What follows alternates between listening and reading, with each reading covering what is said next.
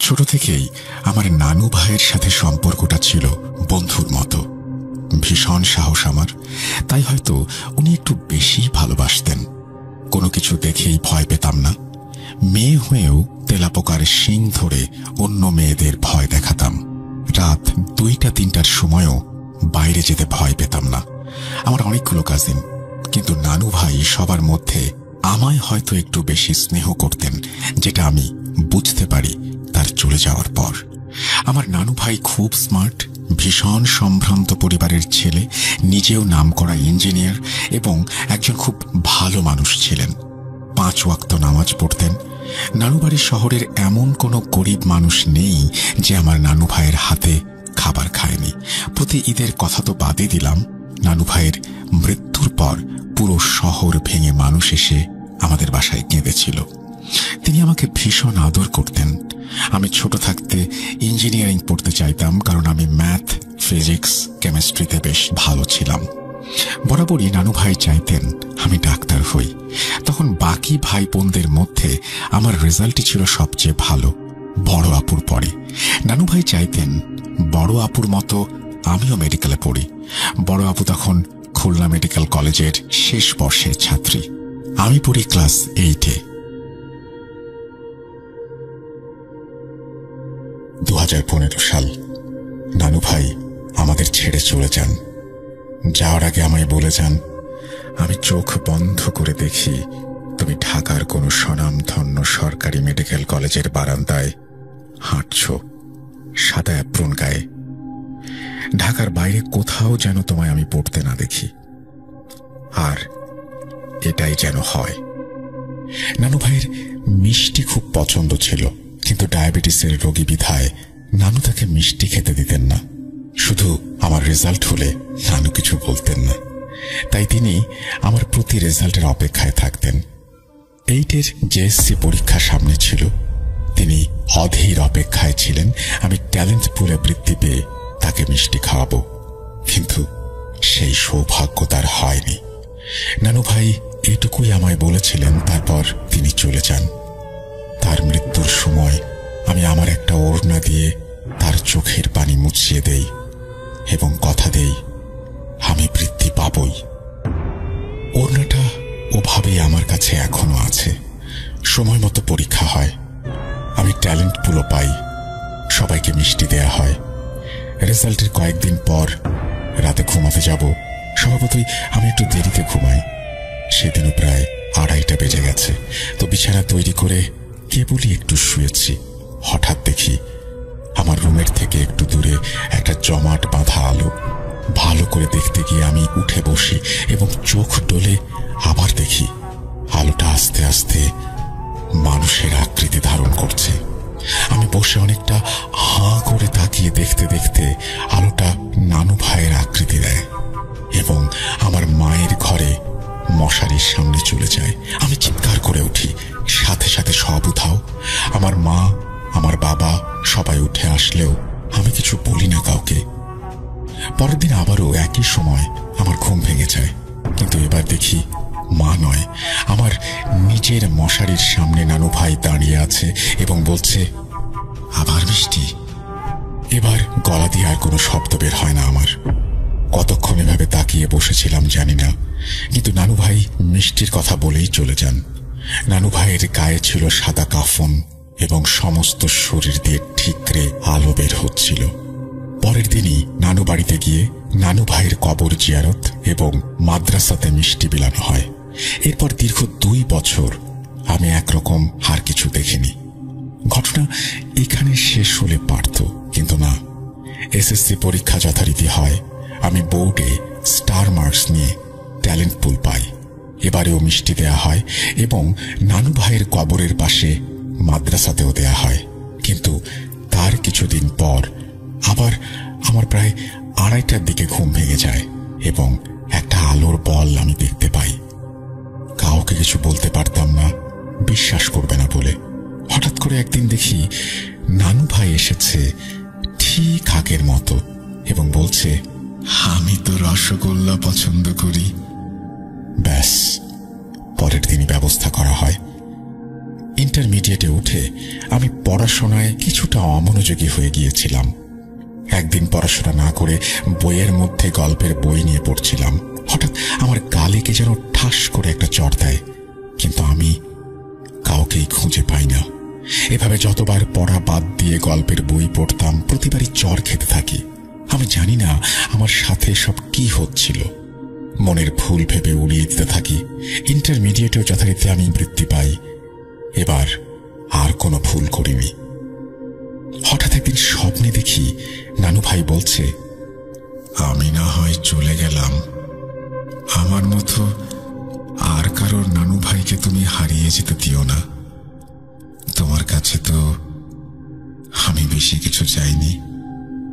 ওই দিন থেকে আমার মধ্যে কি যেন হলো, কিসের ইঞ্জিনিয়ারিং, পুরো দমে মেডিকেলের জন্য পড়তে থাকি এবং আজ আমি ঢাকারই কোনো একটা সরকারি মেডিকেলের বারান্দায় সাদা অ্যাপ্রন পরে দাঁড়িয়ে আছি। আমি চান্স পাওয়ার পরেও কয়েকবার নানু ভাইকে দেখেছি। উনি আমাকে ছাড়া আর কোনো ভাই বোনের কাছে যাননি। ইভেন ওনার নিজের সন্তানদের কাছে স্বপ্নে খুব কম গিয়েছেন। আমি জানি না, ওনাকে আমি এখনো মাঝে মাঝে ফিল করি আমার আশেপাশে। পড়তে পড়তে যখন মাথা গরম হয়ে যায়, একটা ঠান্ডা বাতাস অনুভব করি। মাঝে মাঝে মিষ্টি খেতে গেলে খুব মনে পড়ে, তাই মিষ্টি খাওয়া প্রায় ছেড়েই দিয়েছি। এরপর আর তার সাথে সরাসরি দেখা হয়নি, তবে হয়তো হবে। অপেক্ষা করে বসে আছি। আমি তোমার সব ইচ্ছা পূরণ করলাম নানু ভাই, শুধু তুমি দেখে গেলে না। আমার কাছে আরো অনেক ঘটনা আছে, এটা পড়ে শোনালে বাকিগুলো পাঠাবো। আমার নানু ভাইয়ের জন্য সবাই দোয়া করবেন। আমার বাড়ি ঢাকার ধামরাইল উপজেলার কোনো একটি গ্রামে, যেখানে নিশুতি রাতের ছায়া যেন প্রতিটি শব্দকে গিলে ফেলে আমাদের ধামরাইয়ের সেই প্রান্তিক বাড়িটিতে, যেখান থেকে শুরু হয় শূন্যতার দীর্ঘশ্বাস আর শেষ হয় এক অজানা অন্ধকারের ভেতরে। আমাদের বাড়িটি ঠিক এমনই এক নির্জন স্থানে দাঁড়িয়ে আছে, চুপচাপ, নীরব। আমাদের বাড়ির ডান পাশ দিয়ে বাজারের দিকে যে সরু রাস্তা গেছে, তা যেন এক মরুভূমির মতো নিষ্প্রাণ। পিচ ঢালা নয়, শুধুই ধুলোর আস্তরণ আর এক নিঃসঙ্গ দীর্ঘশ্বাস। সেই পথ ধরে আমরা বাজারে যাই। অবেলায় অনেক সময় মনে হয় যেন কেউ পেছন থেকে হাঁটার শব্দের সাথে পা মেলাচ্ছে, অথচ পেছন ফিরে তাকালেই কিছু নেই। আর বাড়ির বাম পাশে রয়েছে আমার প্রতিবেশীর বাড়ি ও তার মাঝখানে দেয়াল ঘেঁষা আমার প্রিয় নিম গাছ। গাছের ডালপালাগুলো আমাদের বাড়ির খোলা ছাদের এক কোণায় মিলিত হয়েছে। আর বাড়িটার পেছনের দিকে রয়েছে সামান্য কিছু ফাঁকা ফাঁকা ঘর বাড়ি আর কিছু ফাঁকা জায়গা। তবে একটু দূরে গেলে দেখা মেলে চিরচেনা বাজার। বাড়ির মুখের দিকে যতদূর চোখ যায় কেবল মাঠ আর মাঠ। মাঠের শুরুর এক কোণায় পড়ে থাকা এক উঁচু ভিটা, আজ আর সেটা কেবল পরিত্যক্ত মাটি নয়, সেটা এক মৃত স্মৃতির স্তূপ, যেখানে এককালে ছিল শ্মশান। স্থানীয়দের কেউ কেউ বলে মাটির গভীরে আজও আছে সেই সব লাশ পোড়ানো ছাই আর ছায়ার জটলা, অজানা শক্তির চিহ্ন। এখনো কালো রাতে সেখানে মৃত আত্মারা মাঝে মাঝে চেঁচিয়ে বলে, জ্বলে গেলাম, পুড়ে গেলাম। রাত হলে সেই মাঠের পাশে থাকা ঘর বাড়ির সব আলো যখন নিভে যায়, তখন ফিসফিস করে বাতাসে ভেসে আসে অশরীরীর অট্ট হাসি। আবার কেউ কেউ দেখে একটা ছায়া নড়ে উঠল মাঠের প্রান্তে, যেন কেউ হাঁটছে। আবার হঠাৎ নিঃশব্দে ফিসফিস করে মিলিয়ে যায় সেই অশরীরী। অনেকে দেখে, কিন্তু কেউ কিছু বলতে চায় না, হয়তো ভয় পায়, কিংবা আমার মতো হয়তো সেই ছায়ার সঙ্গে কোনোদিন সাক্ষাৎ হয়ে গিয়েছিল, যা আজও রাত হলে আমার রাতের ঘুম কেড়ে নেয়। তবে এই এলাকার সবচেয়ে রহস্যময় জিনিসটি দাঁড়িয়ে আছে একটু দূরে, একটা কাঁটাযুক্ত শুকনো অথচ মাথা উঁচু করে দাঁড়িয়ে থাকা গাছ। নাম বললেই গ্রামের মানুষের চোখে ভয় নেমে আসে। গ্রামের অন্যান্য পুরনো গাছ বহু আগেই কেটে ফেলা হয়েছে, কোনোটা ঘর বাড়ির আসবাবপত্র তৈরিতে, কোনোটা আগুনে পুড়িয়ে। কিন্তু এই গাছ কেউ হাত দিতে সাহস করে না, যেন গাছটি নিজেই রক্ষা করে নিজেকে। আর যারা সাহস দেখাতে চায় তাদের নামে গুজব ছড়িয়ে পড়ে। সে এক অজানা রহস্য। লোকেরা বলে ওই গাছে জিন বাস করে। রাত হলে যখন চারপাশ ঘুমিয়ে পড়ে তখন নাকি গাছের নিচে কান পাতলে শোনা যায় কান্নার আওয়াজ। আবার কেউ বলে সে কান্না নয়, হাসি, এক অদ্ভুত বিকৃত হাসি, যেটা শুনলে গা কাঁটা দিয়ে ওঠে। 2008 সালে আমরা এই এলাকায় আসি। সেই সময় থেকেই গাছটাকে দেখেছি। যতবার ওদিকে চোখ যায় একটা অজানা অস্বস্তি বুকের ভেতরে জমে ওঠে, যেন কোনো প্রাচীন কালের অভিশাপ জমা হয়ে আছে তার গুঁড়িতে। 2014 সালের এক গরমের রাত। তখন আমার বয়স 13 কিংবা 14।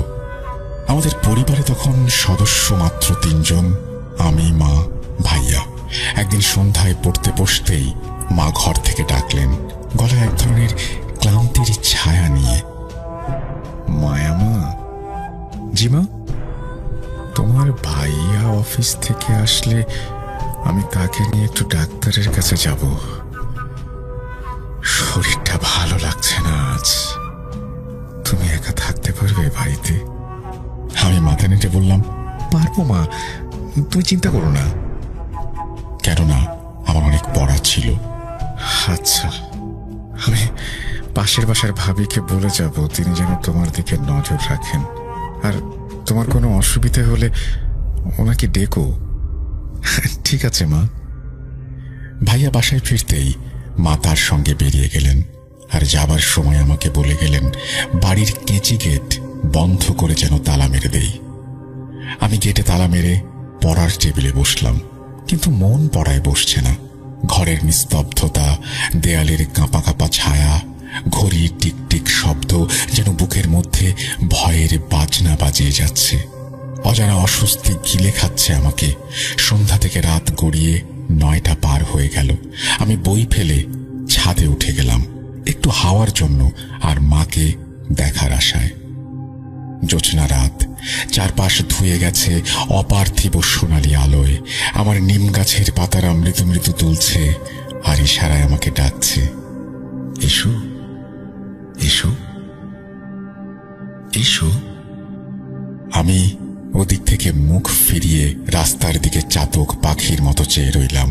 আমি হাঁটছিলাম অস্থির পায়ে, উৎসুক চোখে আমাদের বাড়ির পেছন দিয়ে ডান পাশ দিয়ে বয়ে যাওয়া আঁকা বাঁকা রাস্তার দিকে এক মনে চেয়ে থাকলাম। ছাদ থেকে রাস্তাটা স্পষ্ট দেখা যাচ্ছিল।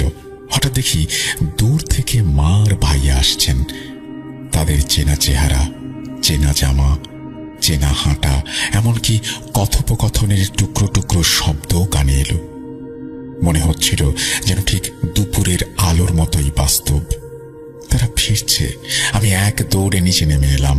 পড়ার টেবিল থেকে হাতড়ে কোনো রকমের চাবির গোছা নিয়ে উচ্ছ্বাসে যখনই কাঁপা কাঁপা হাতে গেটের তালা খুলতে যাব, ঠিক সেই সময় পেছন থেকে জোরে এক ডাকে কেঁপে উঠলাম, এই মায়া, কোথায় যাচ্ছ? আমি চমকে উঠে দেখলাম দেয়ালের ওপার থেকে পাশের বাসার আন্টি ডাকছেন। বললাম, জি আন্টি, ওই যে মার ভাই আসছেন, গেট খুলতে যাচ্ছি। আন্টি কপাল কুঁচকে তাকিয়ে বললেন, কোথায় মা? আমি তো এইমাত্রই তোমার আম্মুর সাথে ফোনে কথা বললাম। উনি বললেন ফিরতে দেরি হবে। আমাকে বললেন তোমার খেয়াল রাখতে। হঠাৎ তোমার গেট খোলার শব্দ পেয়ে আমি চিন্তায় বেরিয়ে এলাম। কে এলো? আমার মুখ থেকে সব রক্ত যেন শুকিয়ে গেছে। ভাবছি কি বলছেন আন্টি। আমার শরীর শীতল হয়ে গেল, ঠোঁট কাঁপছে, গলা শুকিয়ে কাঠ। আমি কাঁপা কণ্ঠে বললাম, কিন্তু আমি তো স্পষ্ট শুনলাম মার ভাই আসছেন। আমি তাদের গলার আওয়াজ পর্যন্ত শুনলাম। আন্টির চোখে তখন গভীর চিন্তা। তুমি ভুল দেখেছ মায়া। যাও, এখনই ঘরে ঢুকে গেট বন্ধ করো, আর কোনো কিছু হলেই আমাকে ডাকবে, ঠিক আছে? আমি কিছু না বলে তালা লাগিয়ে ঘরে ঢুকে পড়লাম। বুকের ভেতর তখন অশান্ত ঝড়। কিন্তু এ কি, আমি কি সত্যিই ভুল দেখেছিলাম? তাহলে কেন সেই পোশাক, সেই গলা, সেই হাঁটার ভঙ্গি সব মিলেমিশে একাকার হয়ে গেল মার ভাইয়ার সাথে? কেন আমি তাদের কথা বলতে শুনলাম? তবে তবে কি তারা কেউ ছিল না? তাদের ছায়া মাত্র। আমার মনে পড়ে যায় বহুবার শোনা সেই কাহিনীগুলো। অশরীরেরা কি আপনজনের রূপ নিয়ে আসে, ডেকে নিয়ে যায় অজানায়, যেখান থেকে আর কেউ ফিরে আসে না, কোনোদিন না। আমার চোখের সামনে তখনও ভেসে উঠছে সেই দুই পরিচিত মুখ, যারা আসলে আমার আপন কেউ ছিল না। আমি যে সময় গেট খুলতে যাচ্ছিলাম, একটুখানি দেরি হলেই হয়তো আজ আমি আর বাঁচতাম না। আম্মু ভাইয়া সেই রাতে সত্যিই দেরিতে ফিরেছিলেন। ফিরেই জিজ্ঞেস করলেন, তুমি ঠিক আছো তো? একটু দেরি হয়ে গেল, সিরিয়াল পেতে অনেক দেরি হবে দেখে ভাবিকে ফোন দিয়েছিলাম। আমি কোনো উত্তর দিতে পারিনি। সেই রাতের পর থেকে অনেক রাত আমি ঘুমোতে পারিনি। চোখ বন্ধ করলেই ভেসে উঠত জ্যোৎস্নায় ভেজা রাস্তা, সেই ছায়া মূর্তি যারা আম্মু আর ভাইয়ার গলায় আমাকে ডেকেছিল। কেন এসেছিল ওরা? এই ঘটনার কোনো ব্যাখ্যা আমি আজও খুঁজে পাইনি। শুধু জানি মা সেদিন ওই সময়টায় আন্টিকে ফোন না দিলে আমি বড় বিপদে পড়তাম। মারা হয়তো সবসময় বোঝে সন্তানের বিপদ। 2022 সালের কোনো এক সময় ঢাকা শহরের ব্যস্ততম এলাকায় আমি আমার এক সহপাঠীর তুলি, এটিও ছদ্মনাম, একটি ছাদের রুম ভাড়া নেই। ইউনিভার্সিটিতে ভর্তি হওয়ার পর কাছাকাছি থাকার তাগিদে আমরা খুঁজে পেয়েছিলাম এই আপাত দৃষ্টিতে সুবিধাজনক ঠিকানাটি। প্রথম কিছুদিন আমাদের মনে হয়েছিল ভাগ্য বুঝি সুপ্রসন্ন, কিন্তু সেই আনন্দ বেশি দিন স্থায়ী হয়নি। কিছু অদ্ভুত, অযৌক্তিক আর অসম্ভব সব ঘটনা ধীরে ধীরে গুটিয়ে ধরতে শুরু করলো আমাদের চারপাশ। প্রথমে টের পাই ওয়াশরুমের বাতিগুলো হঠাৎ হঠাৎ নষ্ট হয়ে যাচ্ছে। বারবার ইলেকট্রিক লাইট পরিবর্তন করতে হচ্ছে। এলইডি যুগে এমনটা বোধহয় খুব একটা দেখা যায় না। ইলেকট্রিশিয়ান এনে দেখিয়েও কোনো সমস্যার সমাধান পাওয়া গেল না।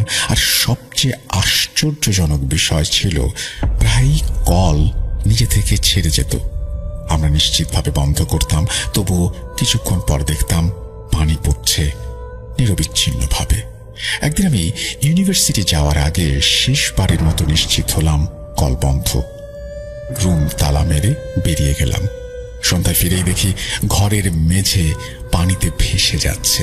ওয়াশরুম থেকে গড়িয়ে আসা পানি আমাদের রুমকে করে তুলেছে এক জল কাদায় ভরা ভুতুরে পুকুর।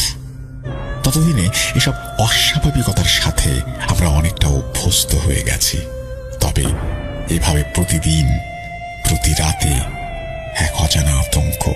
প্রতিদিন ঠিক রাত 3টা থেকে 3:30টার মাঝে অজানা কারণে আমার ঘুম ভেঙে যেত এক অলিখিত নিয়মে, এক অদৃশ্য কিছুর ইচ্ছায়। ঘুম ভাঙলেই টের পেতাম আমার শরীর ভারী হয়ে গেছে। অনুভব করতাম এক ভার, এমন ভার যেন কেউ বুকের ওপর বসে আছে নিঃশব্দে। চোখ খুলে তাকালেই মনে হতো ঘরের এক কোণে কেউ বসে আছে অদৃশ্য, অথচ তার উপস্থিতি অনুভবে ছুরি চালানোর মতো স্পষ্ট। কামরার বাতাস কখনো হঠাৎ শীতল হয়ে উঠত, যেন কোনো মৃত আত্মার নিঃশ্বাস গায়ে এসে ঠেকেছে। আবার কখনো সেই বাতাসই তপ্ত হয়ে ঝলসে দিত গায়ের চামড়া। ওয়াশরুমের দিক থেকে মাঝে মাঝেই শুনতে পেতাম পানি পড়ার আওয়াজ, কিন্তু সেই শব্দ অনুসরণ করে যাওয়ার সাহস কখনো হতো না। মনে হতো কেউ বা কিছু একটা অপেক্ষা করছে ওখানে আমার ভয়কে পূর্ণতা দেবার জন্য। একসময় খালি পায়ে দুপদাপ শব্দ ধীরে ধীরে ঘরের মেঝে বেয়ে এগিয়ে আসতো আমার দিকে। জানালার পাল্লা আচমকা খুলে পড়ত বিকট শব্দে, কিন্তু বাইরে বাতাসই থাকতো না। আর তখনই মনে হতো আমার বিছানার একেবারে পাশে, অতি কাছে কেউ নিঃশ্বাস ফেলছে। সেই নিঃশ্বাসে মৃত ফুলের গন্ধ, পচা মাটির গন্ধ এবং অস্পষ্ট একটি কান্না। পুরো ঘর যেন নিস্তব্ধতার এক ধ্বংসস্তূপে পরিণত হতো, যেখানে নীরবতাও চিৎকার করে ওঠে। এক একটি রাত যেন মৃত্যুর আগের মুহূর্তের চেয়েও দীর্ঘতর হয়ে উঠত। ভোর হওয়ার আগেই আমি যেন বারবার মরে যেতাম, আবার বেঁচে উঠতাম শুধুমাত্র সেই ভয়াল অনুভবের সাক্ষী হতে। আমরা প্রায় সন্ধ্যায় ছাদে যেতাম হালকা হাওয়া খেতে। তখন নজরে আসতো ছাদের এক কোণে বসে আছে একটি কালো বেড়াল। না, এটা কোনো সাধারণ বেড়াল নয়। তার চোখের নিচে দীপ্তি আমাদের দিকে যেন আগুন ছুঁড়ে মারছে। সে একদম মূর্তির মতো বসে থাকতো, নড়ত না, কেবল চোখ গেঁথে থাকতো আমাদের দিকে। ভয়ঙ্কর ঘটনা ঘটল এক সন্ধ্যায়। সেদিন আমরা হেসে ঠাট্টা করে ভয় দেখিয়ে তাকে তাড়াতে চেয়েছিলাম। সেদিন হয়তো আমরা আমাদের সীমা অতিক্রম করেছিলাম। আমরা বলেছিলাম, ভয় দেখিয়ে লাভ নেই, আমরা ভয় পাই না তোমায়, তুমি কিছুই করতে পারবে না। সেই রাতেই আমি ঘুম থেকে জেগে উঠি প্রচন্ড ব্যথায়। ডান হাতে দেখি পরিষ্কার দাঁতের দাগ, কারো তীক্ষ্ণ দাঁত আমাকে কামড়ে গেছে। চমকে দেখি আমার বান্ধবী তুলির হাতেও একই রকম দাগ। ঘর ছিল বন্ধ, কেউ আসেনি, তবু এই কামড়ের দাগ কার? আমরা বুঝতে পারলাম ছাদের সেই কালো বেড়াল রক্ত মাংসের নয়, সে ছিল এক প্রতিশোধ স্পৃহায় পূর্ণ আত্মা, হয়তো কোনো রূপান্তরিত পিশাচ অথবা আত্মহত্যা করা মেয়েটির রূপান্তরিত রাগ। পরে একজনের মুখে জানতে পারি কয়েক বছর আগে ঠিক আমাদের রুমের ছাদের কোণেই এক তরুণী আত্মহত্যা করেছিল। তখন থেকেই নাকি কেউ ছাদের ঘরটায় বেশি দিন টিকতে পারে না। আমরা আরো একটি সপ্তাহ পার করেছিলাম ভয়ে, দুশ্চিন্তায়, অথচ নিরুপায় হয়ে। তবে শেষ পর্যন্ত সিদ্ধান্ত নিলাম, হার না, আমরা বাসা ছেড়ে বেরিয়ে এসেছিলাম। আজও রাতে ঘুমোতে গেলে কখনো কখনো চোখ বুঝলেই সেই লাল চোখের আঁচ এসে লাগে আমার মুখে। এখনো আমার শরীর শিউরে ওঠে। জানি না এই ঘটনাগুলো কারো জন্য কতটা ভয়ঙ্কর, কিন্তু আমার কাছে ছিল এক একটি বিভীষিকাময় রাত। আজও মনে হলে গা ছমছম করে ওঠে। আমার নাম মোহাম্মদ হাবিবুর রহমান। আমার বাড়ি একদম বাংলাদেশের শেষ সীমানা, পঞ্চগড়ে। আজকে আমি যে ঘটনাটি বলবো তা আমার বাবার সাথে ঘটেছে, এই তো বছর 2 আগে। বলে রাখা ভালো, আমরা 3 ভাই, আমি সবার বড়। আমরা মধ্যবিত্ত, পুরোপুরি কৃষি নির্ভর। আমি তখন ইন্টারমিডিয়েট সেকেন্ড ইয়ারে পড়ি। তো এখন আমি ঢাকায় থাকি, এবং আমার বাবার সাথে যখন এই ঘটনা ঘটে তখনও আমি ঢাকায়, আর বাকি 2 ছোট ভাই গ্রামের বাড়িতে। আমার বাবার 6 ভাই 1 বোন। আমার বাবা ভাইদের মাঝে 3 নাম্বার। তো এখন আসা যাক মূল ঘটনায়। দিনটা ছিল রবি কিংবা সোমবার। আমার বাবা প্রতিদিনের মতো সকালবেলা ঘুম থেকে উঠে আমাদের জমির ফসল দেখতে যায়। ঘণ্টাখানেক পরে ফিরে আসে বাড়িতে। সারাদিন সবার সাথে ভালো ব্যবহার করে। মূল ঘটনা ঘটে পরের দিন সকাল থেকেই বাবা সবার সাথে রাগী গলায় কথা বলে। তা দেখে সবাই অবাক হয়, আগে তো এমন আচরণ করেনি। বিষয়টা তখন কেউ এতটা গুরুত্ব দেয়নি। যত দিন যায় বাবার আচরণ ততই খারাপ হতে থাকে। আমি তখনও এর কিছুই জানতাম না, কারণ আমি ঢাকায় থাকতাম, আর আমাকে ফোন করেও কেউ কিছু বলেনি। মাস 1 কি 2 পরে আমার ছোট ভাই আমাকে ফোন করে, এবং সে যা বলে তা শোনার জন্য আমি মোটেও প্রস্তুত ছিলাম না। সে বলে বাবা আজকাল বাড়িতে ছোটখাটো বিষয় নিয়ে রাগারাগি মারামারি করে, আর তার কথা শুনে সবাই অবাক হয়। আমি তাকে বলি, আচ্ছা বাবা এমন করে কেন? সে বলে সে জানে না, শুধু জানে বাবা আর আগের মতো নেই। এই বলেই সে কান্নায় ভেঙে পড়ে। আমি তখন কোনো উপায় না পেয়ে আমার মায়ের সাথে কথা বলি। পুরো বিষয় আমার কাছে লুকোতে চায় মা। আমার জোরাজুরিতে একসময় সব বলতে রাজি হয়। আমি যেমন করে মায়ের কাছ থেকে শুনেছি সেভাবেই আপনাদের বলছি।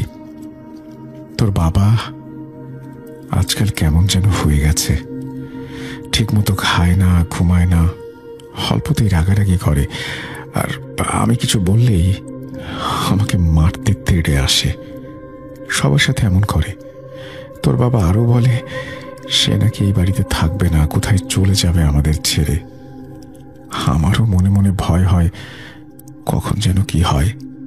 তোর বাবা চলে গেলে আমরা কেমন করে বাঁচব?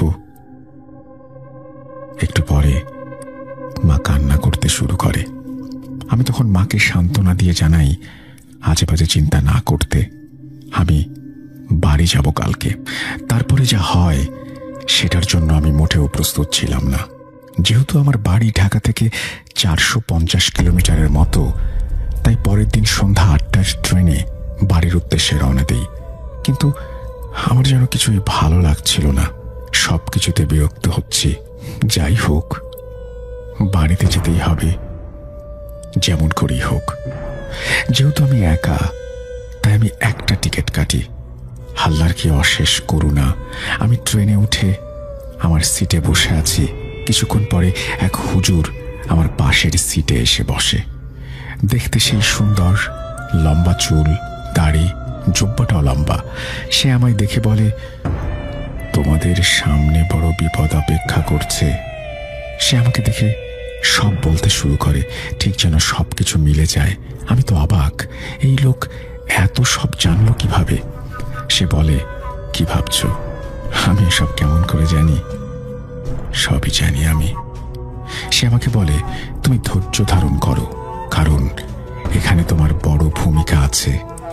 সে আরো বলে, তোমার হতাশ হলে চলবে না, হতাশ হলে তো হেরে গেলে। আমি তার এসব কথা শুনে ভেতরে ভেতরে ভয় পেতে থাকি। এক সময় নিজেকে বলি, না, ভয় পেলে চলবে না, আমাকে সাহস রাখতে হবে। এইসব ভাবতে ভাবতে আমি যে কখন ঘুমিয়ে যাই বলতে পারি না। ঘুম ভাঙলে দেখি ট্রেন তার আপন গতিতে ছুটে চলেছে। আমি মোবাইল দেখি, তখন প্রায় ভোর 4টা বাজে। আমি মনে মনে ভাবি আর মাত্র কয়েক ঘন্টা বাকি। রাত যেন শেষ হতে চায় না।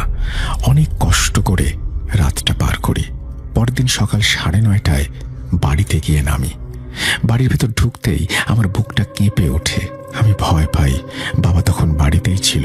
আমাকে দেখে বলে, তোকে কে বাড়িতে আসতে বলেছে? এই বলে আমার সাথে খারাপ আচরণ করতে থাকে। আমি বলি, কলেজ বন্ধ তাই চলে আসলাম। তুমি খুশি হওনি? বাবা কেমন যেন রাগী ভাব নিয়ে আমার দিকে তাকিয়ে থাকে। আমি তেমন ভয় পাই না, কারণ আমি তো সব জানি। সেদিন বিকেলবেলা বাড়িতেই বসে আছি, এমন সময় আমার নানির ফোন আসে। সে বলে আমি যেন আজকে তার সঙ্গে দেখা করি। তো আমি সন্ধ্যাবেলা সেই বাসায় যাই। সে আমায় নিয়ে তার আপন ছোট বোনের বাড়িতে যায়। ওইটা আমার ছোট নানি। আমি জানি যে আমার ছোট নানির কাছে কয়েকটা জিন আছে। আমার ছোট নানি আমাকে দেখে মুচকি হাসে। আমি জানি না কি ভেবে তিনি হাসলেন। তারপরে তিনি আমাকে বসতে বললেন, মাগরিবের নামাজ আদায় করলেন। তারপরে বাইরে আসলেন, আমাকে সব বলতে থাকলেন। আমি তার কথা শুনে অবাক হই। আমার নানি যা বলেন আমি তো তার ভাষাতেই বলছি। তোর মা কিছুদিন আগে আমার কাছে এসেছিল, সব বলেছে। আমি সব শুনে আমার জিনদেরকে পাঠাই কি সমস্যা হয়েছে সেটা দেখে আসতে। আমার জিন এসে বলে, তোর বাবার উপরে কালো জাদু করা হয়েছে। তোর বাবা বড় বিপদে আছে। কালো জাদু করা হয়েছে তোদের টিউবওয়েলের পানিতে। সেখানে 3টা তাবিজ ফেলে রাখা আছে। তোর বাবা কবেই বাড়ি ছেড়ে চলে যেতেন। তোদের ঘরের কোণে 2টো জিন আছে, তারা স্বামী স্ত্রী। তারা তোর বাবা মাকে আলাদা হতে দেয় না। তোরা তাদের কোনো ক্ষতি করিস নাই, তাই তারা তোদেরও কোনো ক্ষতি করবে না। কিন্তু তাদের এই শক্তি নেই যে তারা কালো জাদু করা জিনের মোকাবেলা করবে। আমি ভয় পেতে থাকি। নানি আমায় বলেন, ভয় পাস না, কারণ সব কাজ তোকে একাই করতে হবে। আমি আর ওই দুইজন জিন তো সাহায্য করবই। তোকে যে কাজগুলো করতে হবে সেগুলো হলো, তোকে 3 ঘাটের 3 কলস পানি আনতে হবে, একটি কালো খাসি এবং 3টি নতুন কবরের মাটি আনতে হবে, তাও রাতের বেলা। মনে রাখিস, ভয় পেলে বাবাকে হারাতে হবে। আমি আরো ভয় পাই। মনে মনে বলি, যাই হয়ে যাক আমাকে সব করতে হবে। এই কাজগুলো আমায় প্রতি শুক্রবার রাত 12টার পরে করতে হবে। আমি মোট 3টা শুক্রবার পাবো কাজগুলো করার জন্য। পরের শুক্রবার আমি 3টি ঘাটে যাই পানি আনার জন্য। প্রথম ঘাটে পানি আনতে গিয়ে আমার কোনো সমস্যা হয় না, পরের ঘাটেও কোনো সমস্যা হয় না। সমস্যা হয় 3 নাম্বার ঘাটে। সেই ঘাটে পানি আনতে গিয়ে আমি যা দেখি সেটা দেখার জন্য আমি প্রস্তুত ছিলাম না। আমি দেখি নদীর পানি অনেক বেড়ে গেছে এবং পানিগুলো কালো রং ধারণ করেছে। আমি সাহস করে হাঁটু পানিতে নামি এবং কলসিটা পানিতে ডুবাই। অনুভব করি কে যেন আমার কলসিটা নদীর দিকে টেনে নিতে যাচ্ছে। আমার পা যেন কেউ টেনে ধরেছে। আমি বুঝতে পারি, মনে মনে হায়দাল কুরসি পাঠ করি। এরপরে সবকিছু আগের মতো হয়ে যায়। তখন আমি বাড়ি চলে আসি। সেদিনের মতো আমার কাজ শেষ। এখন আমায় একটা কালো খাসি জোগাড় করতে হবে। আমি অনেক খোঁজার পরে একটা কালো খাসি খুঁজে পাই এবং তা পরের শুক্রবার রাতে আনতে যাই। দাম দর সবকিছু মিটিয়ে আমি খাসিটা নিয়ে রাস্তায় আসি। মাঝে মাঝে খাসিটার দিকে তাকাই, পথ চলতে থাকি। আমি তাকাতেই দেখি খাসিটার চোখ কেমন যেন লাল বর্ণের এবং সে যেন আমাকে ভয় দেখাতে শুরু করেছে। আমি রাস্তায় অনেক কিছু লক্ষ্য করি যে আমার কল্পনার বাইরে ছিল। আমি দেখি আমার সামনে কি যেন কালো মতো একটা দাঁড়িয়ে আছে আর বলছে খাসিটা তাকে দিয়ে দিতে। একটা সময় আমি আমার শক্তি দিয়ে যেন খাসিটাকে টেনে আনতে পারছি না। মনে মনে প্রচন্ড ভয় পেতে থাকি। পেছন ফিরে তাকিয়ে হঠাৎ যা দেখতে পাই তা দেখার জন্য আমি মোটেও প্রস্তুত ছিলাম না। আমি দেখতে পাই খাসিটা যেন কোথায় চলে গেছে, তার বদলে বিশাল দেহের একটা মানুষ পেছনে দাঁড়িয়ে আছে। তার চোখ দুটো লাল অগ্নিকুণ্ডের মতো, তার মাথাটা ছাগলের মতো। এবং আমি এটা দেখে প্রচন্ড ভয় পাই। আবারও আয়াতুল কুরসি পড়তে শুরু করি, বুকে ফুঁ দেই। সাথে সাথে দেখতে পাই ওই 2 জিন আমার সামনে দাঁড়িয়ে আছে এবং আমাকে বলছে পেছনে ফিরে আমার তাকানো যাবে না। আমি তাদের কথা মতো পেছনে আর তাকাই না, বাড়ির দিকে হাঁটতে থাকি। কিছুক্ষণ পরে আমি বাড়ির সামনে এসে সেন্সলেস হয়ে যাই। যখন আমার জ্ঞান ফেরে তখন আমি বিছানায় শুয়ে আছি। এর পরের 6 দিন আমার জ্বর থাকে। আমি ঠিক মতো খেতে পারি না। দেখতে দেখতে পরের শুক্রবার এসে যায়। আমাকে সেদিন খুবই অসুস্থ বোধ করা সত্ত্বেও বড় একটা কাজ করতে হবে। এটা ভাবতে ভাবতে আমি ঘুমিয়ে যাই। ঘুমের মাঝে একটা স্বপ্ন দেখি কে যেন আমার কানে কানে ফিস ফিস করে বলছে আমার সাহসটা নাকি বড্ড বেড়ে গেছে এবং আজকে যদি আমি কবরস্থানে যাই তাহলে আর কিছু বলে না। হাসতে হাসতে সেটা কোথায় যেন চলে যায়। আমি ঘুম থেকে উঠে আমার স্বপ্নের কথা আমার নানিকে জানাই। তিনি বলেন খারাপ জিনটাই আমাকে ভয় দেখিয়েছে, কিন্তু ও আমার কোনো ক্ষতি করতে পারবে না। তবুও নানি আমাকে তেল পড়া পানি পড়া দেন। তেল পড়া শরীরে লাগানোর পর আমি মাটি আনতে গিয়ে যদি কিছু দেখি তবে যেন সেই পানি ছিটিয়ে দেই, আর কোনো সমস্যা হবে না। কিন্তু আমার বাড়ির লোক আমাকে যেতে দেবে না। আমাকে তো যেতেই হবে। আমি যখন কবরস্থানে যাই তখন কোনো সমস্যা ছিল না। সেখানকার কবরের মাটি আমি অতি সহজেই আনতে পারি। এইভাবে দ্বিতীয় কবরের মাটিও আমার নিতে কোনো সমস্যা হয় না।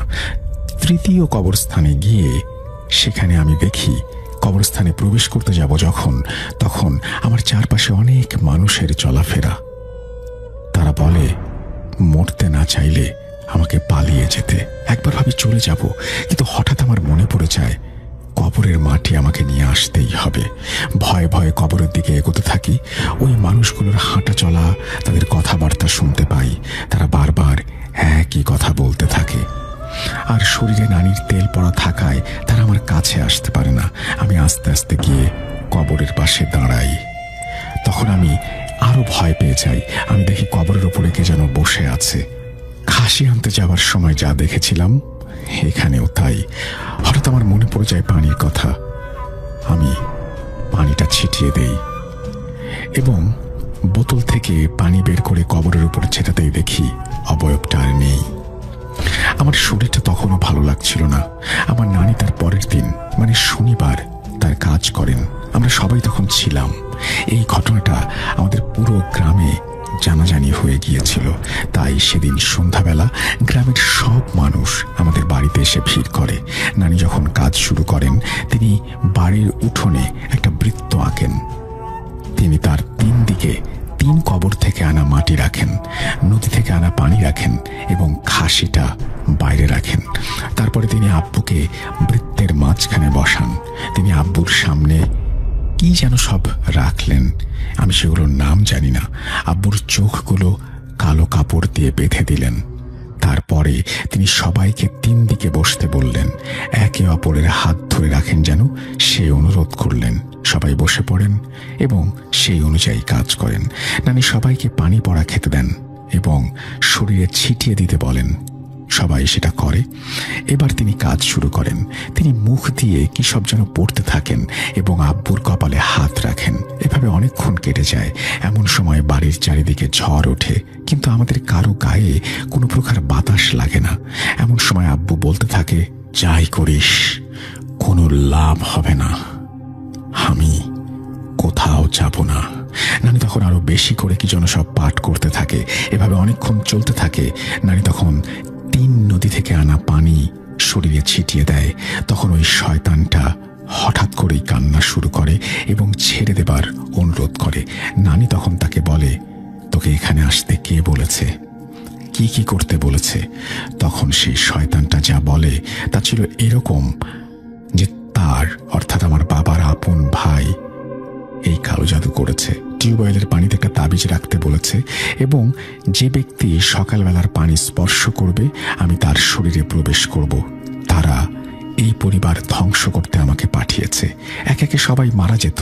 এই বাড়িতে আরো 4টা তাবিজ আছে যেগুলো সে নিজে রেখে দিয়েছে। শয়তানটা আরো বলে, এই কাজ আমি প্রায় 1 বছর ধরে করতে চেষ্টা করেছি, কিন্তু বাড়িতে স্বামী স্ত্রী 2 জিন থাকে, তারা আমাদের বাধা দেয়। এতদিনে এই পরিবার শেষ হয়ে যেত, কিন্তু সেই জিনগুলোই রক্ষা করেছে। তখন নানি তাকে বলে, এখন তুই চলে যাবে কিনা বল। তখন জিনটা হাসতে থাকে। সে বলে, যাব। নানি বলে, কি চাস? সে বলে, কিছু চাই না, আমি এই পরিবার ধ্বংস করে দেব, এটাই আমার চাওয়া। এইভাবে অনেকক্ষণ কথা চলে, যুদ্ধ চলে। একসময় নানি আবারও ওই শয়তানকে তার কবলে আনতে সক্ষম হয়। নানি তাকে বলে, তুই এই পরিবার ছেড়ে চলে যাবে কিনা? সে বলে, তারপরেও বলে যে যাব না। তখন নানি তাকে বলে যে তোকে কি করতে হবে, কি দেওয়ার প্রতিজ্ঞা করতে হবে। তখন জিনটা খাসি চেয়ে নেয়। তখন নানি খাসিটা দেখিয়ে বলে, এই নে তোর কালো খাসি, তুই এখন এখান থেকে চলে যা, তাবিজগুলো আমার হাতে দিয়ে যাবি। জিনটা বলে, আচ্ছা, অর্থাৎ সে রাজি হয়। এর কিছুক্ষণ পরে কালো খাসিটা কোথায় যেন মিলিয়ে যায় আর তাবিজগুলো নানির হাতের মাঝে চলে আসে। অজ্ঞান হয়ে যায় আব্বু। বাড়ির চারিদিকে ঠান্ডা হতে শুরু করে। তখন নানি বলে, এখন আর কোনো সমস্যা নেই, আগামী শুক্রবার বাড়িতে একটা মিলাদ অনুষ্ঠান করতে হবে। তার কথা মতো পরের শুক্রবার বাড়িতে একটা মিলাদ আয়োজন করা হয়। এরপর থেকে আর কোনো সমস্যা হয়নি। আমরা আজও জানতে পারিনি যে আমার কোন চাচা এই বাজে কাজটি করেছে। মহান আল্লাহ তাআলা সবাইকে এই কাজ থেকে দূরে রাখুন। এই ছিল আমার ঘটনা। ভালো লাগলে পড়ে শোনাবেন, এই বলে তিনি তার ঘটনা শেষ করেছেন। আশা করছি এই ঘটনাটি আপনাদেরও ভালো লেগেছে। যদি ভালো লাগে অবশ্যই আমাদের জানাবেন। যদি ভালো না লেগে থাকে তাও আমাদের জানাবেন। আমরা চলে যাব আমাদের পরবর্তী ঘটনায়।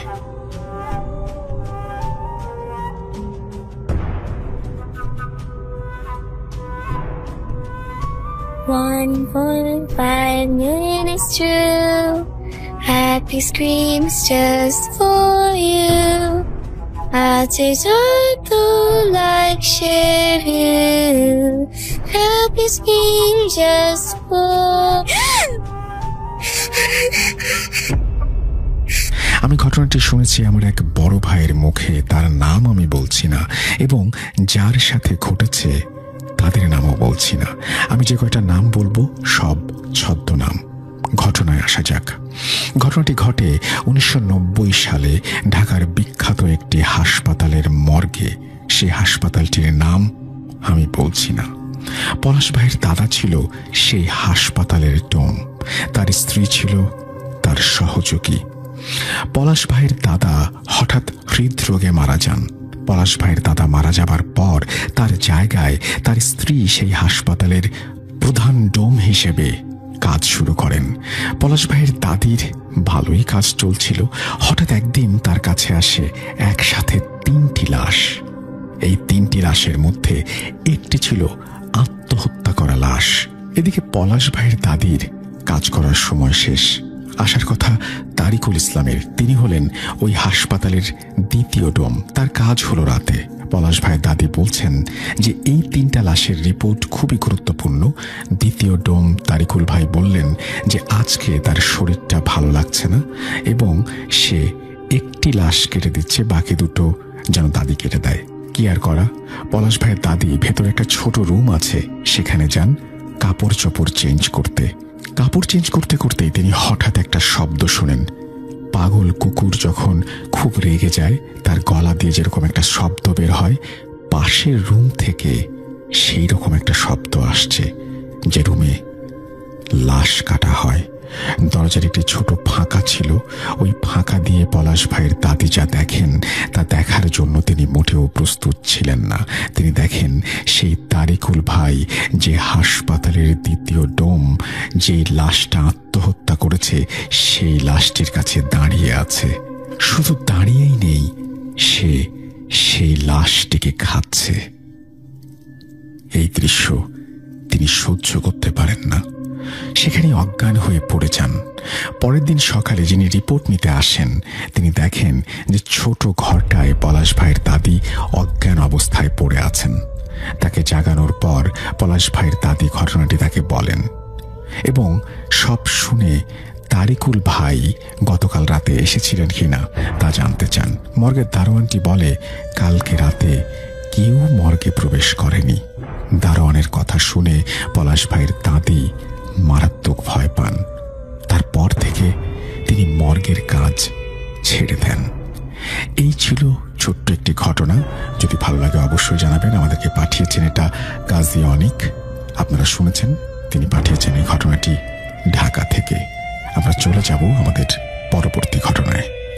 আমি ইয়ামুনি মহাদেবপুর নওগাঁ থেকে বলছি। 9ম শ্রেণীতে পড়ি। আজ আমি আমার গ্রামের বাড়ি চেরাগপুরের একজন সুপরিচিত কবিরাজের ঘটনা শেয়ার করব। যেহেতু তিনি একজন কবিরাজ তাই তার নামটা আমি বলছি না, আমি ছদ্মনাম ব্যবহার করছি। এই ঘটনা 100% সত্য। আপনি চাইলে এর প্রমাণও আমি দিতে পারবো। এরপরে তিনি একটা অনুরোধ করেছেন, ভাইয়া আপনারা ঘটনাটি সিলেক্ট করার মতো না হলে সিলেক্ট করবেন না, কিন্তু দয়া করে এই ঘটনাটি সত্যি নাকি মিথ্যা তা নিয়ে কোনো সন্দেহ রাখবেন না, অনুরোধ করছি। যাই হোক, সুমন সাহেব যখন জন্মেছেন তখন তার গায়ে পক্স বা বসন্ত নিয়ে তিনি জন্মেছিলেন। তা দেখে পরিবারের সবার মধ্যে এক প্রকার অশান্তি শুরু হয়। সন্তান জন্ম মানে আনন্দ, তবে তাদের মধ্যে শোকের ছায়া নেমে আসে। তারা না পারছে সন্তানকে সুস্থ করতে, না পারছে এমন অসুস্থ সন্তানকে নিজের কাছে রাখতে। হাজার চেষ্টা করেও সন্তান ঠিক হচ্ছে না। ডাক্তারের ঔষধ সব বৃথা যাচ্ছে। 2 দিন অসুস্থ সন্তানকে নিয়ে বুকে জড়িয়ে কান্না করে মা। তবে 3য় দিনে ঘটে এক অদ্ভুত ঘটনা। সুমন সাহেবের মা স্বপ্ন দেখেন এক আলেম টাইপের মানুষ তাকে বলছে, তোর বাচ্চাকে কচুর পাতায় করে রাতের বেলা বাড়ির দরজার বাইরে শুইয়ে দিয়ে আসবি, সকালবেলা তুই তোর সন্তানকে সুস্থ অবস্থায় পাবি। এই শুনে হতভাগা মা তার সন্তানকে সেই রাতেই কচুর পাতায় করে শুইয়ে দিয়ে আসে। সারা রাত কেটে গেল মায়ের চিন্তা করতে করতে। তবে ভয়ে তিনি একবারও বাইরে গেলেন না। মহান আল্লাহ তার রহমতে পরদিন সকালে বাচ্চাকে সুস্থ অবস্থায় যেখানে রেখে আসা হয়েছিল সেখানেই পাওয়া যায়। তারা আল্লাহর কাছে শুকরিয়া আদায় করেন। ঘটনা এখান থেকে আরো 13 বছর পর শুরু হয়। সুমন সাহেব তখন 13 বছর বয়সী একজন কিশোর। দরিদ্রতার কারণে সেই বয়সেই তাকে উপার্জনমূলক কাজে যোগ দিতে হয়।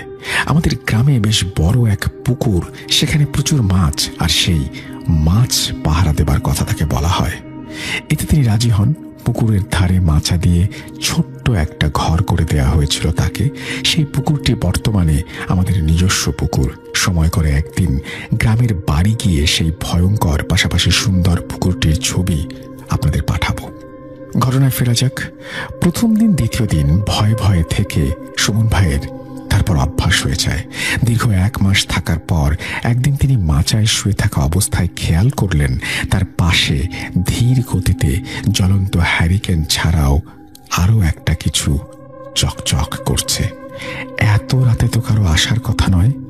তিনি ধীরে ধীরে বাইরে গিয়ে দেখলেন পুকুরের মাঝখানে ছোট্ট একটা নৌকা, যা সোনার মতো জ্বলজ্বল করছে, আর তাতে বসে আছে ছোট্ট ফুটফুটে এক বাচ্চা। এসব দেখে তিনি ভয় পেয়ে আবার মাচায় গিয়ে শুয়ে পড়েন আর মনে মনে দোয়া পড়তে থাকেন। এভাবে দ্বিতীয় ও তৃতীয় দিনে তিনি মাচার ফাঁক দিয়ে একই জিনিস দেখেন।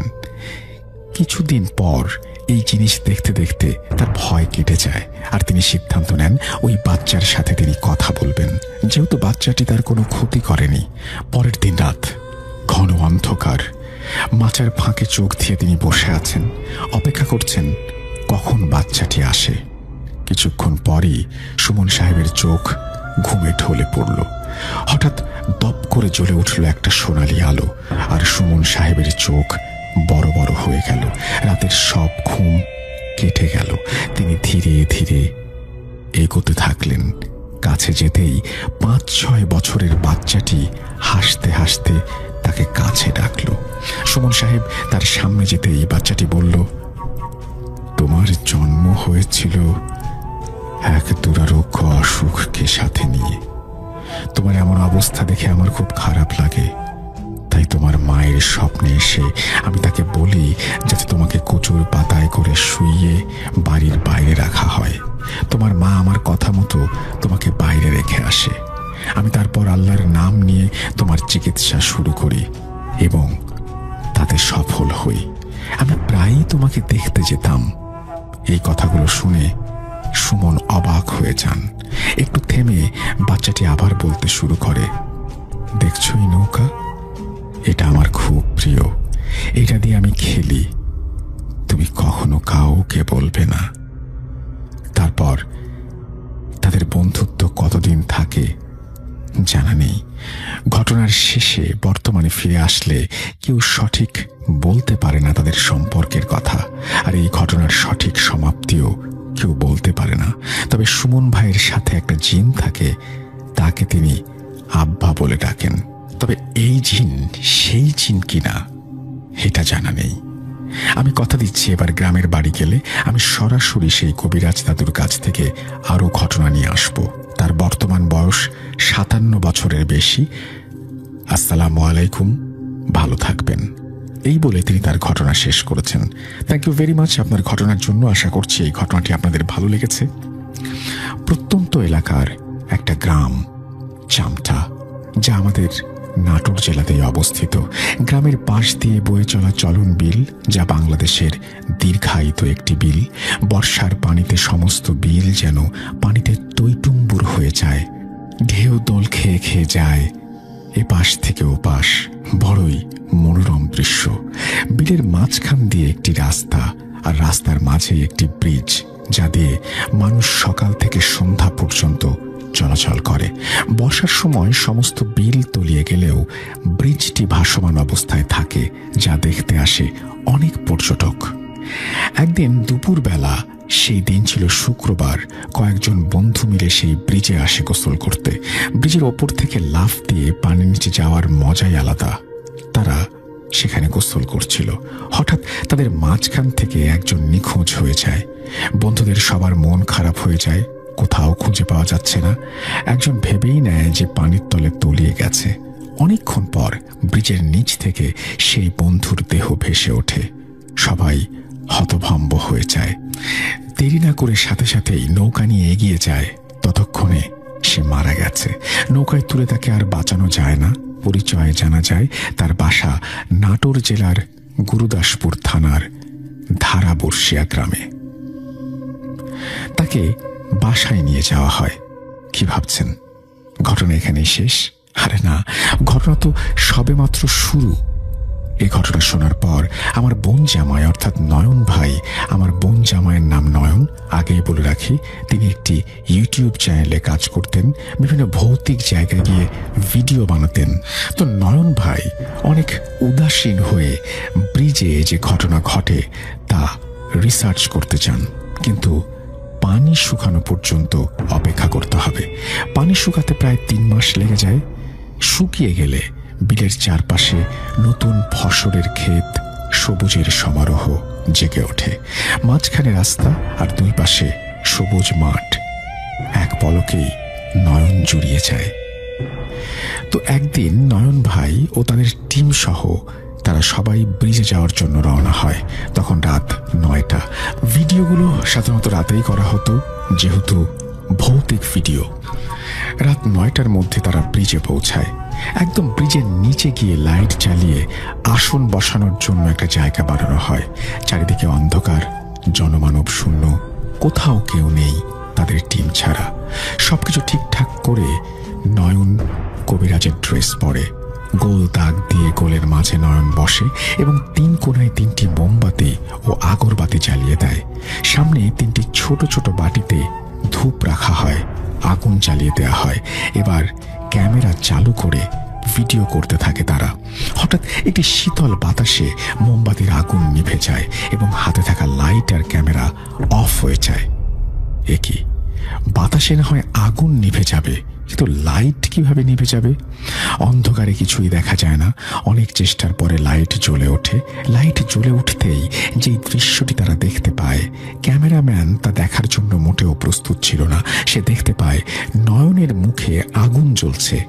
নয়ন তা নেভানোর চেষ্টা করছে, কিন্তু পারছে না। সাথে থাকা পানির বোতল খুলে আগুন নিভিয়ে মুখ পরিষ্কার করা হয়, কিন্তু মুখ পুড়ে যাওয়ায় তাকে চেনা যাচ্ছিল না, অর্থাৎ নয়নকে আর চেনা যায় না। ভিডিও বাদ রেখে খুব দ্রুতই সেই জায়গা তারা ত্যাগ করে। বাজারে এসে ড্রেসিং করে ওষুধ লিখে দেয় ডাক্তার। পরে আমাদের বাড়িতে আনা হয় এবং বাড়িতে এসে মিথ্যা কথা বলে যে মোটরসাইকেলে তেল উঠাতে গিয়ে মুখে তেল পড়ে এই অবস্থা হয়েছে। ঘটনাটা বাসায় এসে যেভাবে বলে তাতে আমরা বিশ্বাস না করে পারছিলাম না, কিন্তু আমার মনে একটা দাগ থেকেই যায়। তেল উঠাতে গিয়ে মুখ পুড়ে যাবে কিভাবে? এই ঘটনা যখন মামা জানতে পারে সে বিশ্বাস করে না। মামার সাথে একটি পরী এবং একটি মাদার রয়েছে। মামা তখন 7-5 না ভেবে সবাইকে না জানিয়ে আসন বসায়, আসলে নয়নের সাথে কি ঘটেছিল সেটা জানার জন্যই। পরে পরী আর মাদার হাজির করা হয় এবং তারা মামার গায়ে ভর করে এবং সেখান থেকে সবকিছু আমরা জানতে পারি। ঠিক যেভাবে তার মুখ পুড়েছে সেভাবেই পরের দিন মামা নয়নকে বলে, তোমার এইভাবে মুখ পুড়েছে, সত্যি কিনা বলো। নয়ন তখন সত্যিটা বলে দেয়। সব শোনার পরে মামা বলেন, তুমি আর এসব কাজে যাবে না, এবার যদি যাও তাহলে তোমায় মেরে ফেলবো। সেখানে এই জিনটির কারণে তোমার মুখে আগুন লেগেছিল। এখন থেকে তুমি যেখানেই যাবে ভিডিও বানাতে, এই জিনটিও তোমার সাথে যাবে। এই ঘটনাটি একদম সত্য ঘটনা। যদি ভালো লাগে পড়ে শোনাবেন। আজকের মতো বিদায় নিচ্ছি। আমার নাম মোহাম্মদ হাবিবুর রহমান। আমার বাড়ি একদম বাংলাদেশের শেষ সীমানা পঞ্চগড়ে। আজকে আমি যে ঘটনাটি বলবো তা আমার বাবার সাথে ঘটেছে, এই তো বছর 2 আগে। বলে রাখা ভালো, আমরা 3 ভাই, আমি সবার বড়। আমরা মধ্যবিত্ত, পুরোপুরি কৃষি নির্ভর। আমি তখন ইন্টারমিডিয়েট 2nd ইয়ারে পড়ি। তো এখন আমি ঢাকায় থাকি এবং আমার বাবার সাথে যখন এই ঘটনা ঘটে তখনও আমি ঢাকায়, আর বাকি 2 ছোট ভাই গ্রামের বাড়িতে। আমার বাবার 6 ভাই 1 বোন। আমার বাবা ভাইদের মাঝে 3 নাম্বার। তো এখন আসা যাক মূল ঘটনায়। দিনটা ছিল রবি কিংবা সোমবার। আমার বাবা প্রতিদিনের মতো সকালবেলা ঘুম থেকে উঠে আমাদের জমির ফসল দেখতে যায়। ঘণ্টাখানেক পরে ফিরে আসে বাড়িতে, সারাদিন সবার সাথে ভালো ব্যবহার করে। মূল ঘটনা ঘটে পরের দিন সকাল থেকেই বাবা সবার সাথে রাগী গলায় কথা বলে। তা দেখে সবাই অবাক হয়। আগে তো এমন আচরণ করেনি। বিষয়টা তখন কেউ এতটা গুরুত্ব দেয়নি। যত দিন যায় বাবার আচরণ ততই খারাপ হতে থাকে।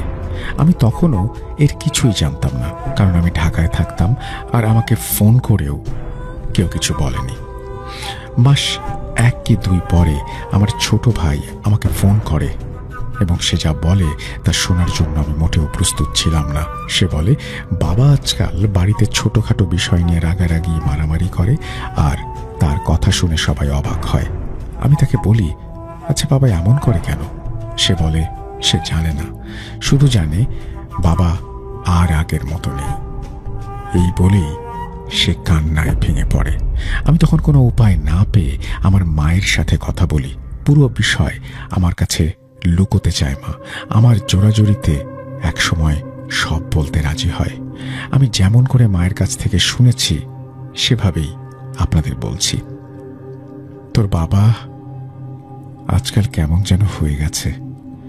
ঠিকমতো খায় না, ঘুমায় না, অল্পতেই রাগারাগি করে, আর আমি কিছু বললেই আমাকে মারতে তেড়ে আসে। সবার সাথে এমন করে। তোর বাবা আরো বলে সে নাকি এই বাড়িতে থাকবে না, কোথায় চলে যাবে আমাদের ছেড়ে। আমারও মনে মনে ভয় হয় কখন যেন কি হয়। তোর বাবা চলে গেলে আমরা কেমন করে বাঁচব? একটু পরে মা কান্না করতে শুরু করে। আমি তখন মাকে সান্ত্বনা দিয়ে জানাই আজে বাজে চিন্তা না করতে, আমি বাড়ি যাব কালকে। তারপরে যা হয় সেটার জন্য আমি মোটেও প্রস্তুত ছিলাম না। যেহেতু আমার বাড়ি ঢাকা থেকে 450 কিলোমিটারের মতো, তাই পরের দিন সন্ধ্যা 8টার ট্রেনে বাড়ির উদ্দেশ্যে রওনা দিই। কিন্তু আমার যেন কিছুই ভালো লাগছিল না, সব কিছুতে বিরক্ত হচ্ছি। যাই হোক, বাড়িতে যেতেই হবে, যেমন করেই হোক। যেহেতু আমি একা, তাই আমি একটা টিকিট কাটি। আল্লাহর কি অশেষ করুণা, আমি ট্রেনে উঠে আমার সিটে বসে আছি। কিছুক্ষণ পরে এক হুজুর আমার পাশের সিটে এসে বসে। দেখতে সেই সুন্দর, লম্বা চুল, দাড়ি, জুব্বাটাও লম্বা। সে আমায় দেখে বলে, তোমাদের সামনে বড় বিপদ অপেক্ষা করছে। সে আমাকে দেখে সব বলতে শুরু করে, ঠিক যেন সব কিছু মিলে যায়। আমি তো অবাক, এই লোক এত সব জানলো কিভাবে? সে বলে, কি ভাবছ আমি এসব কেমন করে জানি? সবই জানি আমি। সে আমাকে বলে, তুমি ধৈর্য ধারণ করো, কারণ এখানে তোমার বড় ভূমিকা আছে। সে আরো বলে, তোমার হতাশ হলে চলবে না, হতাশ হলে তো হেরে গেলে। আমি তার এসব কথা শুনে ভেতরে ভেতরে ভয় পেতে থাকি। এক সময় নিজেকে বলি, না, ভয় পেলে চলবে না, আমাকে সাহস রাখতে হবে। এইসব ভাবতে ভাবতে আমি যে কখন ঘুমিয়ে যাই বলতে পারি না। ঘুম ভাঙলে দেখি ট্রেন তার আপন গতিতে ছুটে চলেছে। আমি মোবাইল দেখি, তখন প্রায় ভোর 4টা বাজে। আমি মনে মনে ভাবি আর মাত্র কয়েক ঘন্টা বাকি, রাত যেন শেষ হতে চায় না। অনেক কষ্ট করে রাতটা পার করি। পরের দিন সকাল 9:30টায় বাড়িতে গিয়ে নামি। বাড়ির ভেতর ঢুকতেই আমার বুকটা কেঁপে ওঠে। আমি ভয় পাই। বাবা তখন বাড়িতেই ছিল। আমাকে দেখে বলে, তোকে কে বাড়িতে আসতে বলেছে? এই বলে আমার সাথে খারাপ আচরণ করতে থাকে। আমি বলি, কলেজ বন্ধ তাই চলে আসলাম। তুমি খুশি হওনি? বাবা কেমন যেন রাগী ভাব নিয়ে আমার দিকে তাকিয়ে থাকে। আমি তেমন ভয় পাই না, কারণ আমি তো সব জানি। সেদিন বিকেলবেলা বাড়িতেই বসে আছি, এমন সময় আমার নানির ফোন আসে। সে বলে আমি যেন আজকে তার সঙ্গে দেখা করি। তো আমি সন্ধ্যাবেলা সেই বাসায় যাই। সে আমায় নিয়ে তার আপন ছোট বোনের বাড়িতে যায়। ওইটা আমার ছোট নানি। আমি জানি যে আমার ছোট নানির কাছে কয়েকটা জিন আছে। আমার ছোট নানি আমাকে দেখে মুচকি হাসে। আমি জানি না কি ভেবে তিনি হাসলেন। তারপরে তিনি আমাকে বসতে বললেন, মাগরিবের নামাজ আদায় করলেন। তারপরে বাইরে আসলেন, আমাকে সব বলতে থাকলেন। আমি তার কথা শুনে অবাক হই। আমার নানি যা বলেন আমি তো তার ভাষাতেই বলছি। তোর মা কিছুদিন আগে আমার কাছে এসেছিল, সব বলেছে। আমি সব শুনে আমার জিনদেরকে পাঠাই কি সমস্যা হয়েছে সেটা দেখে আসতে। আমার জিন এসে বলে, তোর বাবার উপরে কালো জাদু করা হয়েছে, তোর বাবা বড় বিপদে আছে। কালো জাদু করা হয়েছে তোদের টিউবওয়েলের পানিতে, সেখানে 3টা তাবিজ ফেলে রাখা আছে। তোর বাবা কবেই বাড়ি ছেড়ে চলে যেতেন। তোদের ঘরের কোণে 2টো জিন আছে, তারা স্বামী স্ত্রী, তারা তোর বাবা মাকে আলাদা হতে দেয় না। তোরা তাদের কোনো ক্ষতি করিস নাই, তাই তারা তোদেরও কোনো ক্ষতি করবে না। কিন্তু তাদের এই শক্তি নেই যে তারা কালো জাদু করা জিনের মোকাবেলা করবে। আমি আরো ভয় পেতে থাকি। নানি আমায় বলেন, ভয় পাস না, কারণ সব কাজ তোকে একাই করতে হবে। আমি আর ওই 2জন জিন তো সাহায্য করবই। তোকে যে কাজগুলো করতে হবে সেগুলো হলো, তোকে 3 ঘাটের 3 কলস পানি আনতে হবে, 1টি কালো খাসি এবং 3টি নতুন কবরের মাটি আনতে হবে, তাও রাতের বেলা। মনে রাখিস, ভয় পেলে বাবাকে হারাতে হবে। আমি আরো ভয় পাই। মনে মনে বলি, যাই হয়ে যাক আমাকে সব করতে হবে। এই কাজগুলো আমায় প্রতি শুক্রবার রাত 12টার পরে করতে হবে। আমি মোট 3টা শুক্রবার পাবো কাজগুলো করার জন্য। পরের শুক্রবার আমি 3টি ঘাটে যাই পানি আনার জন্য। প্রথম ঘাটে পানি আনতে গিয়ে আমার কোনো সমস্যা হয় না, পরের ঘাটেও কোনো সমস্যা হয় না। সমস্যা হয় 3 নাম্বার ঘাটে। সেই ঘাটে পানি আনতে গিয়ে আমি যা দেখি সেটা দেখার জন্য আমি প্রস্তুত ছিলাম না। আমি দেখি নদীর পানি অনেক বেড়ে গেছে এবং পানিগুলো কালো রং ধারণ করেছে। আমি সাহস করে হাঁটু পানিতে নামি এবং কলসিটা পানিতে ডুবাই। অনুভব করি কে যেন আমার কলসিটা নদীর দিকে টেনে নিতে যাচ্ছে। আমার পা যেন কেউ টেনে ধরেছে। আমি বুঝতে পারি, মনে মনে হায়দাল কুরসি পাঠ করি। এরপরে সবকিছু আগের মতো হয়ে যায়। তখন আমি বাড়ি চলে আসি। সেদিনের মতো আমার কাজ শেষ। এখন আমায় একটা কালো খাসি জোগাড় করতে হবে। আমি অনেক খোঁজার পরে একটা কালো খাসি খুঁজে পাই এবং তা পরের শুক্রবার রাতে আনতে যাই। দাম দর সবকিছু মিটিয়ে আমি খাসিটা নিয়ে রাস্তায় আসি। মাঝে মাঝে খাসিটার দিকে তাকাই, পথ চলতে থাকি। আমি তাকাতেই দেখি খাসিটার চোখ কেমন যেন লাল বর্ণের এবং সে যেন আমাকে ভয় দেখাতে শুরু করেছে। আমি রাস্তায় অনেক কিছু লক্ষ্য করি যা আমার কল্পনার বাইরে ছিল। আমি দেখি আমার সামনে কি যেন কালো মতো একটা দাঁড়িয়ে আছে আর বলছে খাসিটা তাকে দিয়ে দিতে। একটা সময় আমি আমার শক্তি দিয়ে যেন খাসিটাকে টেনে আনতে পারছি না। মনে মনে প্রচন্ড ভয় পেতে থাকি। পেছন ফিরে তাকিয়ে হঠাৎ যা দেখতে পাই তা দেখার জন্য আমি মোটেও প্রস্তুত ছিলাম না। আমি দেখতে পাই খাসিটা যেন কোথায় চলে গেছে, তার বদলে বিশাল দেহের একটা মানুষ পেছনে দাঁড়িয়ে আছে। তার চোখ দুটো লাল অগ্নিকুণ্ডের মতো, তার মাথাটা ছাগলের মতো। এবং আমি এটা দেখে প্রচন্ড ভয় পাই। আবারও আয়াতুল কুরসি পড়তে শুরু করি, বুকে ফুঁ দেই। সাথে সাথে দেখতে পাই ওই 2 জিন আমার সামনে দাঁড়িয়ে আছে এবং আমাকে বলছে পেছনে ফিরে আমার তাকানো যাবে না। আমি তাদের কথা মতো পেছনে আর তাকাই না, বাড়ির দিকে হাঁটতে থাকি। কিছুক্ষণ পরে আমি বাড়ির সামনে এসে সেন্সলেস হয়ে যাই। যখন আমার জ্ঞান ফেরে তখন আমি বিছানায় শুয়ে আছি। এর পরের 6 দিন আমার জ্বর থাকে। আমি ঠিক মতো খেতে পারি না। দেখতে দেখতে পরের শুক্রবার এসে যায়। আমাকে সেদিন খুবই অসুস্থ বোধ করা সত্ত্বেও বড় একটা কাজ করতে হবে। এটা ভাবতে ভাবতে আমি ঘুমিয়ে যাই। ঘুমের মাঝে একটা স্বপ্ন দেখি কে যেন আমার কানে কানে ফিস ফিস করে বলছে আমার সাহসটা নাকি বড্ড বেড়ে গেছে এবং আজকে যদি আমি কবরস্থানে যাই তাহলে আর কিছু বলে না। হাসতে হাসতে সেটা কোথায় যেন চলে যায়। আমি ঘুম থেকে উঠে আমার স্বপ্নের কথা আমার নানিকে জানাই। তিনি বলেন খারাপ জিনটাই আমাকে ভয় দেখিয়েছে, কিন্তু ও আমার কোনো ক্ষতি করতে পারবে না। তবুও নানি আমাকে তেল পড়া পানি পড়া দেন। তেল পড়া শরীরে লাগানোর পর আমি মাটি আনতে গিয়ে যদি কিছু দেখি তবে যেন সেই পানি ছিটিয়ে দেই, আর কোনো সমস্যা হবে না। কিন্তু আমার বাড়ির লোক আমাকে যেতে দেবে না। আমাকে তো যেতেই হবে। আমি যখন কবরস্থানে যাই তখন কোনো সমস্যা ছিল না, সেখানকার কবরের মাটি আমি অতি সহজেই আনতে পারি। এইভাবে দ্বিতীয় কবরের মাটিও আমার নিতে কোনো সমস্যা হয় না। তৃতীয় কবরস্থানে গিয়ে সেখানে আমি দেখি কবরস্থানে প্রবেশ করতে যাব যখন, তখন আমার চারপাশে অনেক মানুষের চলাফেরা। তারা বলে মরতে না চাইলে আমাকে পালিয়ে যেতে। একবার ভাবি চলে যাব, কিন্তু হঠাৎ আমার মনে পড়ে যায় কবরের মাটি আমাকে নিয়ে আসতেই হবে। ভয়ে ভয়ে কবরের দিকে এগোতে থাকি। ওই মানুষগুলোর হাঁটা চলা, তাদের কথাবার্তা শুনতে পাই। তারা বারবার একই কথা বলতে থাকে। আর শরীরে নানির তেল পড়া থাকায় তারা আমার কাছে আসতে পারে না। আমি আস্তে আস্তে গিয়ে কবরের পাশে দাঁড়াই। তখন আমি আরো ভয় পেয়ে যাই। আমি দেখি কবরের উপরে কে যেন বসে আছে। খাসি আনতে যাওয়ার সময় যা দেখেছিলাম এখানেও তাই। হঠাৎ আমার মনে পড়ে যায় পানির কথা।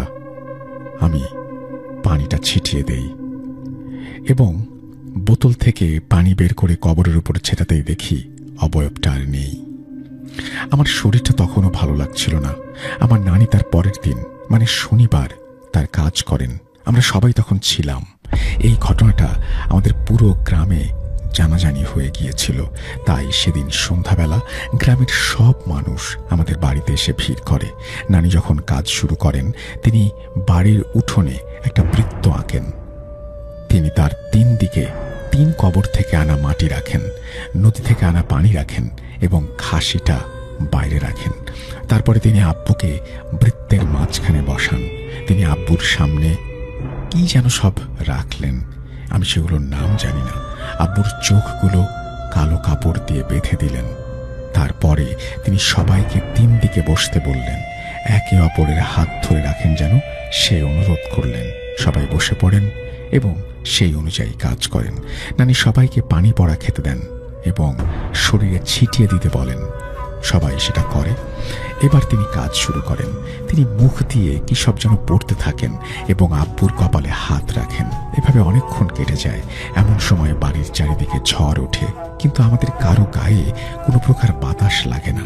এমন সময় আব্বু বলতে থাকে, যাই করিস কোনো লাভ হবে না, আমি কোথাও যাব না। নানি তখন আরো বেশি করে কি যেন সব পাঠ করতে থাকে। এভাবে অনেকক্ষণ চলতে থাকে। নানি তখন 3 নদী থেকে আনা পানি শরীরে ছিটিয়ে দেয়। তখন ওই শয়তানটা হঠাৎ করেই কান্না শুরু করে এবং ছেড়ে দেবার অনুরোধ করে। নানি তখন তাকে বলে, তোকে এখানে আসতে কে বলেছে, কি কি করতে বলেছে? তখন সেই শয়তানটা যা বলে তা ছিল এরকম যে তার অর্থাৎ আমার বাবার আপন ভাই এই কালো জাদু করেছে। টিউবওয়েলের পানিতে একটা তাবিজ রাখতে বলেছে এবং যে ব্যক্তি সকালবেলার পানি স্পর্শ করবে আমি তার শরীরে প্রবেশ করব। তারা এই পরিবার ধ্বংস করতে আমাকে পাঠিয়েছে। একে একে সবাই মারা যেত। এই বাড়িতে আরো 4টা তাবিজ আছে যেগুলো সে নিজে রেখে দিয়েছে। শয়তানটা আরো বলে, এই কাজ আমি প্রায় 1 বছর ধরে করতে চেষ্টা করেছি, কিন্তু বাড়িতে স্বামী স্ত্রী 2 জিন থাকে, তারা আমাদের বাধা দেয়। এতদিনে এই পরিবার শেষ হয়ে যেত, কিন্তু সেই জিনগুলোই রক্ষা করেছে। তখন নানি তাকে বলে, এখন তুই চলে যাবি কিনা বল। তখন জিনটা হাসতে থাকে। সে বলে, যাব। নানি বলে, কি চাস? সে বলে, কিছু চাই না, আমি এই পরিবার ধ্বংস করে দেব, এটাই আমার চাওয়া। এইভাবে অনেকক্ষণ কথা চলে, যুদ্ধ চলে। একসময় নানি আবারও ওই শয়তানকে তার কবলে আনতে সক্ষম হয়। নানি তাকে বলে, তুই এই পরিবার ছেড়ে চলে যাবি কিনা? সে বলে, তারপরেও বলে যে যাব না। তখন নানি তাকে বলে যে তোকে কি করতে হবে, কি দেওয়ার প্রতিজ্ঞা করতে হবে। তখন জিনটা খাসি চেয়ে নেয়। তখন নানি খাসিটা দেখিয়ে বলে, এই নে তোর কালো খাসি, তুই এখন এখান থেকে চলে যা, তাবিজগুলো আমার হাতে দিয়ে যাবি। জিনটা বলে, আচ্ছা, অর্থাৎ সে রাজি হয়। এর কিছুক্ষণ পরে কালো খাসিটা কোথায় যেন মিলিয়ে যায় আর তাবিজগুলো নানির হাতের মাঝে চলে আসে। অজ্ঞান হয়ে যায় আব্বু। বাড়ির চারিদিকে ঠান্ডা হতে শুরু করে। তখন নানি বলে, এখন আর কোনো সমস্যা নেই, আগামী শুক্রবার বাড়িতে একটা মিলাদ অনুষ্ঠান করতে হবে। তার কথা মতো পরের শুক্রবার বাড়িতে একটা মিলাদ আয়োজন করা হয়। এরপর থেকে আর কোনো সমস্যা হয়নি। আমরা আজও জানতে পারিনি যে আমার কোন চাচা এই বাজে কাজটি করেছে। মহান আল্লাহ তাআলা সবাইকে এই কাজ থেকে দূরে রাখুন। এই ছিল আমার ঘটনা, ভালো লাগলে পড়ে শোনাবেন, এই বলে তিনি তার ঘটনা শেষ করেছেন।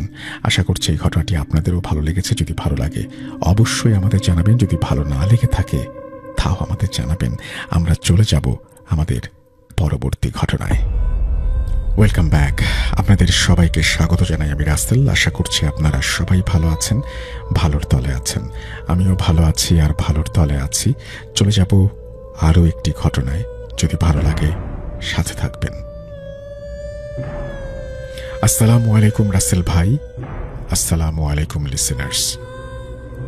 আশা করি ভালো আছেন, সব সময় ভালোর তলে আছেন। আমার নাম গাজী অনিক, আমি পুরান ঢাকার ইসলামবাগের লালবাগে থাকি। এটা আমার প্রথম ঘটনা, পড়ে শোনালে খুশি হব। ঘটনায় আসা যাক। আমি ঘটনাটি শুনেছি আমার এক বড় ভাইয়ের মুখে, তার নাম আমি বলছি না, এবং যার সাথে ঘটেছে তাদের নামও বলছি না।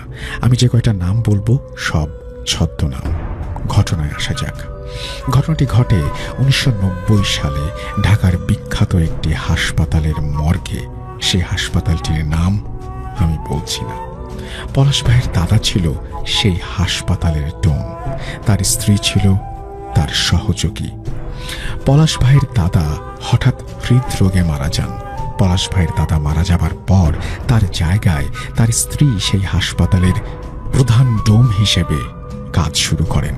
পলাশ ভাইয়ের দাদির ভালোই কাজ চলছিল। হঠাৎ একদিন তার কাছে আসে একসাথে 3টি লাশ। এই 3টি লাশের মধ্যে একটি ছিল আত্মহত্যা করা লাশ।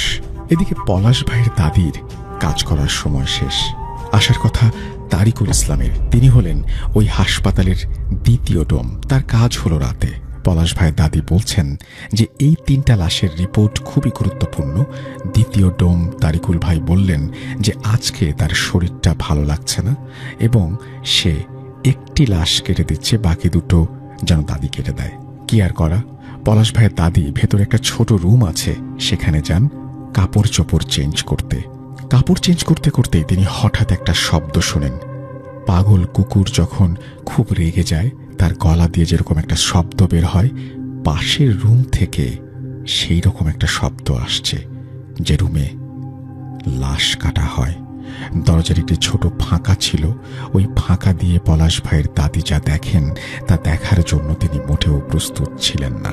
তিনি দেখেন সেই তারিকুল ভাই, যে হাসপাতালের দ্বিতীয় ডোম, যেই লাশটা আত্মহত্যা করেছে, সেই লাশটির কাছে দাঁড়িয়ে আছে। শুধু দাঁড়িয়েই নেই, সে সেই লাশটিকে খাচ্ছে।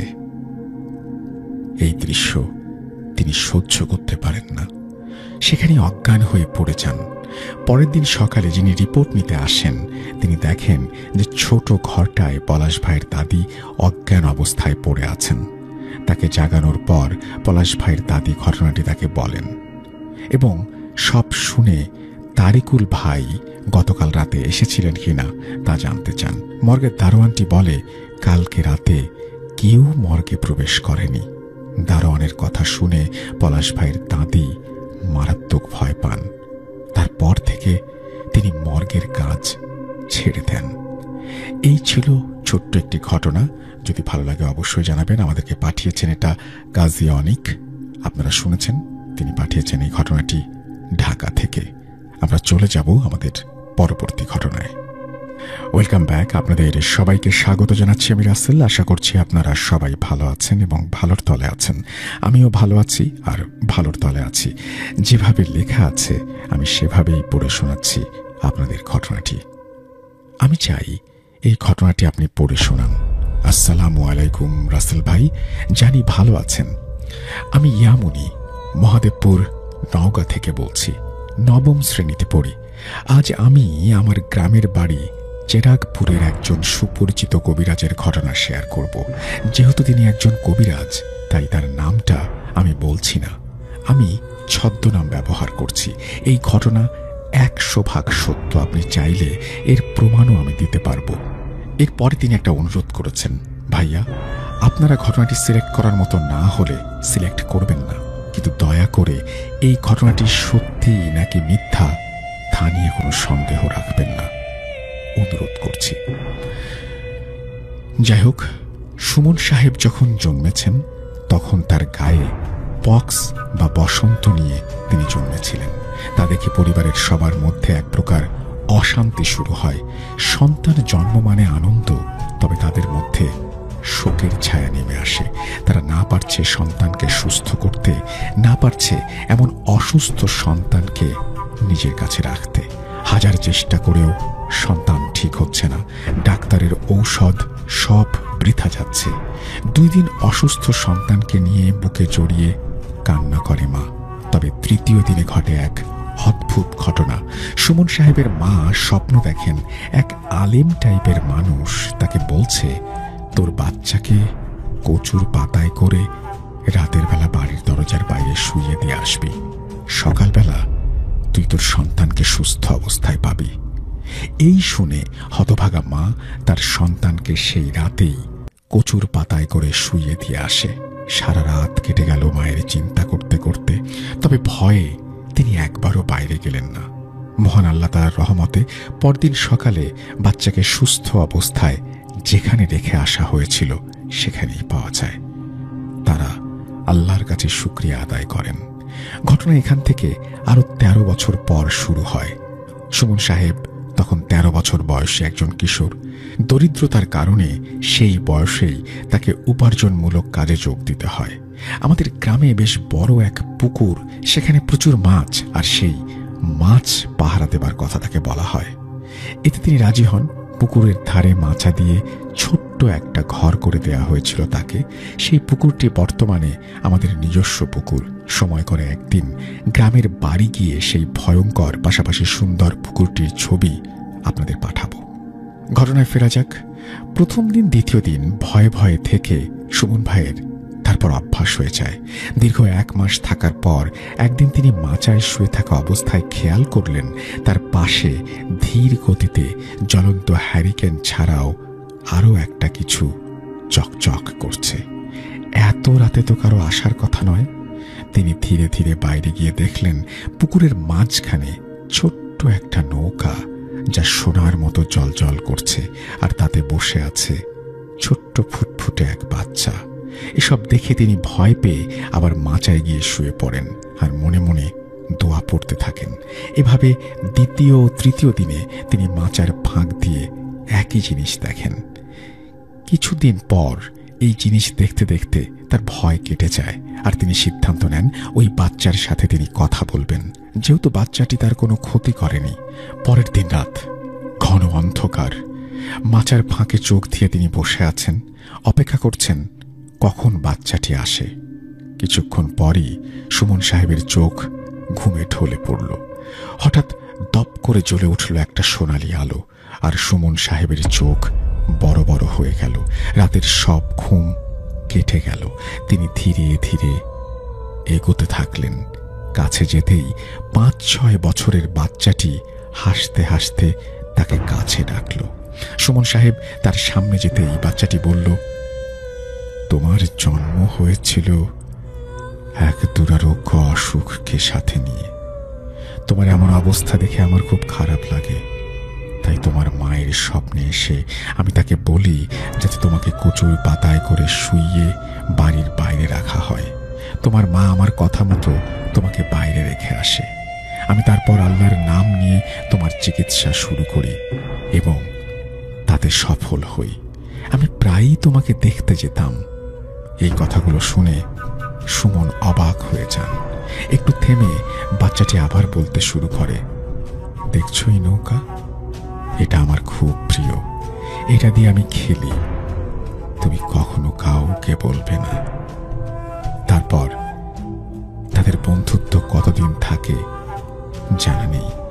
ঘটনার শেষে বর্তমানে ফিরে আসলে কেউ সঠিক বলতে পারে না তাদের সম্পর্কের কথা, আর এই ঘটনার সঠিক সমাপ্তিও কেউ বলতে পারে না।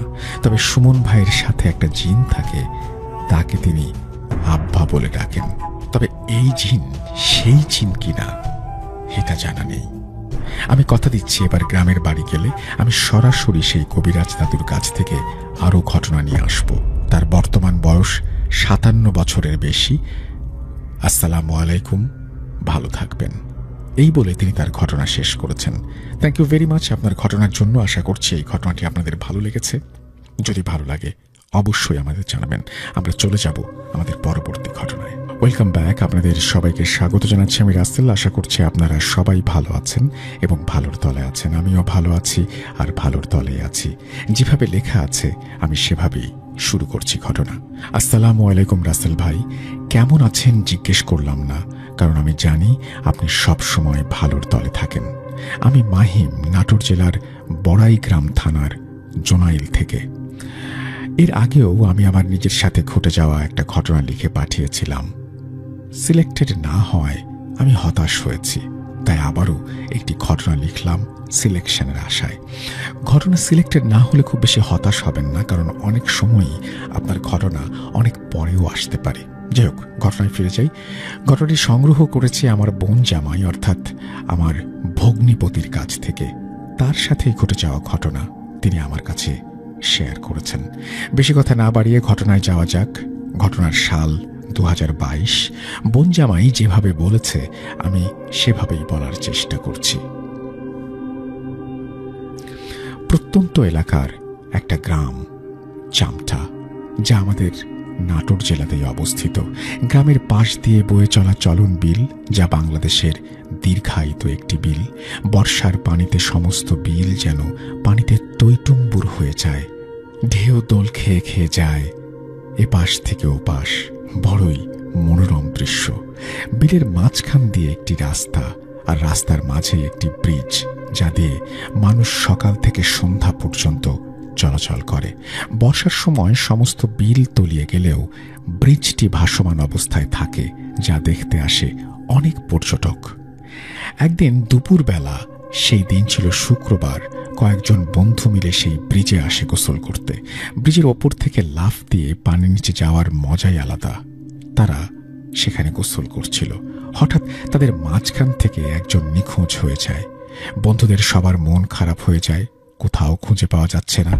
একজন ভেবেই নেয় যে পানির তলে তলিয়ে গেছে। অনেকক্ষণ পর ব্রিজের নিচ থেকে সেই বন্ধুর দেহ ভেসে ওঠে। সবাই হতভম্ব হয়ে যায়। দেরি না করে সাথে সাথেই নৌকা নিয়ে এগিয়ে যায়। ততক্ষণে সে মারা গেছে। নৌকায় তুলে তাকে আর বাঁচানো যায় না। পরিচয় জানা যায় তার বাসা নাটোর জেলার গুরুদাসপুর থানার ধারাবর্ষিয়া গ্রামে। তাকে বাসায় নিয়ে যাওয়া হয়। কি ভাবছেন ঘটনা এখানেই শেষ? আরে না, ঘটনা তো সবেমাত্র শুরু। এই ঘটনা শোনার পর আমার বোন জামাই অর্থাৎ নয়ন ভাই, আমার বোন জামাইয়ের নাম নয়ন, আগেই বলে রাখি, তিনি একটি ইউটিউব চ্যানেলে কাজ করতেন, বিভিন্ন ভৌতিক জায়গায় গিয়ে ভিডিও বানাতেন। তো নয়ন ভাই অনেক উদাসীন হয়ে ব্রিজে যে ঘটনা ঘটে তা রিসার্চ করতে চান, কিন্তু পানি শুকানো পর্যন্ত অপেক্ষা করতে হবে। পানি শুকাতে প্রায় 3 মাস লেগে যায়। শুকিয়ে গেলে বিলের চারপাশে নতুন ফসলের ক্ষেত, সবুজের সমারোহ জেগে ওঠে। মাঝখানে রাস্তা আর দুই পাশে সবুজ মাঠ। এক পলকেই নয়ন জুড়িয়ে যায়। তো একদিন নয়ন ভাই ও তাদের টিম সহ তারা সবাই ব্রিজে যাওয়ার জন্য রওনা হয়। তখন রাত 9টা। ভিডিওগুলো সাধারণত রাতেই করা হতো, যেহেতু ভৌতিক ভিডিও। রাত 9টার মধ্যে তারা ব্রিজে পৌঁছায়। একদম ব্রিজের নিচে গিয়ে লাইট জ্বালিয়ে আসন বসানোর জন্য একটা জায়গা বানানো হয়। চারিদিকে অন্ধকার, জনমানব শূন্য, কোথাও কেউ নেই তাদের টিম ছাড়া। সবকিছু ঠিকঠাক করে নয়ন কবিরাজের ড্রেস পরে, গোল দাগ দিয়ে গোলের মাঝে নয়ন বসে এবং 3 কোণায় 3টি মোমবাতি ও আগরবাতি জ্বালিয়ে দেয়। সামনে 3টি ছোট ছোট বাটিতে ধূপ রাখা হয়, আগুন জ্বালিয়ে দেওয়া হয়। এবার ক্যামেরা চালু করে ভিডিও করতে থাকে তারা। হঠাৎ একটি শীতল বাতাসে মোমবাতির আগুন নিভে যায় এবং হাতে থাকা লাইট আর ক্যামেরা অফ হয়ে যায়। এ কি, বাতাসে না হয় আগুন নিভে যাবে, কিন্তু লাইট কিভাবে নিভে যাবে? অন্ধকারে কিছুই দেখা যায় না। অনেক চেষ্টার পরে লাইট জ্বলে ওঠে। লাইট জ্বলে উঠতেই যেই দৃশ্যটি তারা দেখতে পায়, ক্যামেরাম্যান তা দেখার জন্য মোটেও প্রস্তুত ছিল না। সে দেখতে পায় নয়নের মুখে আগুন জ্বলছে, নয়ন তা নেভানোর চেষ্টা করছে, কিন্তু পারছে না। সাথে থাকা পানির বোতল খুলে আগুন নিভিয়ে মুখ পরিষ্কার করা হয়, কিন্তু মুখ পুড়ে যাওয়ায় তাকে চেনা যাচ্ছিল না, অর্থাৎ নয়নকে আর চেনা যায় না। ভিডিও বাদ রেখে খুব দ্রুতই সেই জায়গা তারা ত্যাগ করে। বাজারে এসে ড্রেসিং করে ওষুধ লিখে দেয় ডাক্তার। পরে আমাদের বাড়িতে আনা হয় এবং বাড়িতে এসে মিথ্যা কথা বলে যে মোটরসাইকেলে তেল উঠাতে গিয়ে মুখে তেল পড়ে এই অবস্থা হয়েছে। ঘটনাটা বাসায় এসে যেভাবে বলে তাতে আমরা বিশ্বাস না করে পারছিলাম না, কিন্তু আমার মনে একটা দাগ থেকেই যায়। তেল উঠাতে গিয়ে মুখ পুড়ে যাবে কিভাবে? এই ঘটনা যখন মামা জানতে পারে সে বিশ্বাস করে না। মামার সাথে একটি পরী এবং একটি মাদার রয়েছে।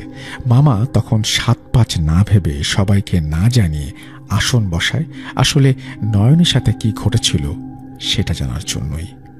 পরে পরী আর মাদার হাজির করা হয় এবং তারা মামার গায়ে ভর করে এবং সেখান থেকে সবকিছু আমরা জানতে পারি। ঠিক যেভাবে তার মুখ পুড়েছে সেভাবেই পরের দিন মামা নয়নকে বলে, তোমার এইভাবে মুখ পুড়েছে, সত্যি কিনা বলো। নয়ন তখন সত্যিটা বলে দেয়। সব শোনার পরে মামা বলেন, তুমি আর এসব কাজে যাবে না, এবার যদি যাও তাহলে তোমায় মেরে ফেলব। সেখানে এই জিনটির কারণে তোমার মুখে আগুন লেগেছিল। এখন থেকে তুমি যেখানেই যাবে ভিডিও বানাতে, এই জিনটিও তোমার সাথে যাবে। এই ঘটনাটি একদম সত্য ঘটনা। যদি ভালো লাগে পড়ে শোনাবেন। আজকের মতো বিদায় নিচ্ছি। সময়টা 1938 সাল। তখন বাংলাদেশ, পাকিস্তান, ভারত উপমহাদেশের একটি অংশ ছিল। ঘটনাটি ভারতীয় উপমহাদেশের কোনো একটি স্থানের ঘটনা। সে সময় মানুষের জীবনযাপন এতটা যান্ত্রিক ছিল না। চারপাশ পাহাড়ে ঘেরা একটি গ্রামে ঘটে যায় এই ঘটনাটি। গ্রামটি দেখলে মনে হয় যেন বিশাল বড় বড় পাহাড়ের কোণায় লুকিয়ে থাকা ছোট্ট একটি গ্রাম, কিন্তু পাহাড়ের এই কোণাটা একদম যেন আলাদা, যেন অন্য কোনো জগৎ। বিশাল নির্জন পাহাড়ের মধ্যে পাথর আর একের পর এক সাজানো মাটির এক ঘর, চারপাশে বিশাল বড় বড় গাছপালা আর জঙ্গলে ঘেরা। দেখে মনে হয় যেন শুধু সুখ আর আনন্দ ছাড়া আর কোনো কিছুরই অস্তিত্ব নেই এখানে। সেই গ্রামেরই মাটির ঘরের এক বাসিন্দা বকুল মিয়া। হাস্যজল চোখ নিয়ে তিনি তার ঘরের সদর দরজার সামনে দাঁড়িয়ে নিজের সন্তানদের খেলাধুলা করতে দেখছেন।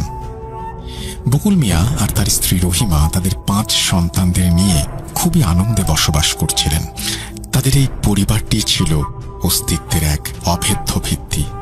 বকুল মিয়ার সবচেয়ে বড় ছেলের নাম ছিল সালাউদ্দিন। সালাউদ্দিনের থেকে ছোট ছিল 2 যমজ ভাই, বোরহান আর সোবাহান, যারা একসাথে থাকত আর একসাথেই চলাফেরা করত। সবচেয়ে ছোট ছেলে ছিল মুস্তাফা। তাদের হাসি কোলাহল যেন এক সুর হয়ে প্রতিধ্বনিত হতো বকুল মিয়ার ঘরে। আর শেষমেশ ছোট্ট রাহেলা ছিল তাদের একমাত্র মেয়ে। জীবন যদিও খুব বেশি জাঁকজমকপূর্ণ ছিল না, তবুও ছিল যেন সম্পূর্ণ। গ্রামে তাদের খামার ছিল যা থেকে যথেষ্ট আয় হতো। তাদের পালিত গরু, ছাগল, হাঁস, মুরগি এসবের মাধ্যমে তাদের বেশ ভালো পরিমাণ অর্থই রোজগার হতো, যা দিয়ে ওনাদের শখ আহ্লাদ মোটামুটি ভালোভাবেই পূরণ হতো। পরিবারের প্রতিটি মানুষের মধ্যে বন্ধন ছিল যেন গ্রামের চারপাশে ঘিরে থাকা পাহাড়ের পাথরের মতোই শক্ত। তখনকার সময়ে গ্রামের ছেলে মেয়েদের বেশ দ্রুত বিয়ে দিয়ে দেওয়া হতো। সালাউদ্দিন, বোরহান, সোবাহানের তখন বিয়ে হয়ে গিয়েছিল। তাদের বয়স 20 পার করেছে মাত্র, কিন্তু তখন পর্যন্ত বকুল মিয়ার সবচেয়ে ছোট ছেলে মুস্তাফা, তার বিয়ে হয়নি। কথায় বলে, সুখ দুঃখ জীবনের মুদ্রারই পিঠ ও পিঠ। বকুল মিয়ার সংসারের মুদ্রার সুখের পিঠের হয়তো ওপিঠ হবার সময় এসেছে।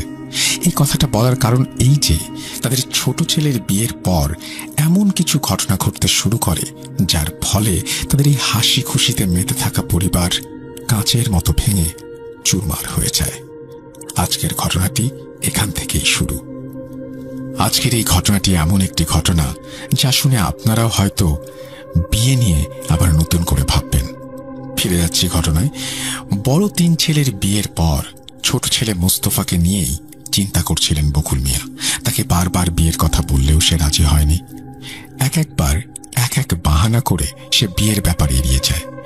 বাবা মা ভাইদের অনেক বোঝানোর পর অবশেষে একদিন সে বিয়ের জন্য প্রস্তুত হয়ে গেল। 2 উপত্যকার ওপারে একটা গ্রাম ছিল। সেখান থেকে মুস্তাফার জন্য এক মানানসই পাত্রী পাওয়া গেল। হামিদা ছিল সেই মেয়েটির নাম। তাকে দেখে মুস্তাফা যেন এক প্রকার মন্ত্রমুগ্ধ হয়ে গেল। যেমন তার রূপ, তেমনি তার গলার আওয়াজ। রূপ দেখে যেন চোখের শান্তি, আর আওয়াজ শুনে যেন শ্রবণ ইন্দ্রিয়ের শান্তি। তার চোখ দুটোই ছিল সমুদ্রের গভীরতা।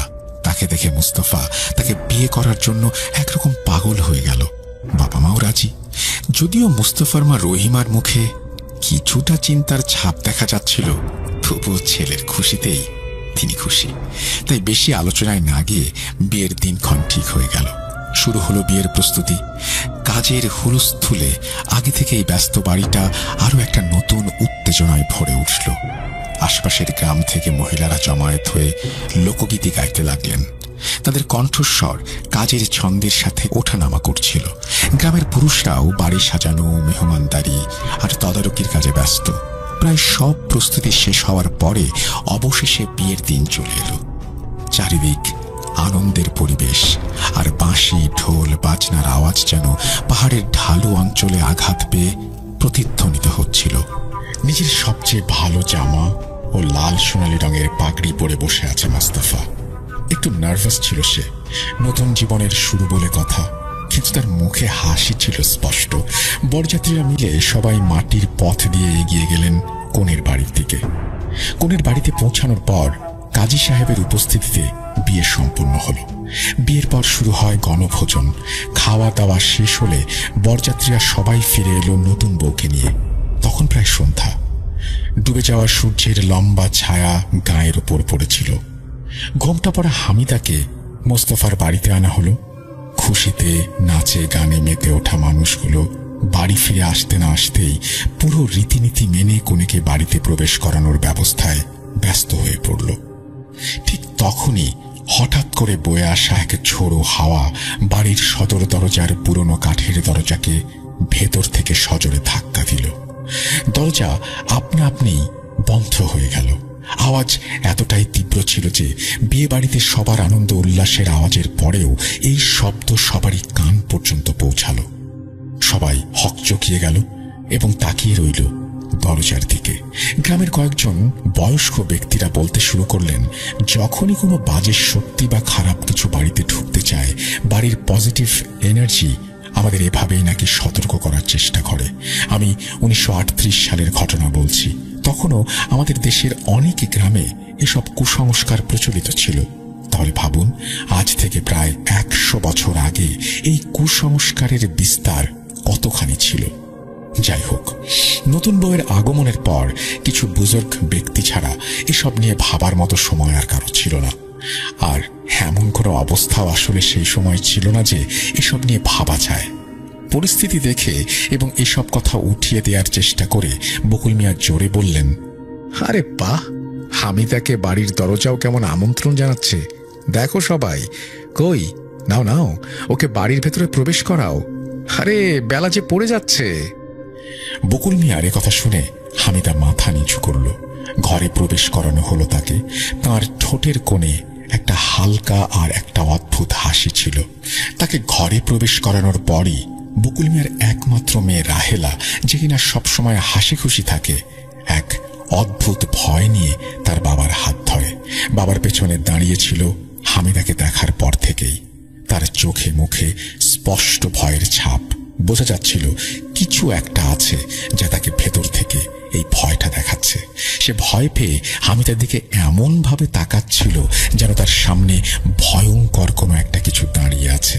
রাহেল একটু কাঁপতে কাঁপতে ভীত সুরে বাবাকে বলল, বাবা, ওর শরীর থেকে জঙ্গলের মতো গন্ধ আসছে। আমার ওকে ভালো লাগছে না। ও ভালো না বাবা, ওকে বিদায় করে দাও। বকুল মিয়া মেয়েকে ধমক দেন। তিনি বলেন, আরে কি বলছিস এসব? জঙ্গলের গন্ধ আবার কি? মানুষের শরীর থেকে জঙ্গলের গন্ধ আসবে কিভাবে? আমরা গ্রামে থাকি, বাইরে বাতাস হচ্ছে, তাই বন জঙ্গলের গন্ধ বাতাসে এখানে ভেসে আসছে। উল্টা পাল্টা কথা না বলে তোর ভাবিকে আমন্ত্রণ জানা। একটা বাচ্চাদের মনের কল্পনা মনে করেই উড়িয়ে দিলেন বকুল মিয়া। এসব কথার আদৌ কোনো ভিত্তি থাকতে পারে না।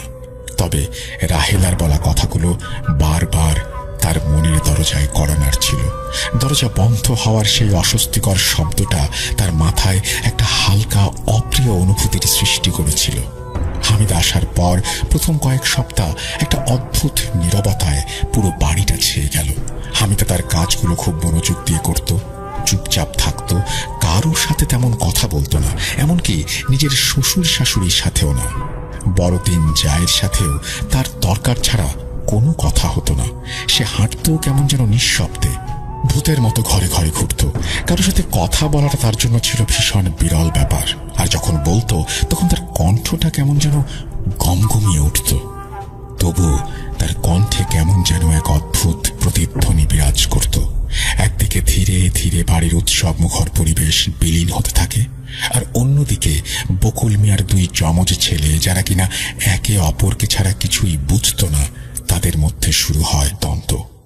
তারা একে অপরের সঙ্গে ঝগড়া করতে শুরু করলো। তাদের খুনসুটি ধীরে ধীরে তিক্ত আর কটু কথায় বদলে যেতে শুরু করলো। হঠাৎ তাদের এই অবস্থা দেখে বাড়ির সবাই বেশ অবাক, কেননা এর আগে কখনোই তাদের মাঝে এমন কোনো সমস্যা হয়নি। অন্যদিকে সবার বড় ছেলে সালাউদ্দিন হুট করেই কেমন যেন একদম একলা হয়ে গেল। সে ঘন্টার পর ঘন্টা রাস্তায় ঘুরত। তার চোখে যেন দূরে কোথাও চলে যাওয়ার আকাঙ্ক্ষা জমতে লাগলো। এদিকে সবসময় সবচেয়ে সাহসী যে ভাই বোরহান, সে হঠাৎ করেই অসুস্থ হয়ে পড়ল। তার হঠাৎ করেই ভয়ানক কাশি শুরু হলো, যার ফলে তার শরীর ধীরে ধীরে খারাপ হতে লাগলো। তার এই কাশি প্রতিদিনই আরো খারাপের দিকে গড়াতে শুরু করলো। এক সন্ধ্যায় যখন বকুল মিয়ার পরিবার রাতের খাবারের জন্য একত্রিত হলো, তখন হামিদা খাবার পরিবেশন করল। তার আচরণ বরাবরের মতোই অদ্ভুত আর নীরব। ঠিক তখনই সে বোরহানের সামনে ডালের বাটি রাখল, আর কিছু একটা হামিদার হাত থেকে ডালের বাটিতে পড়ল। মনে হলো কালো পানির ফোঁটা ডালের মধ্যে যেন পড়ে গেল। সোবহানের সঙ্গে চুপচাপ তর্কের মাঝে ডুবে থাকা বোরহান এই বিষয়টা একদমই টের পায়নি, কিন্তু বকুল মিয়া এটা স্পষ্ট দেখতে পেয়েছিলেন। একটু সময়ের জন্য হলেও এটা দেখে তার ভ্রু কুঁচকে গিয়েছিল, কিন্তু তিনি তখন কিছু বলেননি, কেননা তিনি ভাবলেন হয়তো তার মনের ভুল, তিনি ছাড়া আর কেউই এটা দেখবে না কেন। তবুও নিজের মনেই এখন তিনি হামিদার সবকিছুই বেশ সন্দেহের চোখে দেখতে শুরু করলেন। সেই রাতে বোরহানের কাশি অনেক বেড়ে গেল, আর রাতে তার ঘর থেকে আসা অত্যাধিক কাশির আওয়াজ শুনে বকুল মিয়ার ঘুম ভেঙে গেল। তিনি তার স্ত্রী রহিমাকে বোরহানের ঘর থেকে কাঁদতে শুনলেন। রহিমার মুখে চিন্তার ছাপ স্পষ্ট ছিল। ঘরোয়া সব উপায় চেষ্টা করা হয়েছে, গরম পানি, নানা ধরনের চা, কিন্তু কোনো কিছুতেই কাজ হচ্ছিল না। বোরহানের শরীর জ্বরে পুড়ে যাচ্ছিল। তার জ্বর ধীরে ধীরে বাড়ছিল এবং সে খুব জোরে জোরে কাঁপছিল। তার দাঁত যেন কটমট শব্দ করে উঠছিল, কেননা সে বারবার দাঁতে দাঁত চেপে যন্ত্রণা সহ্য করার চেষ্টা চালিয়ে যাচ্ছিল, যা সামনে বসে থাকা মায়ের কিছুতেই সহ্য হচ্ছিল না। রহিমা বললেন, একে একজন হাকিম সাহেব দেখানো খুব দরকার। আপনি একজন হাকিম সাহেব ডেকে আনুন, সেটা ভীষণ কষ্ট পাচ্ছে, কিছু একটা করুন। স্ত্রীর কথা শুনে বের হয়ে যান বকুল মিয়া। পরক্ষণেই হাকিমকে ডেকে আনা হলো। হাকিম সাহেব গ্রামের এক দুর্বল বৃদ্ধ ব্যক্তি, কিন্তু চোখে ছিল অভিজ্ঞতার দৃষ্টি। বোরহানের স্বাস্থ্য পরীক্ষা করতে তিনি সঙ্গে সঙ্গেই সেখানে পৌঁছালেন। আসতে না আসতেই তিনি বোরহানের বুকে কান লাগিয়ে কিছু একটা শোনার চেষ্টা করলেন। তার শ্বাসের আওয়াজ শুনেই হাকিম সাহেবের মুখে এক অদ্ভুত ভাব ফুটে উঠল। একটু ভাবনা চিন্তা করে তিনি বকুল মিয়ার দিকে তাকিয়ে বললেন, বকুল, এইটা তো ভালো লক্ষণ না রে ভাই, এইটা কোনো স্বাভাবিক জ্বর না রে বকুল। খারাপ কিছু, এমন কিছু আমি অনেক দিন চোখে দেখি নাই। তার আওয়াজ ছিল ধীর, যার মাঝে ছিল চিন্তার ছাপ স্পষ্ট। তিনি আবার বলেন, এইটা একদম মোমবাতির মতো রে, যা তেলে দিলে ধীরে ধীরে জ্বলতেই থাকে। বলতে বলতেই হাকিম সাহেবের চোখ পড়ল রান্নাঘরের দিকে, যেখানে হামিদা দাঁড়িয়ে মনোযোগ দিয়ে থালা বাসন মেজে চলেছে। হাকিমের এই কথা শুনে হামিদার দিকে সন্দেহের চোখে তাকানো বকুল মিয়ার মেরুদণ্ডে একটা ঠান্ডা ঝনঝনানি ছড়িয়ে পড়ল। তিনি হাকিম সাহেবকে জিজ্ঞেস করলেন, হাকিম সাহেব, আপনার কথার মানে কি? কিছুই বুঝলাম না। আমরা মুখ্য সূক্ষ্ম মানুষ, এত কিছু কি আর বুঝি? বকুল মিয়ার প্রশ্ন শুনে হাকিম সাহেব শুধু মাথা নাড়লেন আর চোখ ঘুরিয়ে আবার হামিদাকে দেখলেন আর বললেন, শোন বকুল, আমাদের মাঝে কিছু খারাপ জিনিস থাকে যা না দেখা যায় না শোনা যায়, কিন্তু যখন শোনাও যায় বা দেখাও যায় তখন অনেক দেরি হয়ে যায় রে। আমি তোর ছেলের একটা ওষুধ দেব, কিন্তু তোরে সতর্ক থাকতে হবে। এসব বলেই হাকিম সাহেব উঠে বাইরে চলে গেলেন। হাকিম সাহেব যে ওষুধ দিলেন সেটা বোরহানকে খাওয়ানো হলো। ওষুধ খাওয়ানোর পর তার কাশিটা কিছুটা কমে যায়, যা দেখে বকুল মিয়া মনে মনে ভাবেন এখন সব ঠিক হয়ে যাবে।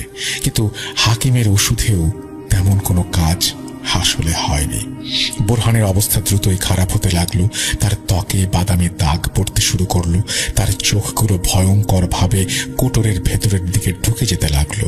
আর সেই দেহটা, যা এক সময় মজবুত এবং শক্ত ছিল, ধীরে ধীরে মরে যেতে লাগলো। অবস্থা এমন হলো যে এখন সে ভয়ানক সব স্বপ্ন দেখতে থাকে। সে সারা রাত চিৎকার করতে থাকে, ঘুমায় না।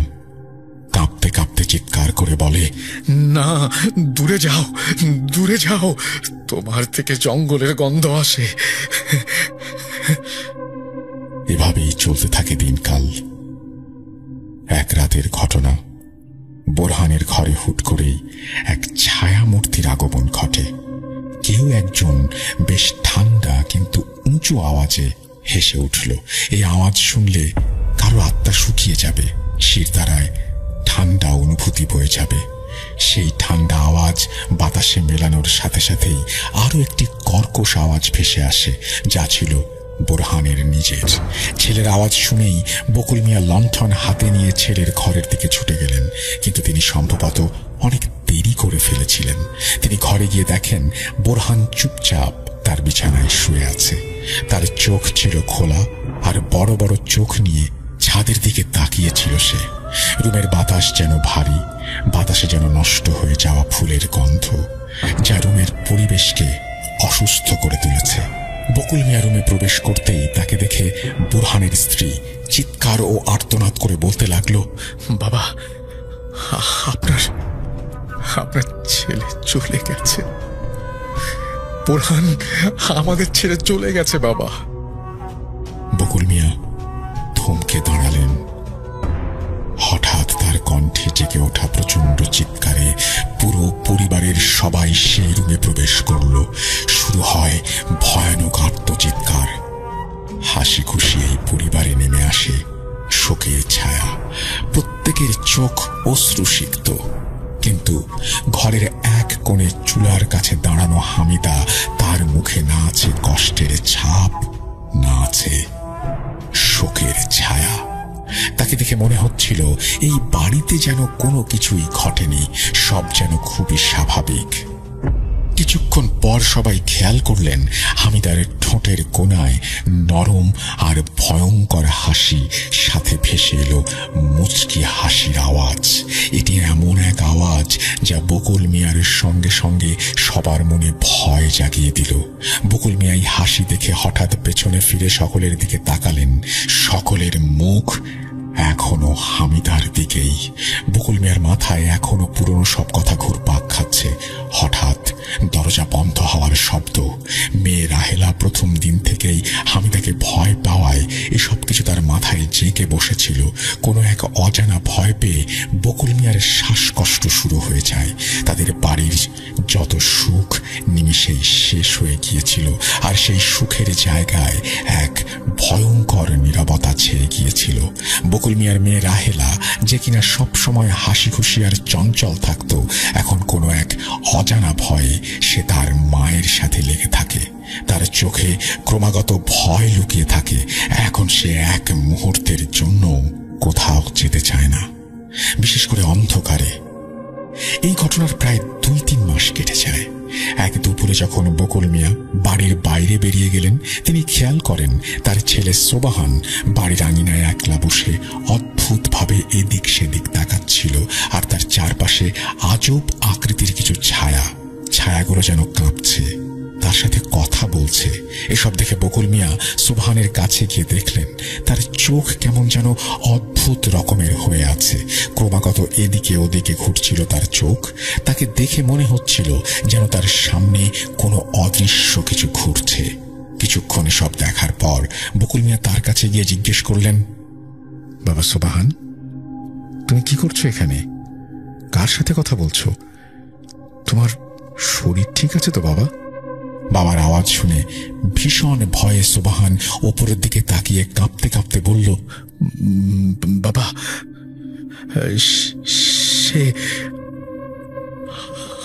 সে আমাদের খাওয়ায়, সে আমাদের কিছু একটা খাওয়ায়, সে আমাদের ভেতর থেকে পচিয়ে দিচ্ছে, পুরো বাড়ি খালি করে দেবে। সোবাহান যখন এ কথা বলছিল তখন তার কাঁপা কাঁপা আঙুল রান্নাঘরের দিকে ইঙ্গিত করা ছিল। সে আরো বলে, এ এখন গুনগুন করে আমাদের মৃত্যুর গান গায়। সে কাউকে ছাড়বে না বাবা, এক এক করে সবাইকে নিয়ে যাবে। অন্ধকারে যা কিছু বিরাজ করে সে তাদেরই একজন। বাবা চলো, আমরা পালিয়ে যাই, চলো বাবা। বকুল মিয়া খেয়াল করলেন রান্নাঘরে হামিদা, সে গুনগুন করে গান গাইছে। সোবাহানের কথা শেষ হবার সাথে সাথেই রান্নাঘর থেকে একদম পুরনো আর অদ্ভুত এক ছন্দ স্পষ্টভাবে শোনা গেল, আর সেই কণ্ঠস্বর অন্য কারো না, হামিদারই। ভীষণ চিন্তায় পড়ে যান বকুল মিয়া। সেই রাতে, অর্থাৎ প্রায় মধ্যরাতে, পুরো ঘরে এক রক্ত ঠান্ডা করে দেয়া ব্যাপার ঘটে। হঠাৎ সোবাহান মিয়ার ঘর থেকে ভেসে আসে চিৎকার। স্ত্রী রহিমা আর তার বড় ছেলে সালাউদ্দিন সোবাহানের চিৎকার শুনে পাগলের মতো তার ঘরে ছুটে যায়। তারা দেখে সোবাহান নিজের বিছানায় কাতরাচ্ছে, আর তার শরীর অদ্ভুত ভাবে কুঁচকে গেছে, চোখগুলো পেছন দিকে ঘুরে গেছে, মুখ হাঁ করা। ভেসে আসছে চিৎকার সেখান থেকে। তার শরীর মরা মানুষের মতো ঠান্ডা। নিজের ভাইকে ধরার চেষ্টা করতে করতে সালাউদ্দিন চিৎকার করে বলল, সোবাহান, কি হলো তোর? এমন করছিস কেন ভাই? ঠিক তখনই হঠাৎ সোবাহানের চোখ খুলল, আর প্রচন্ড ঠান্ডা আর উঁচু স্বরে সে হাসতে শুরু করলো। তার আওয়াজ ছিল এমন যা তার নিজের ছিল না। যে আওয়াজ শুনে মনে হলো প্রচন্ড রাগে ভরা এক কণ্ঠস্বর বকুল মিয়ার তার পুরো পরিবারের হাড় পর্যন্ত কাঁপিয়ে দিল। আরেকজন তাদের পরিবার ছেড়ে চলে গেল। সোবাহানও দুনিয়ার মায়া ত্যাগ করেছে, তার যমজ ভাই বোরহানের মতো। তার মৃত্যুর আগে বলা শেষ কথাটি ছিল, ভয়টা খুব আনন্দের, তাই না? এই কথা বলেই সোবাহান মাটিতে লুটিয়ে পড়ল। তার চোখগুলো পুরোপুরি খোলা, ছাদের দিকে তার দৃষ্টি নিক্ষেপ করা। আর সেটা দেখে বকুল মিয়ার তার স্ত্রীর চোখে অশ্রু জমতে শুরু করল। তাতে যেন বিশ্বাসই হচ্ছিল না এই কিছুক্ষণ আগেই তাদের 2 যমজ ছেলের দ্বিতীয় জন্ম তাদের ছেড়ে চলে গেছে। সব এভাবে শেষ হয়ে যায়। এত কিছু ঘটার পর বকুল মিয়ার ভেতরে এক ধরনের রাগ জমে গেছে, কারণ তার 2 ছেলে অকালে এভাবে চলে গেছে।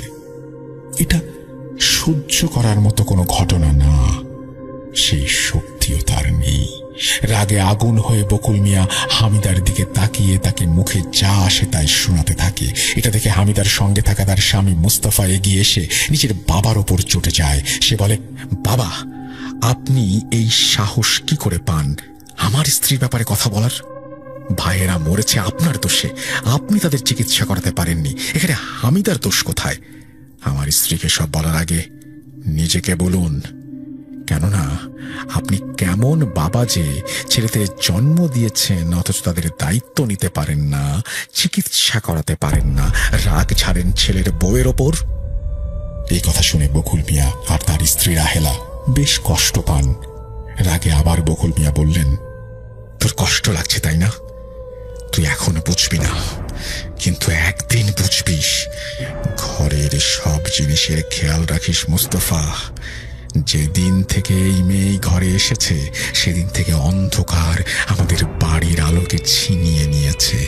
আমাদের বাড়িতে কি হচ্ছে তুই কি কিছুই বুঝতে পারছিস না, দেখতে পাচ্ছিস না, নাকি তোর চোখ থেকেও সেই চোখ নেই? এসব কথা শোনার পরেও হামিদা চুপচাপ দাঁড়িয়েছিল, তার ঠোঁটে একটা ফিকে হাসি। এখন তার চোখ যেন বকুল মিয়ার উপর এমন ভাবে আটকে গেছে যেন কোনো খুনি শিকারী তার শিকারকে দেখছে।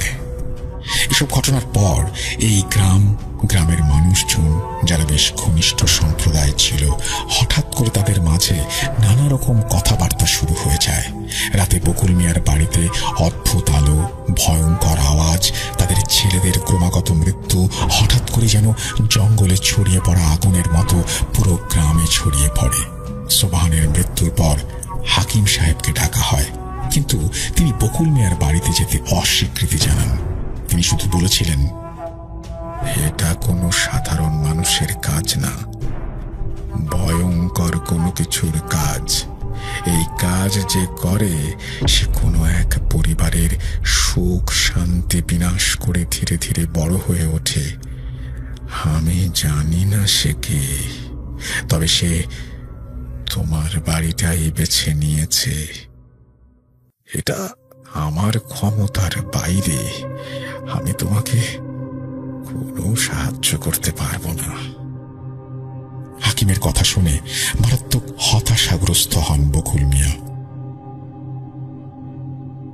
প্রিয় লিসেনার্স, কি মনে হচ্ছে আপনাদের? বকুল মিয়া কি পারবেন এই কালো ছায়ার কবল থেকে তার পরিবারকে বাঁচাতে, নাকি এই ছায়া এক এক করে পুরো গ্রামকে গ্রাস করে ফেলবে? দুঃখিত লিসেনার্স, সময় স্বল্পতার জন্য ঘটনার বাকি অংশ লেখা সম্ভব হয়ে উঠছে না। তবে কথা দিচ্ছি, আপনাদের বেশি দিন অপেক্ষা করাবো না। সকলের সুস্থতা কামনা করে বিদায় নিচ্ছি। আল্লাহ হাফিজ, আসসালামু আলাইকুম। এই বলে সিফাত আলম তার ঘটনা শেষ করেছিলেন, প্রথম অংশের ঘটনা। কিন্তু না, আমরা অপেক্ষা করেছি দ্বিতীয় অংশের জন্য, এবং সেই দ্বিতীয় অংশ পাঠানোর পরেই আমরা আবারও প্রথম অংশ এবং দ্বিতীয় অংশ মিলিয়ে আপনাদের সামনে উপস্থাপন করতে চেয়েছি আমাদের আজকের এই বিশেষ এপিসোড। তার আগে যাদের ঘটনা ভালো লাগছে তারা অবশ্যই এটা শেয়ার করবেন পরিবারের সদস্যদের সঙ্গে, বন্ধুদের সাথে, এবং কমেন্ট করতে ভুলবেন না। সিফাত আলমের নামে দুটো কথা লিখে যাবেন কমেন্ট সেকশনে। সে সাথে আমাদের চ্যানেলটি সাবস্ক্রাইব করবেন আর বেল আইকনটি ক্লিক করতে ভুলবেন না। চলুন ফেরা যাক ঘটনায়। আসসালামু আলাইকুম রাসেল ভাই ও প্রিয় লিসেনার্স, আশা করছি আপনারা সকলেই ভালো আছেন এবং আল্লাহর রহমতে সুস্থ আছেন। আমি মোহাম্মদ সিফাত আলম, ভূত.com-এর একজন মডারেটর, বলছি চট্টগ্রাম থেকে। প্রিয় লিসেনার্স, আপনাদের বোঝার সুবিধার্থে প্রথম অংশের কিছু তথ্য পুনরায় দিয়ে নিচ্ছি। প্রথম অংশে আপনারা শুনেছিলেন কিভাবে বকুল মিয়ার হাস্যোজ্জ্বল পরিবারটা তার ছোট ছেলের বিয়ের পর এক কালো অন্ধকারে ছেয়ে যায়, কিভাবে এক এক করে রহস্যজনকভাবে মারা যেতে শুরু করে তার ছেলেরা, আর বকুল মিয়া নিজের ছেলেদের মৃত্যু নিজের চোখে দেখা ছাড়া তাদের জন্য আর কোনো কিছুই করতে পারছিলেন না। অন্যদিকে হাকিম সাহেবও বকুল মিয়াকে সাহায্য করতে অস্বীকৃতি জানান। তিনি সাধারণ একজন হাকিম, কবিরাজি বিদ্যা জানেন না। হাকিম সাহেবের কথা শুনে বকুল মিয়া গভীর চিন্তায় ডুবে যান। ইদানিং নিজেকে বেশ অসহায় লাগে, নিজের চোখের সামনে নিজের দুই জোয়ান ছেলের মৃত্যু দেখে একজন বাবা অসহায় ছাড়া আর কি বা হতে পারে। তার এই পরিবার, যা কোনো এক সময় তার গর্বের কারণ ছিল, শান্তির উৎস ছিল, তারই চোখের সামনে তিলে তিলে ধ্বংস হয়ে যাচ্ছে। তার ছেলেদের মধ্যে শেষ বেঁচে ছিল তার বড় ছেলে সালাউদ্দিন আর ছোট ছেলে মুস্তাফা। মুস্তাফাও দিন দিন কেমন যেন বদলে গেল। হামিদার কথায় সে এখন ওঠে আর বসে, সে যেন আর নিজের মধ্যে নেই। অন্যদিকে সালাউদ্দিনও রাস্তায় রাস্তায় ঘুরে বেড়ায়, কাজে কর্মে মন নেই তার, বাসায় আসে না, খায় না, কাজে যায় না, সারাদিন মন মরা হয়ে কি যেন ভাবতে থাকে। আর এসব দেখে বকুল মিয়া অসহায় হবেন না তো আর কি হবেন? স্পষ্ট ভাষায় বলতে গেলে তিনি পাগলের মতো হয়ে গিয়েছিলেন। এর মাঝেই আবার তার স্ত্রী রহিমাও শরীরটা খারাপ করে বসল। তার অবস্থা এতটাই খারাপ ছিল যে তিনি তার শারীরিক অসুস্থতার জন্য কিছু খেতে পর্যন্ত পারছিলেন না। তার মনে ছিল সীমাহীন ভয়, আর এই ভয় তার মন আর দেহকে যেন গ্রাস করে নিচ্ছিল ধীরে ধীরে। তিলে তিলে তাকে ভেতর থেকে ধ্বংস করে দিচ্ছিল। তার চোখ মাঝে মাঝেই প্রচন্ড ভয়ে বড় হয়ে উঠত। তিনি মাঝে মধ্যেই তার আশেপাশে অদ্ভুত অদ্ভুত সব জিনিস দেখতে শুরু করলেন। নানা রকম ছায়ামূর্তি তাকে ঘিরে থাকে। কিছুদিন আগের কথা, তার চোখের সামনেই তিনি এক ছায়ামূর্তিকে দেখতে পান, আর সেই ছায়ামূর্তি তাকে তার নাম ধরে ডেকেছিল, যা তিনি স্পষ্টভাবে শুনতে পান। এসব জানার পর বকুল মিয়ার মনে একটাই প্রশ্ন, আর তা হলো, আমার পরিবার কি আদৌ বেঁচে থাকবে, নাকি এক এক করে সবাইকেই দুনিয়া ছাড়তে হবে? আমি কি পারবো আমার পরিবারকে বাঁচাতে, নাকি সবার সাথে আমিও দুনিয়ার মায়া ত্যাগ করব? এসব ভেবে তিনিও দিন দিন বেশ অসুস্থ হয়ে পড়েন। বকুল মিয়ার মেয়ে রাহেলার দিনকালও বেশ ভয়ে ভয়ে কাটতে থাকে। সে ছোট, তাই এসবের প্রভাব তাকে সবচেয়ে বেশি প্রভাবিত করে। বকুল মিয়া এসব বুঝতে পারতেন, কিন্তু কি বা করার আছে তার? তিনি নিরুপায়, অসহায় এক বাবা, যাকে সাহায্য করার মতো একজন ব্যক্তিও এই গ্রামে অবশিষ্ট নেই। গ্রামের মানুষজন তাদের এড়িয়ে চলত। তারা ভাবত, যদি তারা এসব ব্যাপারে জড়িয়ে পড়ে তাহলে তাদের পরিবারের উপরেও এই কালো ছায়া নেমে আসবে। বকুল মিয়া অনেকবার গ্রামের মোড়লদের সাথে কথা বলার চেষ্টা করেন, সামান্য সাহায্যের আশায়। চাতক পাখি যেমন এক ফোঁটা পানির জন্য দীর্ঘ সময় আকাশের দিকে তাকিয়ে থাকে, ঠিক তেমনি বকুল মিয়া সামান্য সাহায্যের জন্য মানুষের দ্বারে দ্বারে ঘুরতে থাকেন। কিন্তু আফসোস, কেউ তার দিকে সাহায্যের হাত বাড়ানো তো দূরের কথা, চোখ তুলে পর্যন্ত তাকায়নি। নিরাশ, হতাশ বকুল মিয়া প্রতিবার মনের ভেতরে কান্না চেপে রেখে ঘরে ফিরে আসতেন। এক রাতে বকুল মিয়া উঠোনে বসে আকাশে ভেসে থাকা থালার মতো পূর্ণিমার চাঁদের দিকে হতাশ চোখে তাকিয়ে আছেন। লোকে বলে, মন খারাপ হলে নাকি মানুষ আকাশের দিকে তাকায়, যেন তার চোখ থেকে অশ্রু নেমে না আসে। তিনিও হয়তো তাই করছিলেন, আকাশের দিকে তাকিয়ে মৃত ছেলেদের কথা স্মরণ করছিলেন। দূর থেকে তার মেয়ে রাহেলা এসব লক্ষ্য করে তার কাছে আসে। সে বাবার কাছে এসে তার হাত ধরে বলে, বাবা, তুমি কি ভাবছো? ভাইদের কথা? এসব ভেবে কোনো লাভ হবে? আমি জানি তোমার মন খারাপ, কষ্ট হচ্ছে, আমাদেরও হচ্ছে, কিন্তু আমরা তো কাউকে ফিরিয়ে আনতে পারি না বাবা। মন খারাপ করো না। তোমাকে একটা কথা বলি, আমি কয়েকদিন যাবৎ শুনছি কেউ আমাদের জন্য গুনগুন করে আমার মৃত্যুর গান গাইছে। ওরা হয়তো আমাকে নিতে আসছে বাবা। আমি হয়তো এখন ক্ষণিকের মেহমান। হয়তো কিছুদিন পর আমিও ভাইদের কাছেই চলে যাব। আমি চলে গেলে হয়তো তোমার আর মায়ের অনেক কষ্ট হবে, কিন্তু বাবা বিশ্বাস করো, আমি যেতে চাই না। আমি তোমাদের মেয়ে হয়ে তোমাদের কাছেই থেকে যেতে চাই। বোরহান আর সোভান ভাইও হয়তো তাই চেয়েছিল, কিন্তু তাদের চলে যেতে হলো। আমাকে হয়তো যেতে হবে। তুমি মন খারাপ করে এভাবে আকাশের দিকে তাকিয়ে থেকো না বাবা।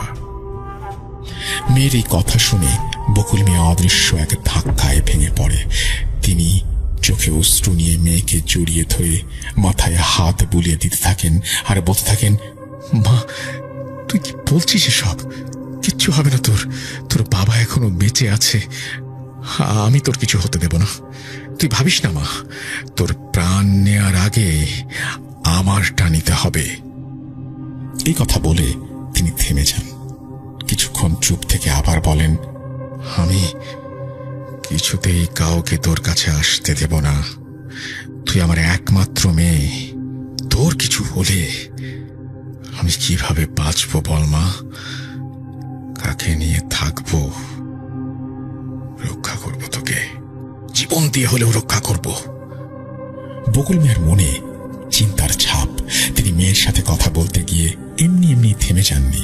তিনি যখন বলেন তোর প্রাণ নেয়ার আগে আমারটা নিতে হবে, তখন তার কাছে মনে হলো কেউ যেন তার কানে কানে বলল, এক পা কবরে, বুড়ো আবার বলছে মেয়েকে নেয়ার আগে তাকে নিতে হবে। বকুল মিয়া অস্থির হয়ে পড়েন। তিনি কিছুতেই বুঝতে পারছিলেন না কিভাবে তিনি নিজের পরিবারকে বাঁচাবেন, কিছুই ভেবে পাচ্ছিলেন না। হামিদাকেও বাসা থেকে তাড়ানো সম্ভব হচ্ছে না। হামিদাই হয়তো এসবের জন্য দায়ী, হয়তো নয়। বকুল মিয়ার দৃঢ় বিশ্বাস এসবের জন্য হামিদাই দায়ী। তাকে বাসা থেকে তাড়িয়ে দিলেও হয়তো এসব সমস্যার সমাধান হবে না, কেননা হামিদা হয়তো পরে রেগে গিয়ে আরো খারাপ কিছু করতে পারে। মোস্তাফার জীবন বিপন্ন হতে পারে তাতে। নিজের পরিবারের বেঁচে থাকা সদস্যদের এসব থেকে কোনোভাবেই কি তিনি বাঁচাতে পারবেন না? জীবন দিয়ে হলেও? এসব নিয়ে ভাবতে ভাবতেই তিনি রাতে উঠোনে ঘুমিয়ে পড়েন। সকাল হয়। সূর্যের আলো তার চোখে এসে যেন নতুন অতিথির মতন কড়া নাড়ে। বকুল মিয়া চোখ খোলেন। পাশের কুয়োর সামনে গিয়ে চোখ মুখ ধুয়ে ঘরে চলে যান। বড় ছেলে সালাউদ্দিনকে ডাকেন। তার সাথেই খেতে যাবার কথা ধান কাটার জন্য। যত যাই হোক, খেয়ে পড়ে বেঁচে থাকতে তো হবে। তিনি ছেলের ঘরের দরজায় কড়া নাড়তেই দেখেন ঘর খোলা। ছেলের বউ উঠে এসে বলে, বাবা, আপনার ছেলে তো মাঠে চলে গিয়েছে একটু আগে। আপনার দেরি দেখে আর অপেক্ষা করেনি। আমাকে বলল আপনি ঘুমাচ্ছেন উঠোনে, তাই আর ডাকবেন না আপনাকে। আপনি বসুন, আমি আপনার ছেলের জন্য খাবার বানিয়ে দিচ্ছি। আপনি খেয়ে যান আর আপনার ছেলেটা সঙ্গে করে নিয়ে যান। বকুল মিয়া ছেলের বউয়ের কথা মতো বসলেন। কিছুক্ষণ অপেক্ষা করতে না করতেই খাবার প্রস্তুত। তিনি পেট ভরে খেলেন। খাওয়া শেষ করে ছেলের খাবার নিয়ে মাঠে রওনা দিলেন। মাটির রাস্তা পেরিয়ে মাঠে পৌঁছাতে সময় লাগে 5-7 মিনিট। তিনি মাঠে পৌঁছে ছেলেকে ডাকেন, কিন্তু ছেলে সেখানে নেই। পাশের মাঠে কাজ করতে থাকা তার পরিচিত হোসেন আলীকে তিনি জিজ্ঞেস করেন, হোসেন ভাই, সালাউদ্দিনকে দেখেছেন? ও একটু আগেই নাকি মাঠে এলো। হোসেন আলী বললেন, দেখেছিলাম তো, ও তো মাঠের মাঝেই ছিল। আমি তো কাজ করছি তাই তেমন খেয়াল করিনি, কি জানি কোথায় গেল। এই কথা শুনে বকুল মিয়া তাকে খুঁজতে শুরু করেন। হাঁটতে হাঁটতে তিনি মাঠের মাঝখানে চলে আসেন। আর মাঠের মাঝে এসে দেখেন তার বড় ছেলে সালাউদ্দিন মাঠের মাঝে চিত হয়ে মৃত অবস্থায় পড়ে আছে। তার শরীর অদ্ভুতভাবে বেঁকে গিয়েছিল। তার চোখ ফোলা আর চোখের মণি ছিল ছিন্ন ভিন্ন। দেখে মনে হচ্ছিল আকাশের দিকে তাকিয়েছিল সে, আর তার মুখ চিৎকার করার মতো খোলা। তার সারা গায়ে কালো কালো ঘন পানি। সেই পানি তার চোখ থেকে, কান থেকে আর মুখ থেকে বের হয়ে এসেছে, যা তাকে দেখেই বোঝা যাচ্ছিল। তার হাতের নখে মাটি লেগেছিল। এক হাত উঁচু করা, 5 আঙ্গুল এমন ভাবে খোলা যেন সে কোনো কিছুকে দূরে ঠেলে দিতে চাচ্ছিল। এসব দেখে বকুল মিয়া বরফের মতো জমে যান। তিনি শোকে পাথর হয়ে যান। তার পায়ের নিচের মাটি কাঁপছিল। বকুল মিয়া তার ছেলের কাছে হাঁটু গেড়ে বসে পড়েন। তার শরীর ক্রমাগত কাঁপছিল। তার বড় ছেলেটা আজ তাদের ছেড়ে চলে গেছে। তার হৃদয়, তার ঘর পরিবার, যা একদিন এত পূর্ণ ছিল, আজ তা একেবারে এক ধাক্কায় খালি আর নিষ্প্রাণ হয়ে গেল। ছেলের লাশ বুকে নিয়ে তিনি মাটিতে গড়াগড়ি করে চিৎকার করতে শুরু করেন। তার সেই আর্তনাদে গ্রামের মানুষ ছুটে আসে। বকুল মিয়ার মৃত ছেলেকে বুকে জড়িয়ে থাকতে দেখে সবার চোখ দিয়ে অশ্রু ঝরে। বকুল মিয়া ছেলেকে জড়িয়ে ধরে তার মাথায় আদর করে দিচ্ছেন আর বলছেন, বাবা সালাউদ্দিন, কোথায় চলে গেলি বাবা? ওঠ, উঠে বস। আমি তোর বাবা, তোকে বলছি, তুই শুনতে পাচ্ছিস বাবা? আমি আগে জানলে তোকে কখনোই এখানে আসতে দিতাম না। আমি পেট ভরে বাড়ি থেকে খেয়ে বের হয়েছি, আর আমার ছেলে এভাবে এখানে কষ্ট পেয়ে মরে আছে।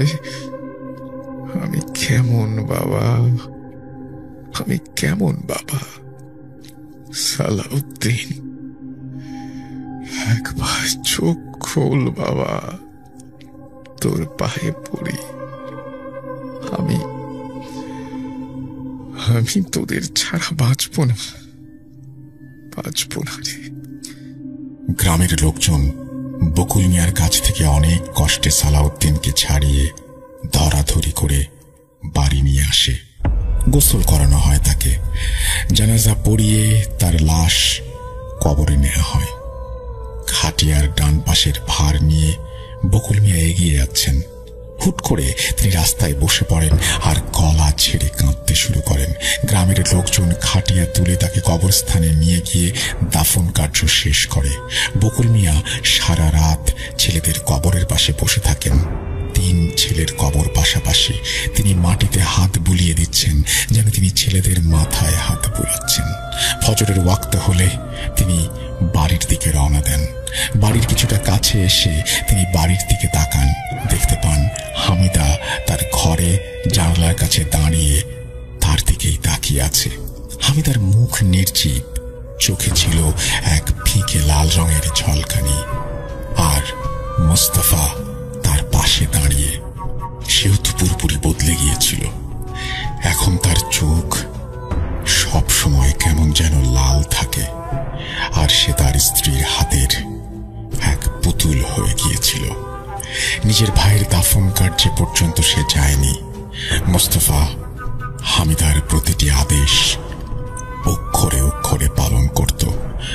যদি তার মা বাবা সাহস করে তাকে প্রশ্ন করত, তাহলে সে তাদেরকেই যা না তাই বলে অপমান করত।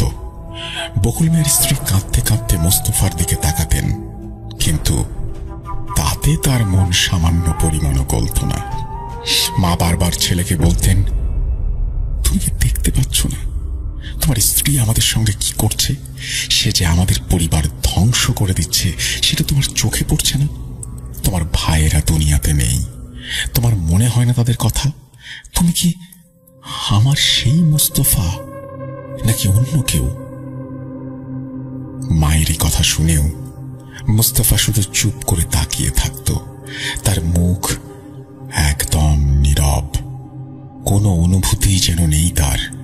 মায়ের কথা শুনে চুপ করে দাঁড়িয়ে কিছু একটা ভাবত সে, আর হঠাৎ বলে উঠত, মা, তুমি আমার স্ত্রীকে নিয়ে খারাপ কথা বলছো কেন?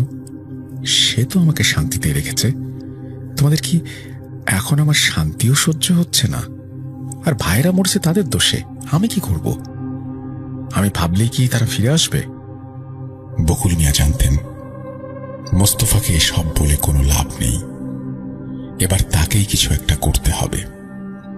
তিনি নিজের চোখের সামনে তার 3 ছেলেকে মরতে দেখেছেন।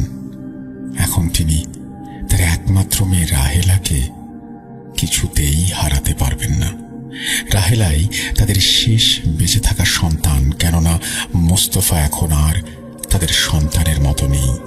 বকুল মিয়ার বুকে চাপা বেদনা, কিন্তু এই বেদনার সামনে হার মানতে তিনি নারাজ। যেভাবেই হোক ওনার পরিবারের বাকি সদস্যদের ওনাকেই বাঁচাতে হবে। এতে যদি তার নিজের জীবন চলে যায়, তাতেও তিনি কিছুতেই পিছু পা হবেন না। তিনি কি করবেন ভাবতে শুরু করেন। গ্রামের কেউ তো তাদের সাহায্য করবে না, তাহলে তিনি আর কি করতে পারেন? তার মনে পড়তে লাগলো অনেক পুরনো কিছু কথা। তিনি তার দাদির কাছ থেকে কালো জাদু, জিন এসবের ব্যাপারে ছোটবেলা থেকেই অনেক গল্প শুনেছেন। অনেক জিন মানুষ শিকার করে তাদেরই পরিবারের অংশ হয়ে। জিন মানুষের পরিবারে এসে তাদের জীবনী শক্তি, তাদের সুখ, তাদের আত্মা কেড়ে নেয়। তারা ছায়ার মতো মানুষের পেছনে লেগে থাকে। এসব ভাবতে ভাবতে বকুল মিয়া বেশ ব্যাকুল হয়ে পড়েন। তিনি একদিন কোনো এক সমাধান খোঁজার আশায় পাশের গ্রামে চলে যান। খুঁজতে থাকেন যদি এমন কাউকে পাওয়া যায় যে কিনা তার পরিবারকে সাহায্য করতে রাজি। পাশের গ্রামে তিনি এক বুড়ো মহিলার সন্ধান পান। তাকে সবাই বুড়িমা বলে ডাকতেন। বুড়িমা গ্রামের শেষ প্রান্তে একটি ঝুপড়িতে একাই থাকতেন। তার সম্পর্কে অনেক কথাই বলতো অনেকে। কেউ বলতো তিনি নাকি এমন কিছু জানতেন, এমন কিছু দেখেছেন যা অন্যরা কখনো বুঝতেও পারবে না, দেখতেও পারবে না। যদিও বুড়িমা ছিলেন অন্ধ, তবুও তার ইন্দ্রিয়গুলো ছিল আশ্চর্যজনকভাবে তীক্ষ্ণ। বকুল মিয়া তার বাড়ির সামনে এসে, বুড়িমা, বুড়িমা আছেন? ও বুড়িমা বলে চেঁচাতে থাকে। ভেতর থেকে বুড়িমা হালকা কাশি দিয়ে বলেন তিনি ভেতরেই আছেন। বকুল মিয়া বুড়িমার ঘরে প্রবেশ করেন। বুড়িমা কাপড় বুনছিলেন। তার কাছে এসে হতাশা ভরা কাঁদো কাঁদো কণ্ঠে বকুল মিয়া বলেন, বুড়িমা, আমাদের সাহায্য করুন, আল্লাহর দোহাই লাগে। আমার পরিবার ধীরে ধীরে শেষ হয়ে যাচ্ছে। আমার 3 ছেলে মারা গেছে। আমার মেয়েটাও ধীরে ধীরে মরছে। আমার ভয় হচ্ছে। আমি জানি না আমাদের পরিবারের এই ক্ষতি কিভাবে হচ্ছে। ছোট ছেলের বিয়ের পর থেকে এই অবস্থা। ওই মেয়ে সাক্ষাৎ শয়তান, ও একটা ডাইনি। আমাদের বাঁচতে সাহায্য করুন বুড়িমা, আমি আপনার পায়ে পড়ি। বকুল মিয়ার কথা শুনে বুড়িমা হাতের কাপড় বোনা বন্ধ করে দিলেন। তার মাথা নিচু, যেন কোনো গন্ধ নাড়াচাড়া করছে বাতাসে। আর তিনি সেই গন্ধের উৎস খুঁজছেন। বুড়িমার কণ্ঠ ছিল শুষ্ক পাতার মতো। বুড়িমা বকুল মিয়ার দিকে তাকিয়ে বললেন, হ্যাঁ রে ছেলে, আমি তোর আসার খবর আগেই পেয়েছিলাম। বাতাসে অস্বাভাবিক শীতলতা, সূর্যের ওপর কালো মেঘের ছায়া। আমি সেখানে ছিলাম। তোর ছেলের বিয়ের দিনের কথা বলছিলি না? আমি ছিলাম সেখানে। আমি সব খেয়াল করেছি। আমি সেদিন বলেছিলাম দরজা এভাবে বন্ধ হয়ে যাওয়া অশুভ কিছুর লক্ষণ। কিন্তু তোরা কেউ আমার কথা শুনিসনি সেদিন। আমি জানতাম তুই আসবি, কিন্তু বড্ড দেরি করে ফেলেছিস। আরো আগে আসলে তোর ছেলেদের এভাবে মারা পড়তে হতো না। আমি স্বেচ্ছায় কিছু করতে চাইলে তোরা করতেও দিতি না। আমি কারো ব্যাপারে অযথা নাক গলাই না। নিজের কথা ঢোল পিটিয়ে বলতে আমার ভালো লাগে না। আমি আমার কথা বলি, কেউ শুনলে শুনবে, নইলে নাই।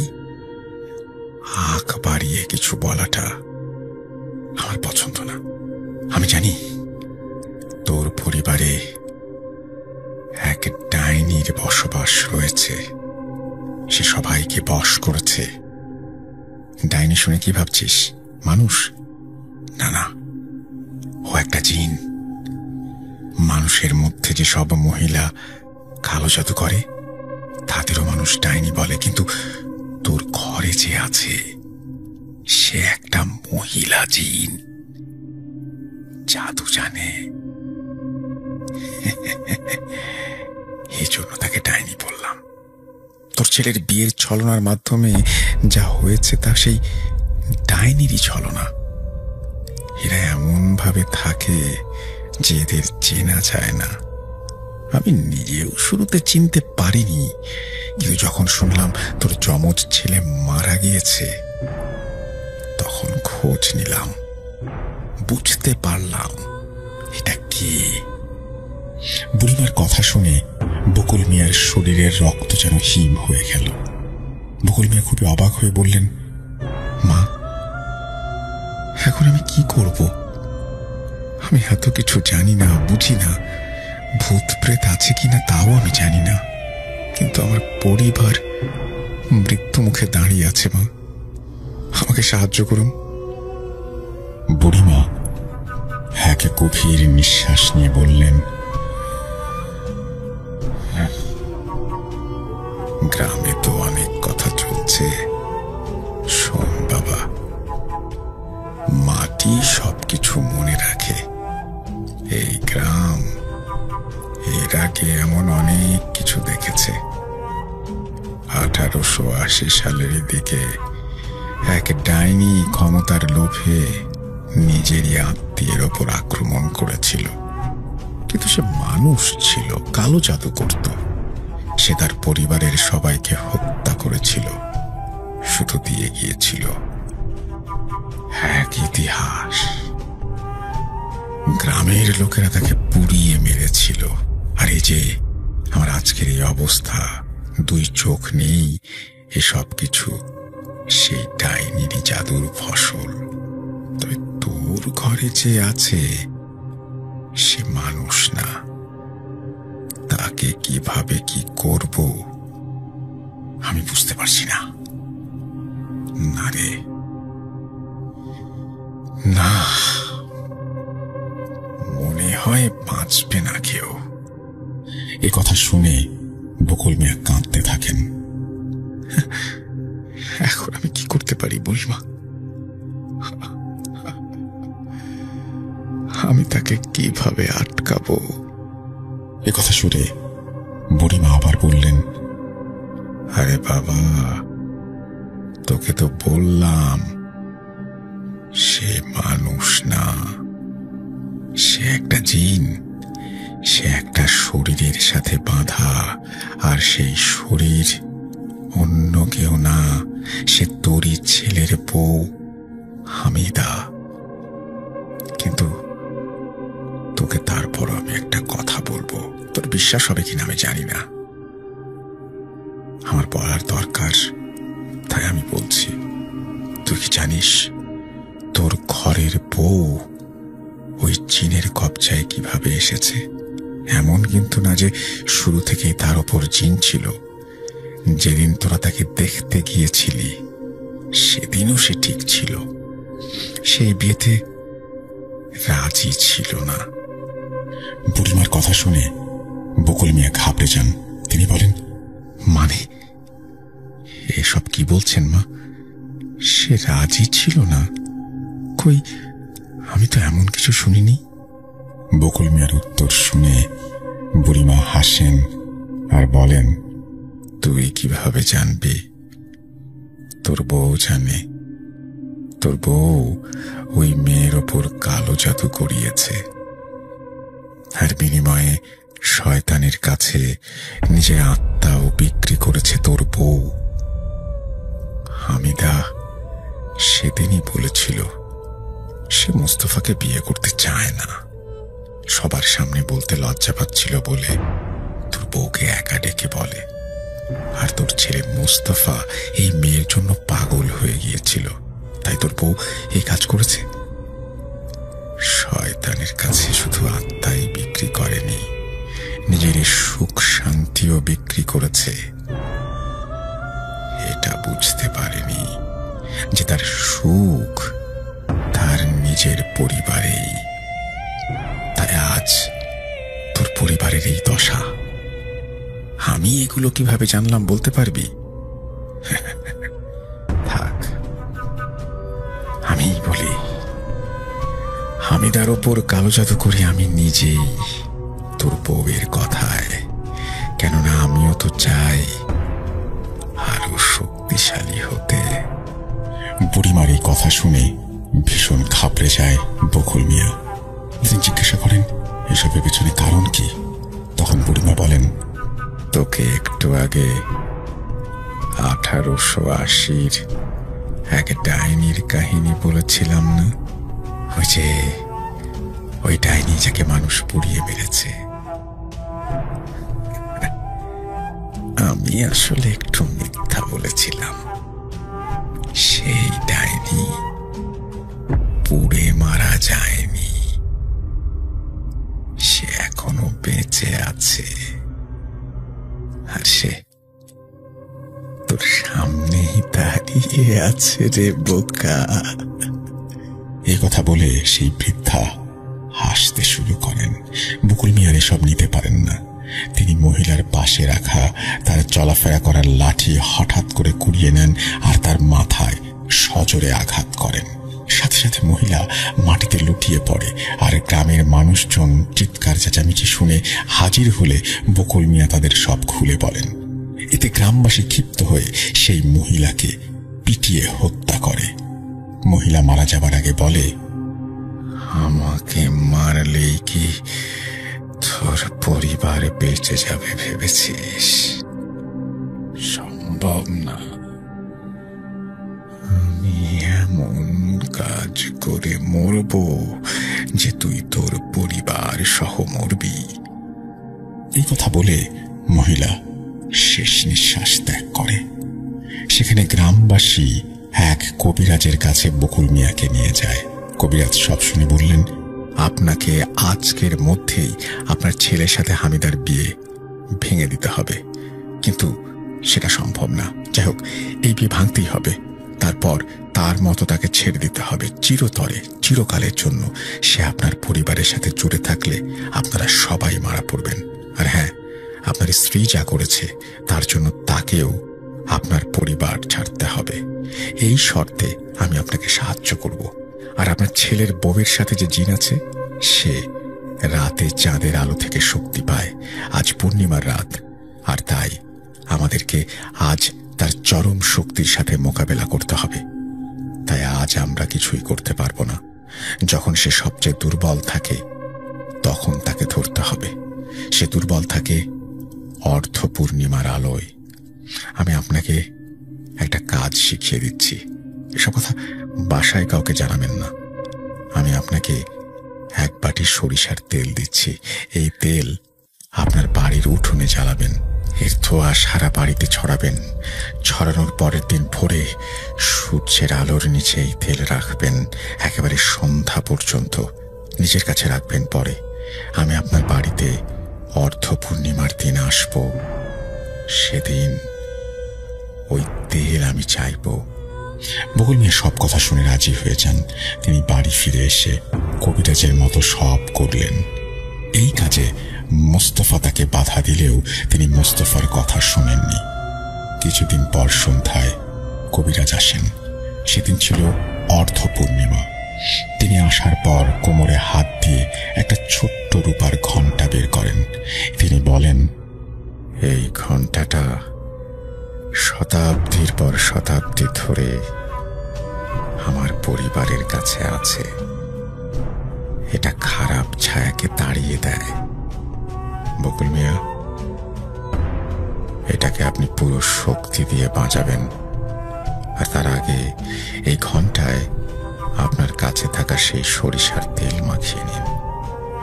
আর আমার কাছে একটা আয়না আছে, সেই আয়নার সামনে হামিদাকে আনতে হবে। সেখানে আনার পর আমি বলা মাত্র ঘণ্টা বাজাবেন। আপনার ছেলে স্বাভাবিক হয়ে যাবে ইনশাল্লাহ। আপনার ছেলে স্বাভাবিক হলে তার সাথে সাথে তাকে বলবেন হামিদাকে তালাক দিতে। আর আপনারা কেউ ওই আয়নার দিকে তাকাবেন না, আমি নিষেধ করে দিলাম।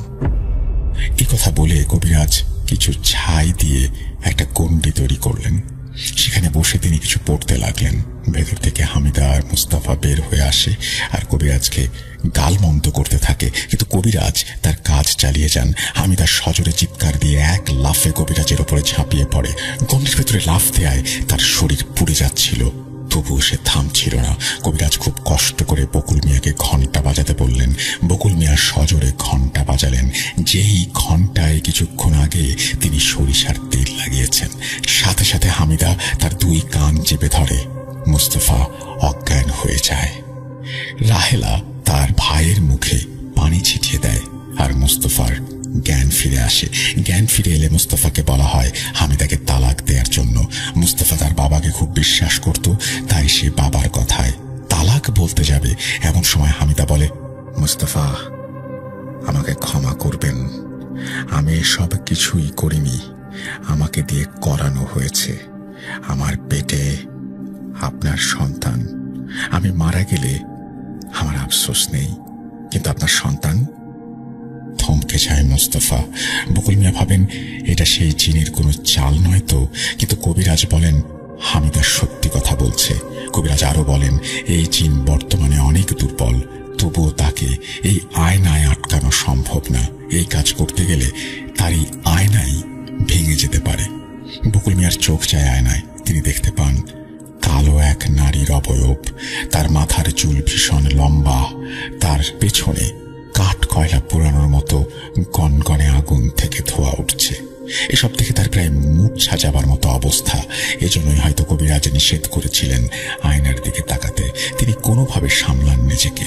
শুনতে পান কবিরাজ বলছেন এই জিনকে অন্য কারো উপরে চালান করতে হবে, যার উপর চালান করা হবে তাকে স্বেচ্ছায় একে গ্রহণ করতে হবে। সাথে সাথে বকুল মিয়ার স্ত্রী দৌড়ে আসেন। তিনি হামিদার কাছে গিয়ে তার হাত ধরে বলেন, মা, আমাকে ক্ষমা করে দিও, আমি ভুল করেছি, আমি পাপ করেছি, এই শাস্তি আমাকেই ভোগ করতে হবে। এই কথা বলে তিনি তার ওপর জিন চালান করতে বলেন। কবিরাজ তাই করলেন। রহিমা হুট করেই বদলে গেলেন আর হামিদা অজ্ঞান হয়ে পড়ল। রহিমা বকুল মিয়াকে বললেন, আপনি চাইলে সবাইকে আমার ব্যাপারে সব বলবেন, তাহলে আমার বাচ্চারা হয়তো আমায় ঘৃণা করবে, এটাই আমার প্রাপ্য, কিন্তু অনেকেই সাবধানও হয়তো হবে। এই বলে তিনি উঠোনের পাশে থাকা কুয়োয় ঝাঁপ দেন। কবিরাজ তাকে পেছন থেকে বারবার এই কাজ করতে নিষেধ করেন, কিন্তু তিনি তা শোনেননি। তিনি ভেবেছিলেন এর মাধ্যমে হয়তো সেই জিনের অস্তিত্ব শেষ হয়ে যাবে, কিন্তু হলো তার বিপরীত। হামিদা আবার আগের অবস্থায় ফিরে গেল। এবারে তার শক্তি আরো বেড়ে গেছে। সে কবিরাজকে আঁচড় কাটতে শুরু করে আর তার শরীর রক্তাক্ত করে। কোনো উপায় না দেখে বকুল মিয়া সেই জিনকে নিজের কাছে নিতে রাজি হন। তিনি কবিরাজকে তার উপর জিন চালান করতে বলেন। কবিরাজ আহত অবস্থায় এই শেষ কাজটি করেই মৃত্যুর কোলে ঢলে পড়েন। হামিদা অজ্ঞান হবার সাথে সাথে বকুল মিয়া এক দৌড়ে গ্রামের পাশের এক জঙ্গলের ভেতরে বিলীন হয়ে যান। যেতে যেতে তিনি মুস্তফাকে বলেন, রাহেলার খেয়াল রাখিস মুস্তফা, আর তোর সন্তানকে দেখে রাখিস বাবা। কবিরাজ মারা যাবার আগে বকুল মিয়ার উদ্দেশ্যে চিৎকার করে বলেছিলেন কিছুতেই আত্মহত্যা করা যাবে না। যদি তা করা হয় তবে জিনের ক্ষমতা বেড়ে যাবে আর সে আবার হামিদার উপর ভর করবে। এর সাথে লাগাতার যুদ্ধ করতে হবে তাকে। জিন তার বাহককে হত্যা করতে পারবে না, তাই তার বাহকই পারবে তাকে নিয়ন্ত্রণ করতে। চলে যান বকুল মিয়া। গ্রামের অনেকেই তাদের বাড়ির আশেপাশে দাঁড়িয়ে সব ঘটনা প্রত্যক্ষ করেন। তাদের কারো মুখে ছিল ভয়, কারো মুখে বেদনা। বকুল মিয়াকে এরপর মুস্তফা মাঝে মাঝে গভীর রাতে দেখতে পেতেন। মুস্তফার বয়স যখন 55 বছর, তখন তিনি সর্বশেষ বকুল মিয়াকে দেখেন। সেদিন বকুল মিয়ার মুখে ছিল হাসি আর চোখে অশ্রু। বকুল মিয়া, যিনি হারালেন নিজের 3 সন্তানকে, নিজের স্ত্রীকে, শুধুমাত্র স্ত্রীর একটা ভুলের জন্য, শেষমেশ তিনি নিজেকেও হারিয়ে ফেলেন অন্ধকার এক জগতে। মুস্তফা বলেন, বাবা নেই। মাঝে মাঝে খুব জানতে ইচ্ছা হয় বাবা কেমন আছেন, আদৌ বেঁচে আছেন নাকি মারা গেছেন, কেমন কাটতো তার দিনকাল। এভাবে নিজের মাঝে কাউকে বন্দি করে রেখে তিনি কেমন ছিলেন, কেমন বোধ করতেন। সবকিছুর পরও তিনি তার পরিবার, তার ছেলেকে, তার মেয়েকে, তার নাতনিকে দেখতে আসতেন, কাউকে বুঝতে দিতেন না। এই হলেন আমার বাবা বকুল মিয়া। আজ আমি আমার বোন, আমার স্ত্রী, সন্তান সবাইকে নিয়ে বেঁচে আছি। সে আমার বাবার জন্যই। বাবা তার জীবনের চরম ত্যাগ স্বীকার করেছেন শুধু আমাদের জন্য। মোস্তফা মারা যান দেশ স্বাধীন হবার পরপরই। তিনি মারা যাবার আগ পর্যন্ত তার মায়ের ব্যাপারে কিছুই জানতেন না। কেউ হয়তো তাকে ইচ্ছে করেই বলেনি, বললে হয়তো ছেলে মাকে ঘৃণা করত, তাই তাই হয়তো কিছু জানানো হয়নি তাকে। আমি আদনান হাবিব। বকুল মিয়া, মোস্তফা মিয়ার সাথে আমার কি সম্পর্ক সেটা আমি বলবো না, আপনারাই আন্দাজ করে নিতে পারেন। ধন্যবাদ সবাইকে। এই বলে আদনান হাবিব ভাই তার ঘটনাটি শেষ করেন। প্রিয় লিসেনার, আমি নিজেও জানি না আদনান হাবিব ভাইয়ের সাথে মুস্তাফা মিয়া অথবা রাহেলার কি সম্পর্ক। তবে এই ঘটনাটি শুনে আমি বেশ অবাক হই। মনে মনে ভাবি, এমনও হয়। আজ বিদায় নিচ্ছি, ফিরে আসবো নতুন কোনো এপিসোডে নতুন কোনো ঘটনা নিয়ে। ততদিন পর্যন্ত সবাই সুস্থ থাকুন আর ভূত.com-এর সাথে থাকুন। আমি গ্রুপে পোস্ট করে বলেছিলাম যে হুজুর শয়তানের পুনরুত্থান ঘটনাটি আমার কাছে শেয়ার করেছিলেন, তার নতুন ঘটনা আমি পাঠাবো। অপেক্ষা করুন, ঘটনাটি শীঘ্রই আসছে। আসসালামু আলাইকুম। আব্বুর চাকরির সুবাদে ট্রান্সফার হয়ে তখন ছিলাম মাগুরায়। মাগুরায় আমার ক্লাস 3 থেকে 8 পর্যন্ত বেড়ে ওঠা। সেখানে একটা প্রাইমারি স্কুলে ক্লাস 4-এ পড়াকালীন সময়ে খেলতে গিয়ে এক বান্ধবীর মাথায় আঘাত লেগে পড়ে যায়। যে বান্ধবীর মাথায় আঘাতটা লাগে আসলে তারও ভীষণ ব্যথা পাবার কথা ছিল, কিন্তু ব্যথার শিকার শুধু আমিই হলাম। একে তো ছোট ছিলাম, তাই স্বাভাবিকভাবেই অনেক কান্না করছিলাম। ক্লাসের অন্যান্য ফ্রেন্ডরা এসে আমার কান্না থামানোর চেষ্টা করছিল। এক পর্যায়ে আমি স্বাভাবিক হলাম এবং এটাই হলো মূল ঘটনার সূত্রপাত। পরদিন থেকে স্কুলে গিয়ে প্রথম পিরিয়ডেই হঠাৎ মাথা ব্যথা শুরু। শরীর ভালো লাগছে না, যার দরুন ছুটি নিয়ে বাসায় চলে আসি এবং বাসায় ফিরে ঘুমিয়ে যাই এবং এই ঘুম ভাঙে বিকেল 4টা-5টার দিকে। কয়েকদিন টানা এই অবস্থা যাবার পর আমার আব্বু আম্মুর মাথায় চিন্তার রেখা দেখা দিল এবং আমাকে জিজ্ঞেস করলো কি সমস্যা হচ্ছে। আমি তাদের বলি যে আমার মাথা ব্যথা করে, মাথার পেছনের দিকে, আর ঘুমালে হুঁশ থাকে না। আব্বু আম্মু চিন্তা করলো আমাকে একজন ভালো নিউরোলজিস্টের কাছে নিয়ে যাবেন, তাই দেরি না করে একজন ভালো নিউরোলজিস্টের কাছে নিয়ে গেলেন এবং উনি সব শুনে আমাকে বেশ কিছু টেস্ট করতে দিলেন। কিন্তু সব টেস্টেই দেখা গেল আমার কোনো সমস্যা নেই, আমি সম্পূর্ণ সুস্থ। তবে উনি জানালেন হয়তো মৃগী রোগের কোনো লক্ষণ দেখা দিচ্ছে। এসব বলে কিছু ওষুধ দিলেন, যা ছিল আসলেই অনেক হাই ডোজের ঘুমের ওষুধ। দিন দিন আমার শরীর ভাঙতে থাকে আর সারাদিন আমি শুধু ঘুমোতে থাকি। মাগুরা, যশোর, ফরিদপুর সব জায়গার নিউরোলজিস্ট দেখানো শেষ এবং সব রকমের টেস্ট করানো শেষ। এর মধ্যে আমার আর শুধু মাথা ব্যথায় সীমাবদ্ধ নেই, বিষয়টা চলে গেছে অজ্ঞানের পর্যায়ে। আমি শুধু সেন্সলেস হয়ে যেতাম এবং খিঁচুনি উঠত। তারপর কিছু সময় পর নিজে নিজে জ্ঞান ফিরত, তবে শরীর ভেঙে একদম কঙ্কালের মতো হয়ে গেল। একদিন অজ্ঞান হয়ে খিঁচুনি উঠে এমনই অবস্থা হলো যে আমাকে অ্যাম্বুলেন্সে করে ঢাকায় একটি নামকরা প্রাইভেট হাসপাতালে ভর্তি করানো হলো। সেখানে ডাক্তাররা আবারও অনেক টেস্ট করালেন। বরাবরের মতন কোনো রোগ না পেয়ে বিষয়টাকে মানসিক সমস্যার খেতাব দিয়ে আমাদের রিলিজ করে দিলেন। একে তো এত ডাক্তার, হসপিটাল করে অনেকগুলো টাকা খরচ হয়ে গেছে, তাই আব্বু আম্মুর দুশ্চিন্তা এখন চরম পর্যায়ে। তবে ঢাকা থেকে আসার পর আমি একটু সুস্থ হতে শুরু করলাম, যদিও এই সুস্থতা বেশি দিন টেকেনি। একদিন স্কুলে অজ্ঞান হয়ে গেলাম আর তারপর থেকে শুরু হলো আরো কিছু লক্ষণ। আমি সেন্সলেস থাকা অবস্থায় অনেক কথা বলতাম, এমনকি কিছু কথা এমন যা পরবর্তীতে নাকি সত্যিও হয়েছিল, যা আমি পরে শুনেছি। যেমন আমার বোনের রেজাল্ট। আমি বলে দিয়েছিলাম আমার বোনের রেজাল্ট কি হবে। তারপর কিছু জিনিস দেখা শুরু করলাম। মনে হতো জানালার কাছে দাদুর বয়সী হুজুরের মতন কেউ একজন দাঁড়িয়ে আছে আর আমাকে তার কাছে ডাকছে। এসব দেখে আমার মুখে শুনে আমার মায়ের চিন্তা 3 গুণে গিয়ে পৌঁছালো। এবার পরিচিত কিছু মানুষ বলল, ওকে আপনারা একটু হুজুর দেখান। বিভিন্ন হুজুর দেখানো হলো, তারা পানি পড়া দেয়, তাবিজ দেয়, কাজ হয় না। আমার শরীর তখন তাবিজে পরিপূর্ণ হয়ে গিয়েছিল। গলায়, হাতে, কোমরে 3-4টা করে তাবিজ। ঠিক সেই সময় আমাদের পরিচিত এক আন্টি আম্মুকে জানালো ফরিদপুরের একজন কবিরাজ আছে, আমাকে যেন ওনার কাছে নিয়ে যাওয়া হয়। আব্বু এসব বিশ্বাস না করলেও আম্মু অনেকটা জোর করেই আমাকে তার কাছে নিয়ে যান। আমি ওনাকে দাদু বলে সম্বোধন করতাম, তবে উনি মাঝ বয়সে একজন লোক ছিলেন। উনি আমাকে দেখে আসন করে জানতে পারেন আমার উপর এক জিন নজর রাখছে।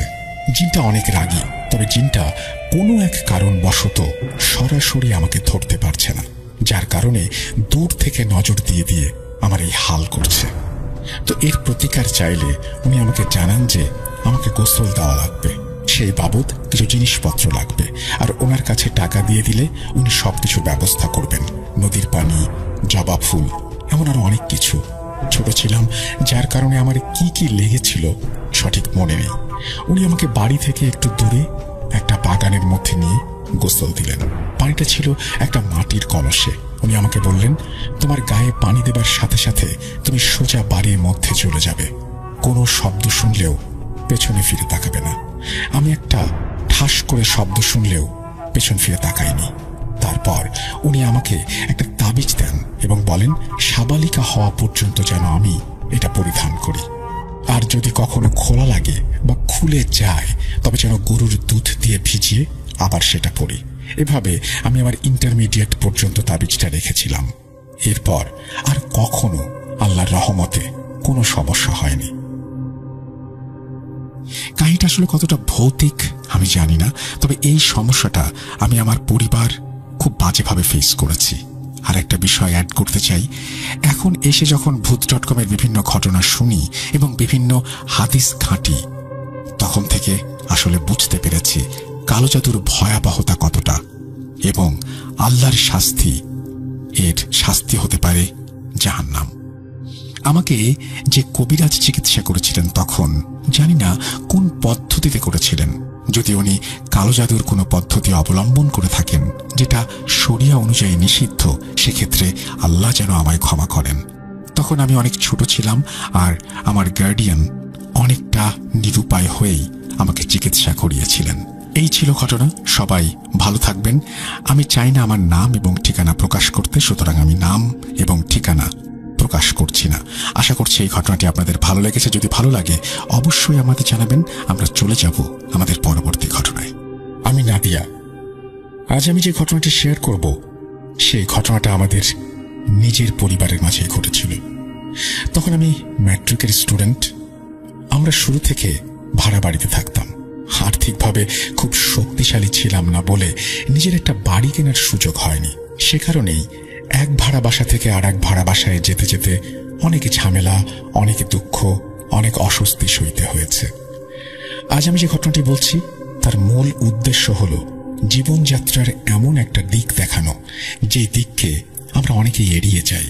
অনেকে ভাবেন কালো জাদু যদি থাকে তা হয়তো আত্মীয় স্বজনই করে বা কোনো শত্রু করে, কিন্তু আমি আজ এমন এক অভিজ্ঞতার কথা বলবো যেটা শুনে অনেকেই হয়তো নিজের জীবনের সঙ্গে মিল খুঁজে পাবেন, আর কেউ কেউ হয়তো প্রথমবার এরকম শুনবেন। তখন আমরা একটা বাসা ছাড়তে বাধ্য হয়েছিলাম। কেন সেটা এই ঘটনার সাথে রিলেভেন্ট নয় তাই বলছি না। নতুন বাসার খোঁজ চলছিল। একদিন আব্বু এসে সুখবর দিলেন, একটা বাড়ি পাওয়া গেছে। খুব বেশি আশা নিয়ে নয়, বরং প্রয়োজনের তাগিদে আমরা গিয়ে বাসাটা দেখলাম। ওটা ছিল অনেক পুরনো, ভাঙাচোরা, দেয়ালের প্লাস্টার উঠে গেছে, জায়গায় জায়গায় স্যাঁতস্যাঁতে দাগ, এমন একটা বাসা। তবুও পকেটে টাকা না থাকলে পছন্দকে বিসর্জন দিতেই হয়। ভাড়া কম, লোকেশন মোটামুটি, তাই মনে মনে হিসেব কষে নিলাম সামাল দেয়া যাবে। কিন্তু প্রথম দিন বাড়িটায় ঢুকেই অদ্ভুত একটা গন্ধ নাকে এসে লাগলো। ঠিক বোঝাতে পারবো না, যেন বাসি কিছু, সঙ্গে আবার পোড়া ধোঁয়ার মতো একটা তীব্রতা মিশে আছে। উঠোনে জোরে, বারান্দায়, এমনকি রান্নাঘরের কোণে কোণে মুরগির হাড় পড়েছিল। মনে হচ্ছিল আশেপাশের কুকুর বিড়াল শিকার করে এনে এখানে বসে খায়। আমরা সবাই বুঝে গেলাম যাই হোক না কেন বাড়িটাকে ধোয়া মোছা না করলে এখানে থাকা যাবে না। বাড়ির মালিক বলেছিলেন আগের ভাড়াটেরা 1 বছর আগে চলে গেছে, আর সেই থেকে বাড়িটা একদম ফাঁকা পড়ে আছে। টাকা পয়সার টানাটানিতে দরদাম বুঝে চাইতে চাইতেই আমরা ওটা নিয়ে নিলাম। তারপর শুরু হলো পরিষ্কার করার যুদ্ধ। বাইরে থেকে একজন কাজের লোক আনা হয়েছিল, কিন্তু আমরা নিজেরাও কোমর বেঁধে লেগে গেলাম। জঞ্জাল, ধুলো, লম্বা দিনের বদ্ধ গন্ধ জলপোকা, শ্যাওলা সবকিছু মিলিয়ে এমন একটা অবস্থা যে শুধু পরিষ্কার করতেই ৩-৪টা দিন কেটে গেল। পরিষ্কার শেষ করে যখন আসবাবপত্র সরানো শুরু হলো তাতেও আরো ৩-৪ দিন গেল। তাহলে এবার বুঝে নিন শরীর আর মন কিভাবে ভেঙে পড়েছিল আমাদের। ঠিক ওই সময় আমার বোর্ডের পরীক্ষা ছিল। একদিন পরীক্ষা, পরের দিন ঘর গোছানো, পরের দিন আবার এক্সাম। এভাবে ৭-৮ দিনের ভেতর আমাদের সবার অবস্থা কাহিল হয়ে গেল। অবশেষে আল্লাহ আল্লাহ করে আমরা শিফট করলাম। কিন্তু গিয়ে দেখি যে যাই করি কারোরই মনে এই বাড়িটার জন্য একটুও টান নেই, যেন বাড়িটা নিজে থেকেই মানুষকে দূরে ঠেলে দেয়। ভাই বেশি সময় বাইরে কাটাতে শুরু করলো। বলতো, জানি না বাড়িতে আসার সময় মনটাই কেমন করে, আসতে ইচ্ছে করে না। আব্বু অফিস থেকে ইচ্ছে করেই দেরি করে ফিরতেন। আম্মি নানা অজুহাতে প্রতিবেশীদের ওদিকে চলে যেতেন। বাসায় তখন পড়ালেখার নামে আমি আর আমার ছোট বোন বেশি থাকতাম। আমার নিজেরও বাড়িতে থাকতে মন চাইতো না, কিন্তু যাওয়ার কোনো জায়গা ছিল না। আর পরীক্ষার চাপ ছিল বলে বাইরে ঘুরে বেড়ানোর সম্ভাবনাও ছিল না। রাতের বেলা গোসলখানায় গেলে যেটা অনুভব করতাম সেটা ভাষায় ঠিক বোঝানো যাবে না। জানি যে আমি একা আছি, তবু মনে হতো কেউ যেন পেছনে দাঁড়িয়ে আছে। পানির কলের শব্দ থেমে গেলে যে নীরবতা তৈরি হয় তার ভেতরও একটা ভারী উপস্থিতি টের পেতাম। মনে হতো চোখ রেখে কেউ তাকিয়ে আছে। গোসলটা ঝটপট শেষ করে দম না নিয়েই ছুটে বেরিয়ে আসতে ইচ্ছে করত। আর এটা শুধু আমার একারই না, আম্মি, ভাই, এমনকি ছোট বোনও এসব অস্বস্তির কথা বলতো। আমরা বুঝতে পারছিলাম না এটা কি আসলে জিন ঘটিত কোনো ব্যাপার, নাকি নতুন জায়গায় উঠলে যেমন একটু সময় লাগে তেমনই একটা ব্যাপার। অনেক সময় তো বাড়ি বদলালে অচেনা গন্ধ, বিভিন্ন শব্দ, নতুন দেয়াল সব মিলিয়ে মানুষ অস্বস্তি বোধ করে। আমরা চেষ্টা করছিলাম সবকিছুকে সেই ব্যাখ্যায় সাজাতে। এদিকে আমি প্রতিবেশীদের কাছ থেকে কিছু জানতে চেয়েছিলেন, কিন্তু মুখ ফুটে কেউ কিছু বলতে চাইছিল না। আমরা ভাড়াটে, মালিক থাকেন পাশের দিকেই। তিনি নাকি একটু রাগী স্বভাবের, কেউ তার সঙ্গে ঝামেলায় জড়াতে চায় না। সবাই শুনে শুনে বলল, ভালোই তো দেখাচ্ছে, আপনি থাকলে বুঝবেন। আমরা বাধ্য হলাম চুপ করে সেই বাড়িতে থাকতে। ভাড়াও বাজার দরের চেয়ে কম, সেই হিসেবেই থাকা আর ছাড়ার কোনো উপায়ও দেখছিলাম না। আমাদের পরিবার ছোট, ছোট বোনের বয়স তখন 5 বছর, ভাই আমার থেকে 2-3 বছরের বড়। আমি, ভাই, আম্মি, আব্বু আর আমার ছোট বোন। বাড়িটা বড়, প্রায় 6টা রুম, তাই 3টা রুম ব্যবহার করতাম, বাকিগুলো খালি থাকতো। শুক্রবারের দিন ভাই নামাজ পড়তে বেরোবার জন্য তৈরি হচ্ছিল। আমি তখন ওয়াশরুমে মাথায় পানি দিচ্ছিলাম। ছোট বোন ঘরে খেলছিল। হঠাৎ বাইরে তীব্র চিৎকার, সঙ্গে ছোট বোনের কান্না। আমি হাতের কাজ গুটিয়ে তাড়াতাড়ি বের হয়ে এলাম। দেখি ভাই উত্তেজিত, মুখ হাঁ হয়ে গেছে, বারবার একই কথা বলছে। ছোট বোন ভয়ে কুঁকড়ে গেছে। আম্মিও ছুটে এসেছে। ভাই বোঝাতে চাইছে, কিন্তু তার গলাটা কাঁপছে। আম্মির মুখেও ভয় স্পষ্ট। আমি বললাম, কি হয়েছে, এমন চিৎকার করছো কেন? বাচ্চাটাকে ভয় পাইয়ে দিয়েছ? ভাই কসম খেয়ে বলল, আমি উঁচু করে নামাজে যাচ্ছিলাম, তোমার ঘরের সামনে দিয়ে যেতে গিয়ে দেখি ছোট ওই আয়নার সামনে দাঁড়িয়ে। প্রথমে খেয়াল করিনি, পরে মনে হলো আয়নায় তার ছায়া পড়ছে না। আমি ফিরে এসে দেখি ছায়া আছে। ভাবলাম চোখের ভুল, আবার ফিরতে যাচ্ছি, দেখি আয়নায় 2টো মেয়ে। ভাই এক মুহূর্তের জন্য থেমে গেল। আমাদের ছোট তো একটাই, তাহলে আর একজনকে দেখতে ছোটটার মতো, কিন্তু চেহারা অন্যরকম। আমি কিছুক্ষণ চুপ, মনের ভেতরে কেমন হিম হিম ঠান্ডা। তবু বললাম, এ ধরনের কথা ছোটটার সামনে বলো না।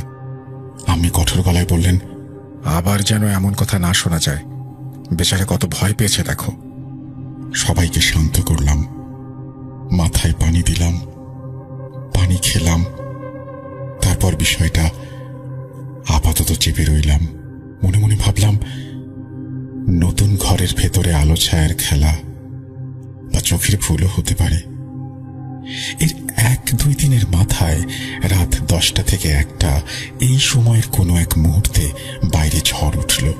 আমি বারান্দায় কাপড় তুলতে গিয়েছিলেন। হঠাৎ তিনি আমাদের নাম ধরে ডাকলেন, নাদিয়া, তাড়াতাড়ি এসো, ভাইকে ডাকো। আমি দৌড়ে গেলাম। দেখি আম্মি কাঁপছেন, চোখ বড় বড়, ঠোঁট শুকনো। আমরা জিজ্ঞেস করলাম, কি হয়েছে? আম্মি চুপচাপ লনের দিকে তাকিয়ে। আমরা প্রায় টেনে ভেতরে আনলাম। তারপর যে কথা শুনলাম গায়ে কাঁটা দিয়ে উঠল। আম্মি বললেন, আমি এক পুড়ে যাওয়া মেয়েকে লনে দাঁড়িয়ে থাকতে দেখেছি। শুধু মুখ না, পুরো শরীরটাই ঝলসে গেছে। পাশ থেকে পোড়া গন্ধ আসছিল। আমরা একসঙ্গে নিঃশ্বাস টেনে বুঝলাম পোড়া গন্ধটা আমরাও পাচ্ছি। বাইরে গিয়ে আম্মিকে আমরা যখন সামলাচ্ছিলাম সেই গন্ধ নাকে লেগেছিল। ভাই সঙ্গে সঙ্গে বলল, আমি তো বলেছিলাম, আয়নায় একটা মেয়েকে দেখেছিলাম, তোমরা বিশ্বাস করনি। আমরা মাথা নিচু করে বুঝলাম এই বাড়িতে কিছু আছে, কিন্তু যাব কোথায়? হাতে টাকা নেই, জিনিসপত্র অনেক, রাতারাতি রাস্তায় নামা সম্ভব নয়। আমি পরদিনই পাড়ার কয়েকজন মহিলাকে ডাকলেন। বাড়িতে কোরআনখানি হলো। আমরা ভেবেছিলাম এতে শান্তি আসবে, কিন্তু হয়তো সেটাই আমাদের সবচেয়ে বড় ভুল ছিল।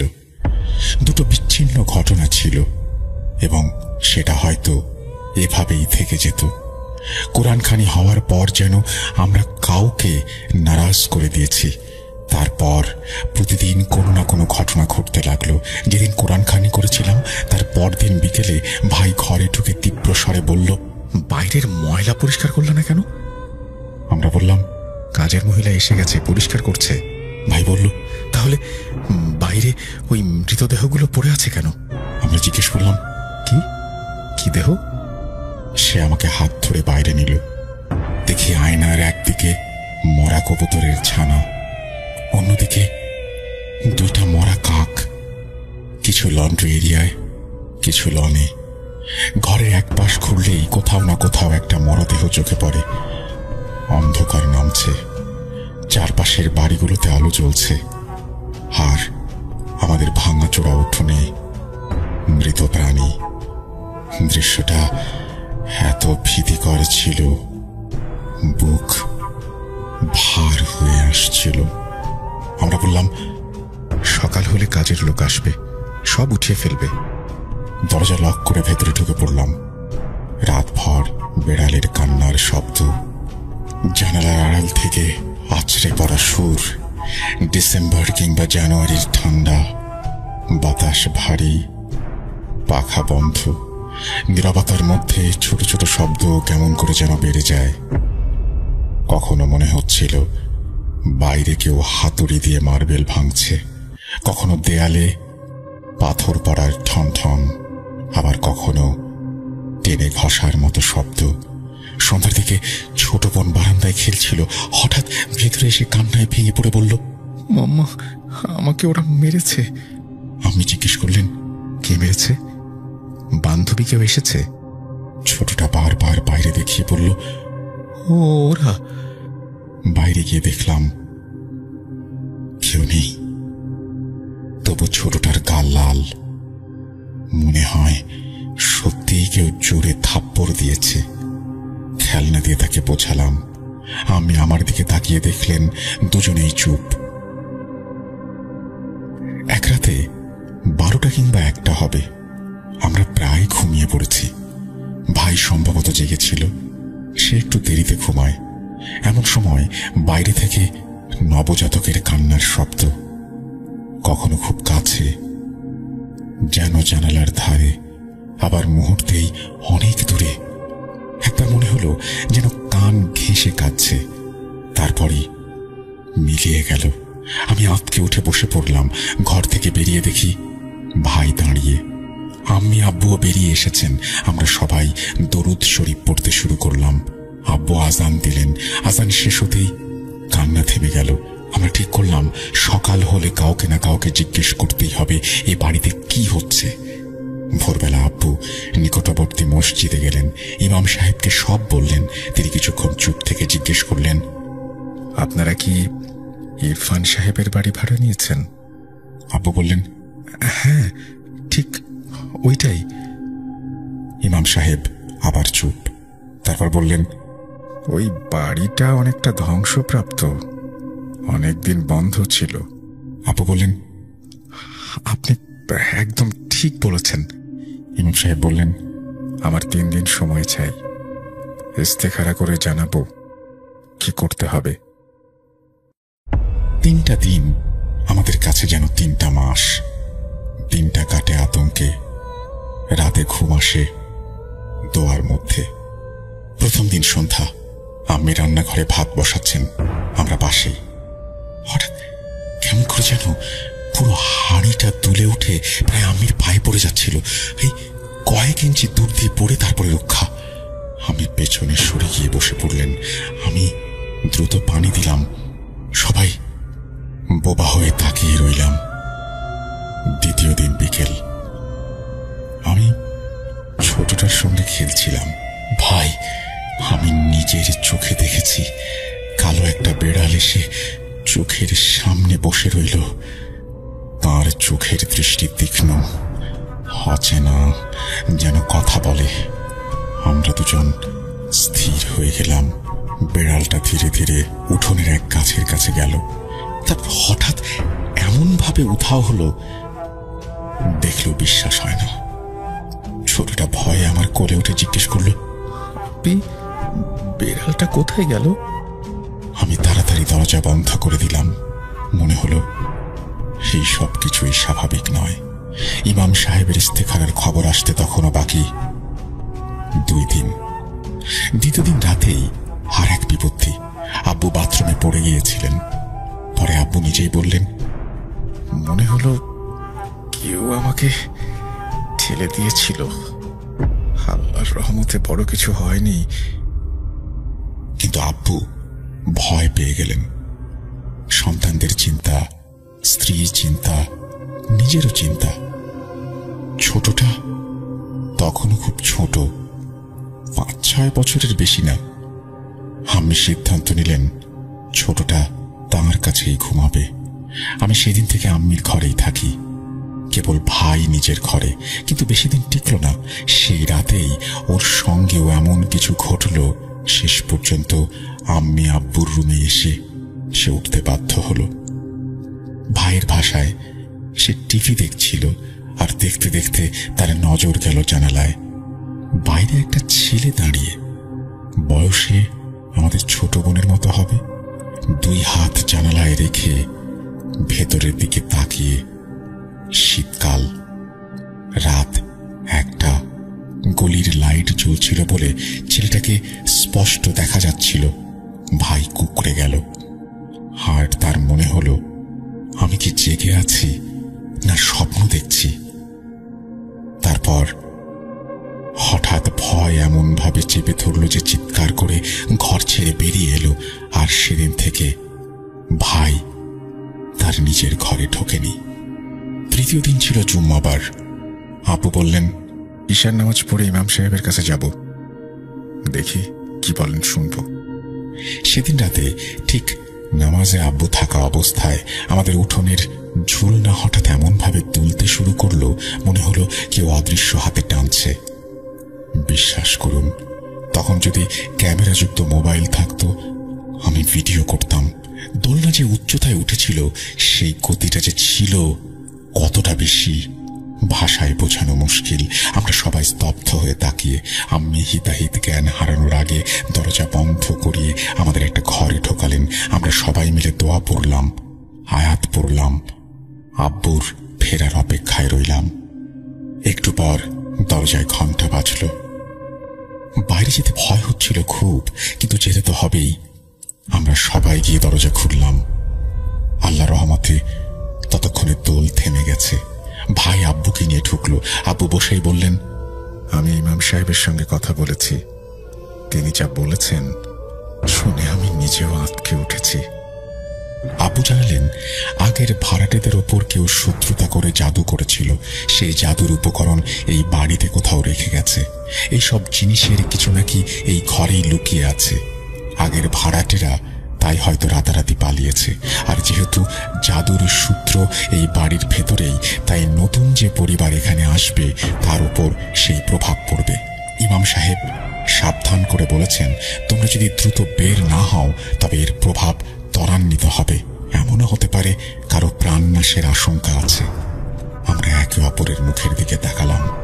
ভয়, বিস্ময়, ক্লান্তি সব মিলিয়ে বোকার মতো বসে রইলাম। তারপর যেন একসঙ্গে সিদ্ধান্ত হলো, অপেক্ষা নয়, দেরি নয়। সকাল হতেই আমরা খালার বাড়ির দিকে রওনা দিলাম, যে যা পারি গুছিয়ে, বাকিটা পরে আনবো ভেবে। ভোরের আলো ফুটতেই বের হয়ে গেলাম। খালার বাড়িতে উঠলাম, মনটা একটু শান্ত হলো। যতদিন না অন্য কোনো বাসা মেলে আমরা এখানেই থাকবো। পরে আরেকটা ভাড়া বাসা পেয়ে আমরা শিফট করলাম। সেই থেকে ওই বাড়ির দিকে আর ফিরেও তাকাইনি।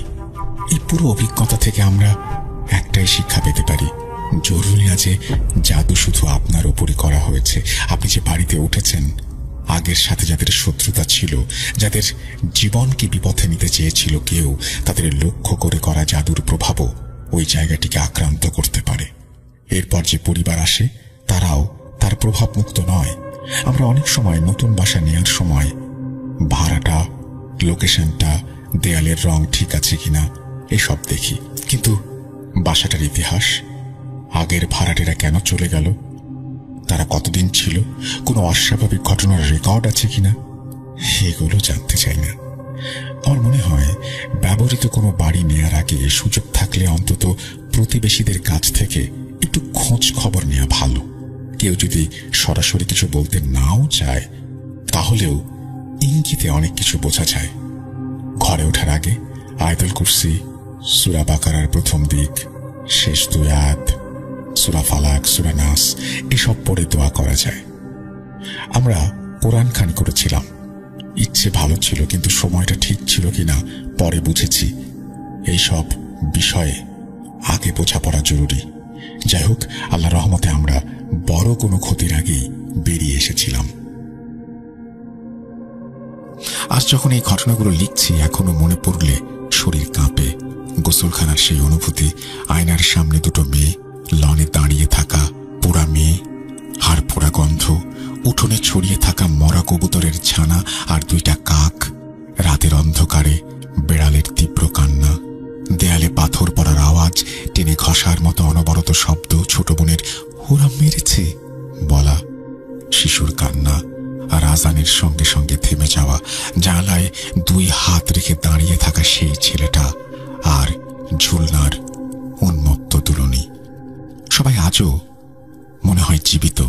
আমরা কেউ নতুন কোনো ঘটনা ঘটাইনি। আমি ঘটনাটা শেয়ার করলাম এই আশায় যে আপনারা যদি কোনো ব্যবহৃত বাড়ি ভাড়া নেন, তাহলে আগে একটু খোঁজ খবর নেবেন। শেষে একটা কথা, আমি নাদিয়া, আমি কোনো আলেম নই, কোনো ঝাড়ফুঁকও জানি না। আমি কেবল একজন সাধারণ মেয়ে, যে এই ঘটনা ঘটার সময় ম্যাট্রিকের ছাত্রী ছিলাম। এই বলে তিনি তার ঘটনা শেষ করেছেন। আশা করছি এই ঘটনাটি আপনাদের ভালো লেগেছে। যদি ভালো লাগে অবশ্যই আমাদের জানাবেন। আমরা চলে যাব আমাদের পরবর্তী ঘটনায়। আমার নাম মোহাম্মদ মশিউর রহমান, আমার জেলা গাইবান্ধা। আজ যে ঘটনাটি শেয়ার করব সেটি ঘটেছিল গাইবান্ধা জেলার বেতকাবা ইউনিয়নের যে কোনো একটি গ্রামে। ঘটনাটি ঘটেছিল আমার এক মামার সাথে। আমার মামার নাম শাহ আলম। ঘটনাটি ঘটেছিল 2010 সালে। তার সাথে যেভাবে ঘটেছিল আমি সেইভাবে বলার চেষ্টাই করব, কেননা তার মুখ থেকেই আমি ঘটনাটি সংগ্রহ করেছি ও শুনেছি। বেশি কথা না বলি ঘটনাটি শুরু করা যাক ইনশাআল্লাহ। আমার মামা আর আমার এক মামা চাচাতো ভাই, তারা দুজন যখন মাদ্রাসায় ভর্তি হয়, তার কিছুদিন পরে তারা নিয়ত করে যে বাড়ি যাবে।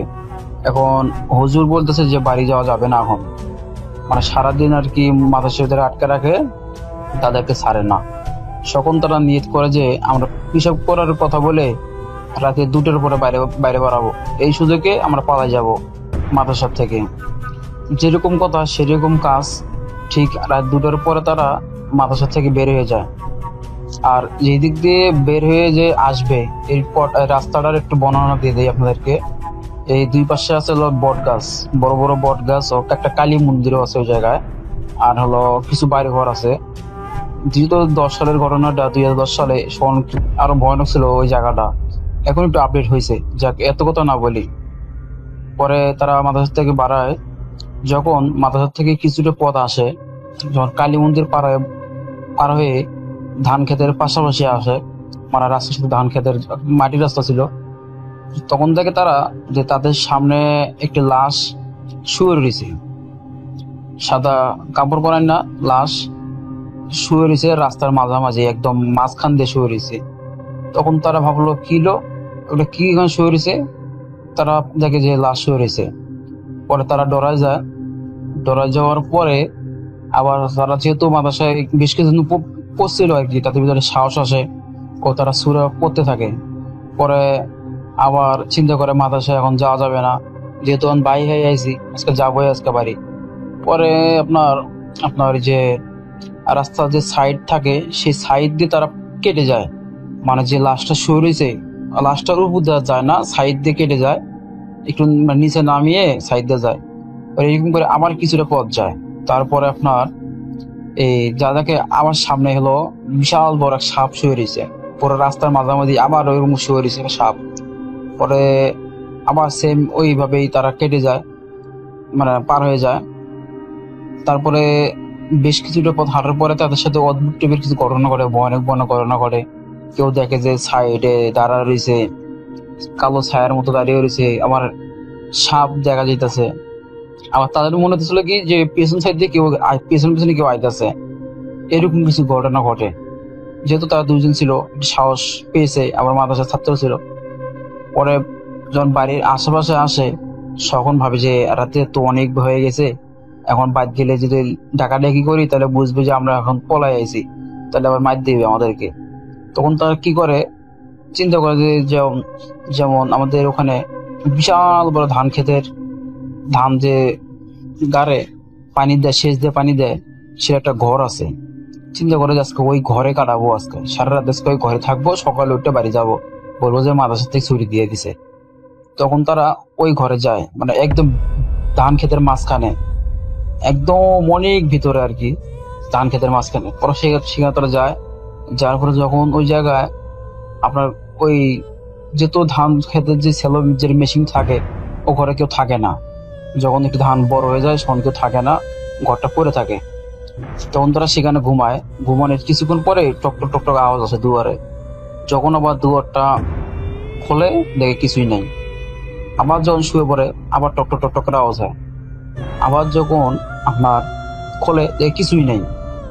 আবার কিছুটা পরে আবার যখন ঘুমায় যেতে রয়েছে, আবার সেম একই ঘটনা, যে টকটক টকটক করে আওয়াজ হয়। পরে আবার যখন খোলে দেখে একটা সাদা এই কালা বিলেই দাঁড়িয়ে রয়েছে। তখন তিনি কি করে, আগে ঠেলায় ডাইন পথে একটা লাথি মারা যায়।